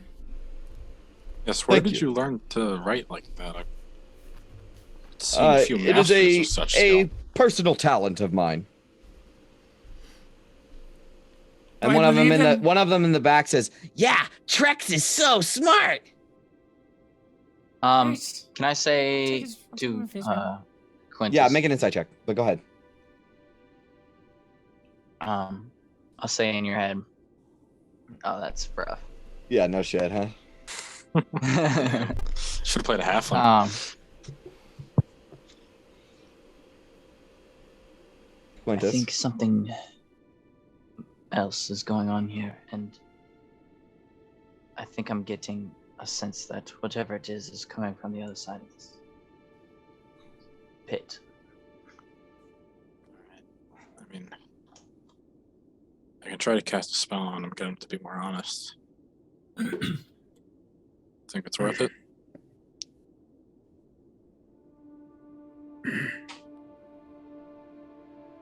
I mean,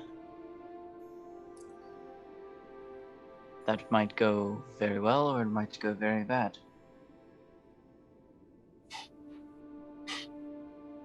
We could try investigate, or we could do that. Well, let's see what they'll give us without being what could be perceived as hostile. Maybe we can glean some more from the walk. What did you say? Maybe we can glean some more while we're walking with him and have Gabar send his owl in.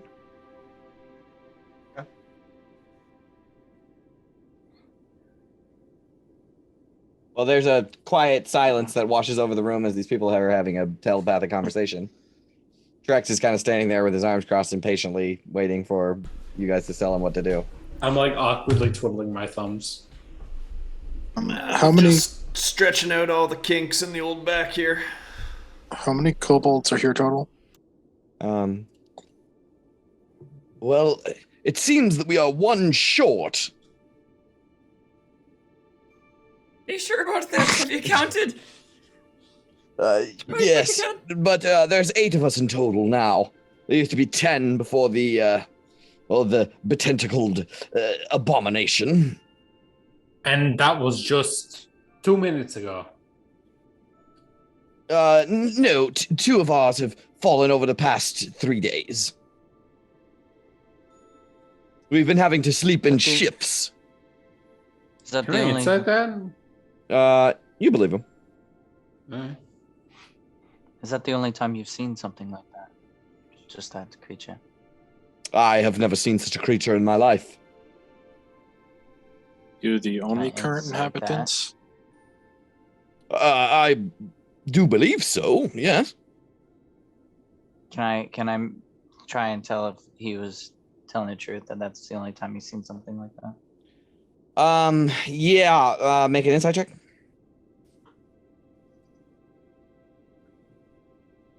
What do we think then, gents? Are we going back to the town? Yeah, I just also want to check if he knows of anything else living in this cave. He doesn't. Alright. He knows that there's nothing else here. And what were you inciting about seeing creatures like that? Yeah, that's the only time he's seen something like that, and that's the only time.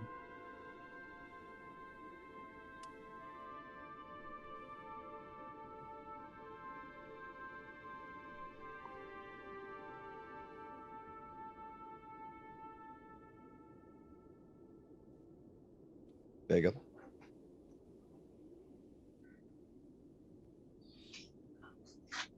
All right. Once again, I will say in Quintus's head, I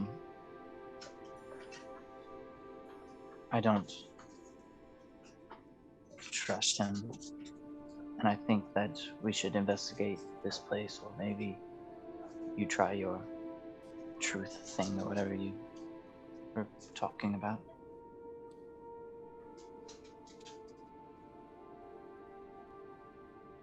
Alright, I'll turn back to Trex.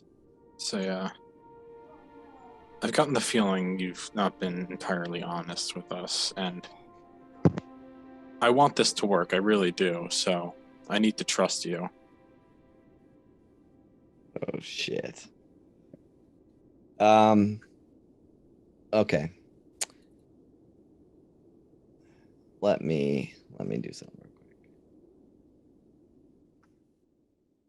quick. What kind of save is it? Wisdom. Oh, it was to the GM. Son of a bitch. I hate it when it does that. What's your DC?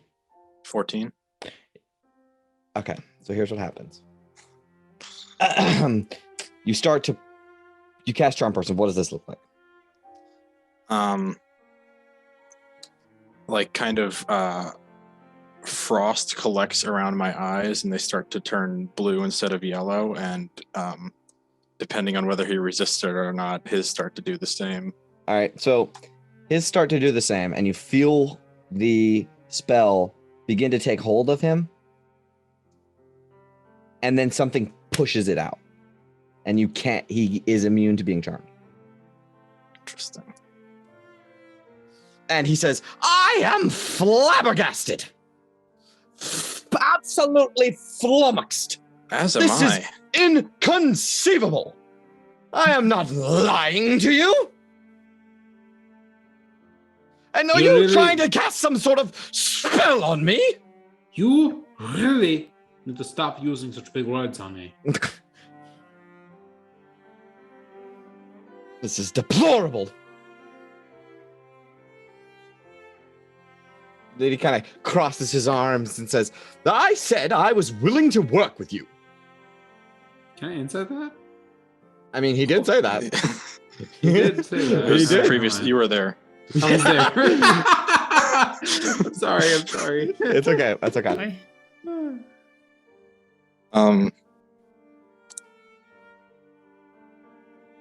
Where did somebody like you learn to reflect spells like that? I'm sure I have no idea what you are talking about.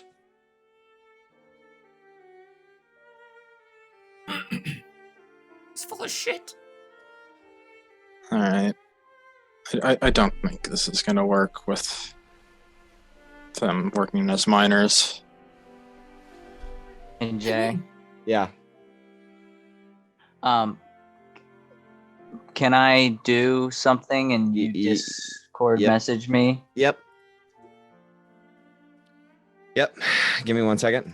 Let me look up the stats here.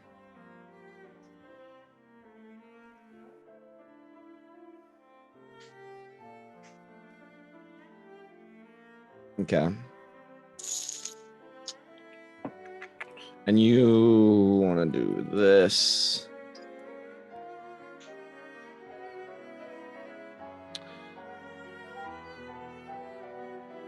Okay. Oh, man, this is tough. Okay.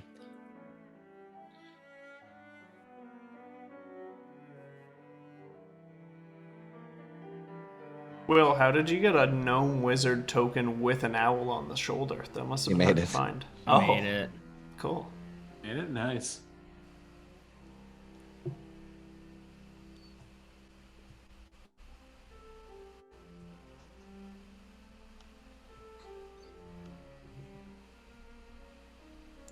Do you have a software for that, or?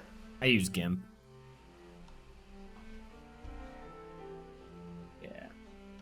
Yeah, it's a free open source. Stands for GNU Image Manipulation Program. You can use it to edit images and stuff. It's like a free, cheap, shitty version of Photoshop. Oh, okay. Yeah, like stickers or like other like images. Like, did you add the owl onto that token type of thing? Yeah. Yeah, and then I color corrected, did a couple other effects to make it work. Cool.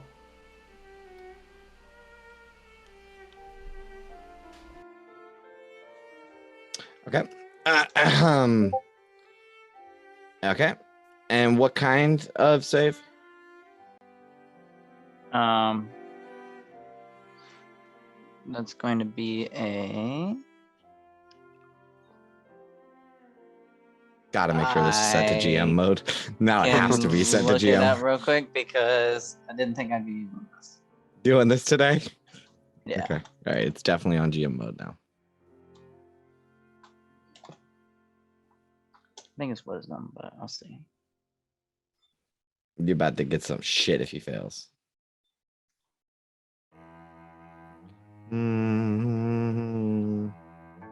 Sorry, some shit is going down right now, guys. Wisdom. Right, we're on the GM mode, right? Yes. Okay. Well, yeah, when the PC with psychic powers, the GM start whispering, some shit's going down. Need it to beat it. Oh, for real? Yeah. Does he know that this happened? Yes. Okay. All right. Oh, he's gonna try to call you out. Does he know that you did this?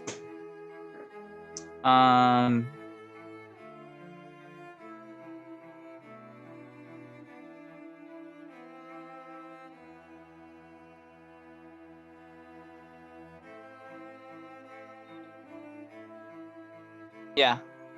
All right. He says, "Stay He out! just knows he just knows I'm trying to fuck with him. Yeah. Stay out of my head! I cannot believe this. I have been nothing but kind, nothing but reasonable. Why do you insist on, and he starts getting just utterly flabbergasted. Hold on, everybody. I think we're all acting a little harsh here.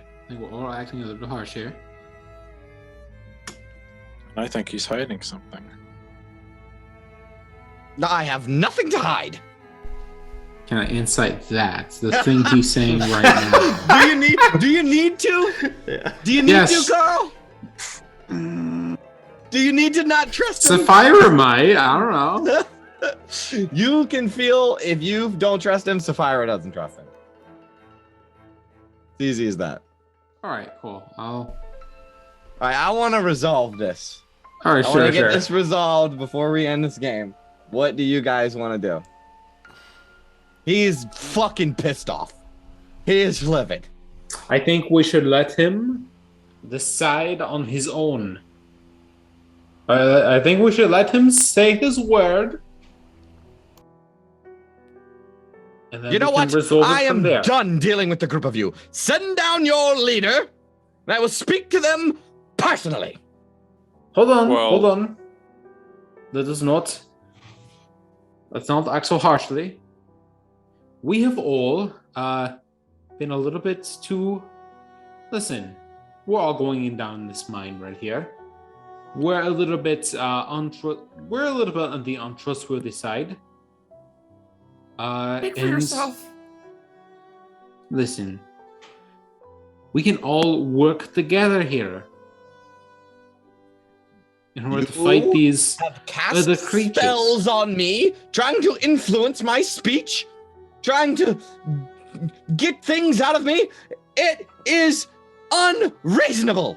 Send your leader, and that will be that. I am no longer dealing with you heathens. It's true. We've been unfair. I am your We leader. haven't told you everything. I am your leader. We I'm know- their leader. We know where one of your missing friends is, and That- that's because Big Smile here threw him down the pit. And if you don't want to end up like him, you'll tell us what you're hiding. Oh boy. Can I assist in like an intimidation check? By, Yes, like, make an crossing my intimidation arms? check with advantage. Yeah, this is not how this is gonna be. Okay, so here's what happens. You see the kobold cower, right? He goes, and then there's a slight change in his eye color, right? And then it goes away and he steals his resolve. And he said, dead ass. Natural 20 intimidation. And he was scared. Shit. But then somehow something happened to him and he steals his resolve. Natural 20. Okay? It seems he is immune to the frightened condition. And he says, what was the thing? You intimidated him? He says, is that a threat? It's a And promise. the other kobold says, oh, it's a threat, is it? Is it a threat? And they like grab up their spears, not like to attack, but are just like, how dare you? It is The not a audacity. threat. The glove has been thrown, sir.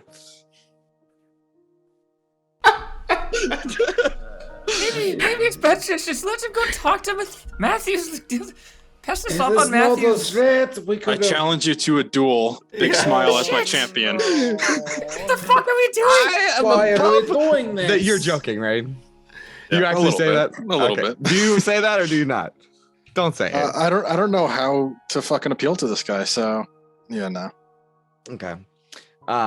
He says, send down the speaker of the town. You can accompany him. You can accompany him if you so wish, but I am no longer dealing with you. And he will turn around and cross his arm and walk through the pack of kobolds. Do Let's go grab Matthews. I'm done dealing with this guy. we have? I mean, we could say something about this, right? I don't think there's any salvaging this relationship. I'm not Yeah, gonna lie, no. that could have been way better. We burned this bridge, but we We learned- didn't burn it, You we burned lit this the fuck up. bridge Yeah. There's nothing left. for no reason. Following through with Any normal person, that routine would have worked. Yeah, this guy's definitely a little shady, boys. But are we following through with Plan B? They're or we walking just- away now, right? He's paranoid. It's a tunnel, so there's a dead end. He's just like, instead of conversing with you, he has turned his back on you, and you can see this contraption on his back, and he's like moved closer to his kobold friends. I'll just say quietly. I'm pretty sure whatever's going on here. It's something deeper than on the surface. Yeah, we're in a cave, underground. I mean, Yes, but I just have a feeling that he's not being himself. That's the impression I got too. I don't think he's being too forthcoming about what's going on here. And this may sound strange, but I have some kind of feeling. I don't And know. I it feel like happened when I walked in the cave. I don't know. I feel like somebody like that who dresses like that and who presents himself as such isn't really hiding a whole lot, you know? I don't know. I think we should leave. I think we should leave too. Agree. Hey, The other kobolds, yeah, we agree. Get out of here. Yeah, scram. We'll be back. you don't have to tell just us take a look. twice. V, you want to go across that gondola, don't you? I do. You can go ahead and go. The kobolds won't see you. You're gonna need someone to pull the rope. I'll head Yeah, back that way. Can we fast forward a little bit? Because I would love to end on this. Yeah. Sure. Okay. So V, you want to go across? Yeah, if I mean I said V wants to go across, but if everybody wants to leave, then she wouldn't go by herself. Well, leave the kobolds at the But very least. Yeah, you can get away from the kobolds and go across and not involve with them. You know what I mean? Like they're not gonna follow after you or shush you out. They're just like, get away from us right now. No, I'm with you, B. I think they're being a little suspect. I'd want to come with you and check it out. All right. Does everybody want to go? Quintus certainly does. All right, cool. So we all use the pulley system to pull the gondola across from one side, and big smile. You lead one man across everybody, and then you're the last guy. So everybody on that side, Sapphira and Quintus and V, they pull you across. So now all of you are across over there. Yeah. And V, you feel a strong pull coming from this room.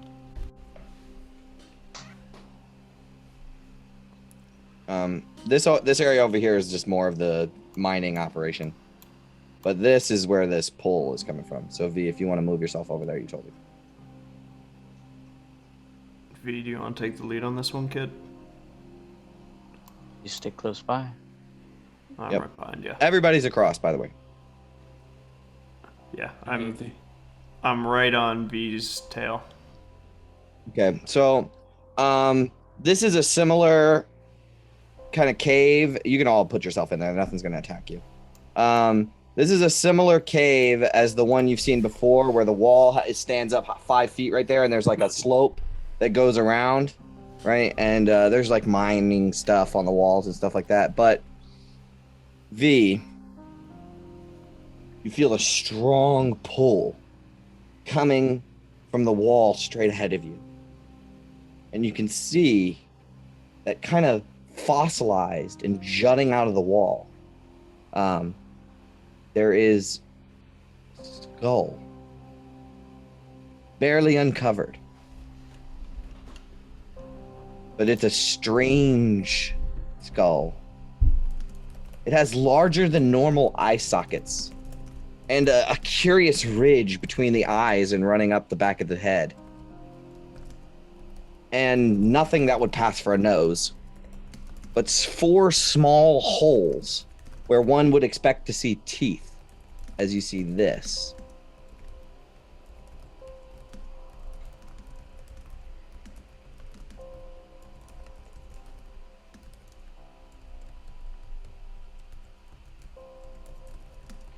And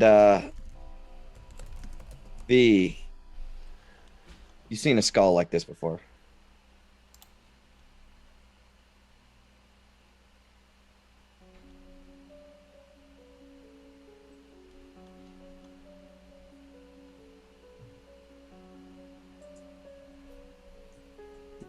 You okay, kid? Is this the feeling?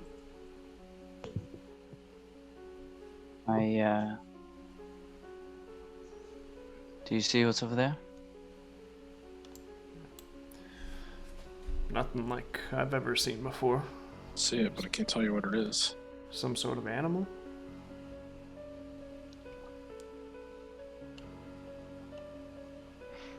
This whatever feeling that I'm having is like this is where it's coming from. It seems like.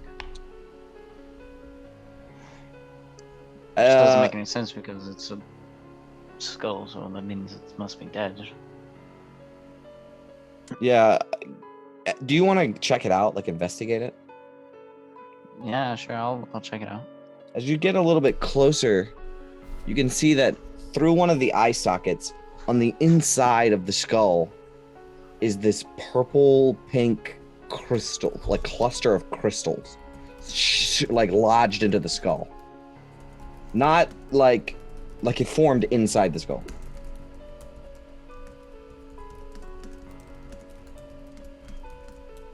Can I use my dagger and try to like break it out? Yeah, you can try to chisel it and fuck with it until the skull cracks, right? And this crystal clink like falls onto the floor, and it's a maybe fist. It's a little smaller than a fist. It's maybe this big, right? Cluster of purple crystals, and there's a faint glow coming from the inside of it, and you could tell the source of your locate kind of spell effect diminishes because you have found what was calling you. Seems like this was it. It wasn't the skull, it was whatever this is inside it. Is it?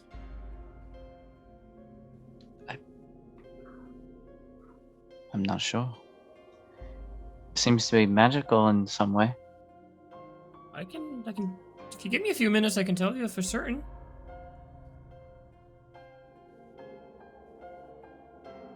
I can just, do a couple things and cast a spell, tell you if it's magic or not. Pretty sure you know, but, if it's calling out to you, it seems like it's more than just your normal rock, so you can just assume it's magic if you want. Yeah, You want me to? sure. Right. Give me 10 minutes. All right. And I'll start ritually casting Detect Magic. Detect magic. Yes. Okay. What would you guys like to do in the in that time period? Can I check out the skull itself? Does it seem like it's... Oh, it's broken now, but you can kind of check it out. Yeah. Yeah, can I maybe do an animal handling to see if this is some sort of beast or determine the animalia? You of it? draw through all of your knowledge, and you do not recognize. Just super foreign. Okay. Yeah, super foreign.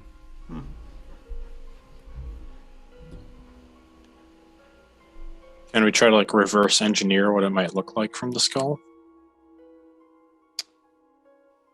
How many of you are well read? In fact, I'll give Sapphira. I'll give you Okay. Arcana check, and Quintus, I'll give you an Arcana check.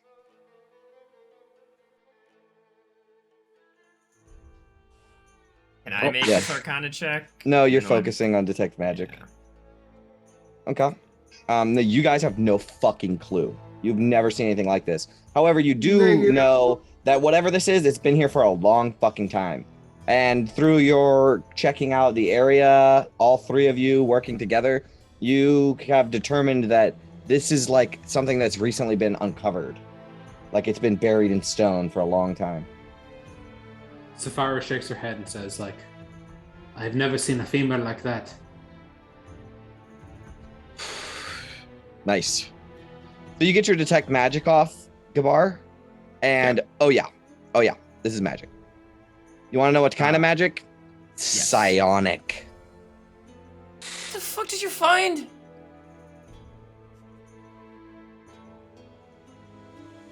Wouldn't fuck with that if I were you. Some sort of psionic energies radiating out of it. Does it do anything, or is it just a beacon? Have to attune to find out.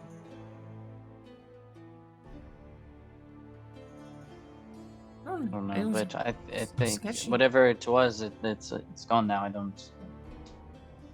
It's still radiating psionic energy.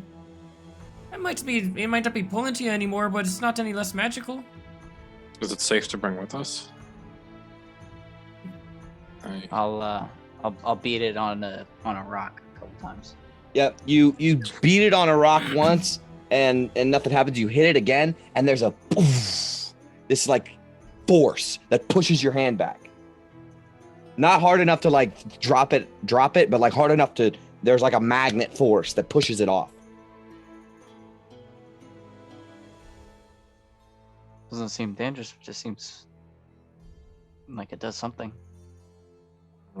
Suppose better our hands than kobolds.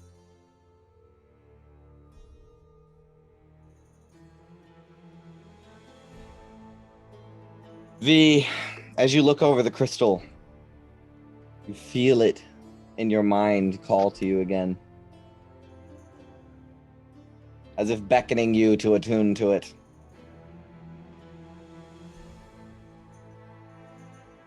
I'll just hold on to it for right now. No problem. Oh, fucking attune to it. I want to know what it does. As you what are you doing? put it into your pocket and turn around to the rest of the group, who is now looking at you with curious. Do we do 5-minute attendance or hour? No, it's an hour. Okay, yeah. No, we got stuff to do. Okay. Are you sure? We can hang out here for an We'll hour. stay here for an hour. It really wants you to. I'll hold on to it because I'm. All right. I'm not gonna stay here for an hour. Okay. Once we get out of the mine. As you stuff it into a coat pocket, you turn to the rest of the group, and the camera kind of pans over them as they look upon you with curious eyes. And that's where we end the session for today. Nice. Okay, man, now I really good can't shit. wait till next week.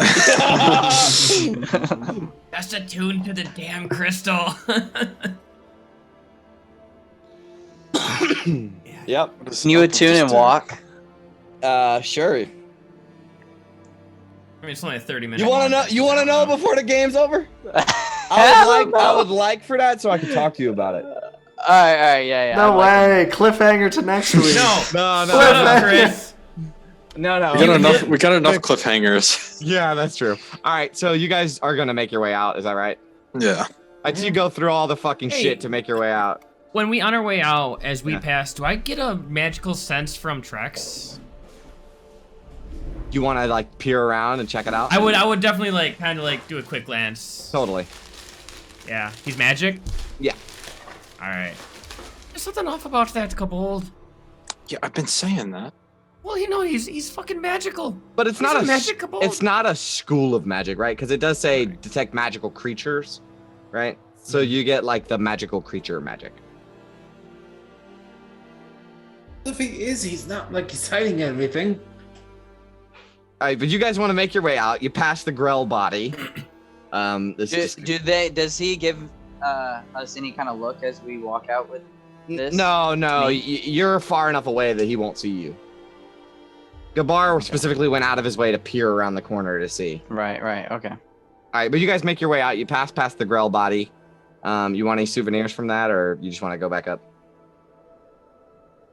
Yeah, I'll cut like just a 1-inch strip or 1 foot strip of the tentacle. Yep, cool. You take it with you. The end part. Yeah, the barbed part. You keep careful not to sting yourself with it. And yeah, you guys begin making your way out as V, you turn this crystal over in your hand as you're walking, and you can see this faint purple glow on the inside of it. And you just kind of turn it over. It's nothing like you've ever seen. And you guys leave the mine. Start walking your way back towards Tourmaline. And V attunes.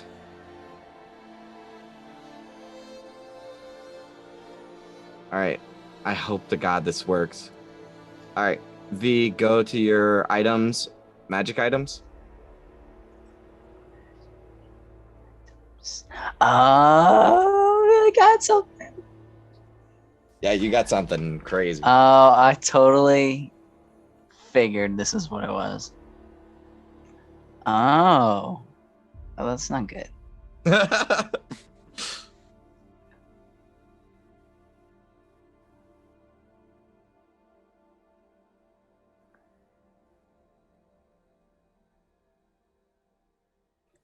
Oh, that's not good at all. Yeah, but we'll work on that last part. Okay. I'm Okay. glad that we did it now because I'm gonna call you in the week so that we can dole out what that means for your character. That last part. Yeah. Oh man.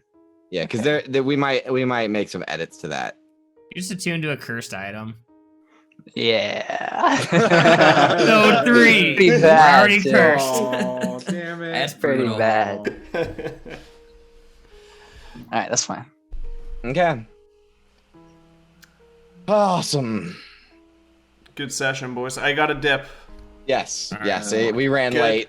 Shit, that was Yeah, I fucking wanted to fun. make our way through as much as we could. So I'm glad we all Same got. time next week. Oh yeah. Oh yeah. Awesome. Sounds good. Bye guys. I'll see you later. Yeah. See you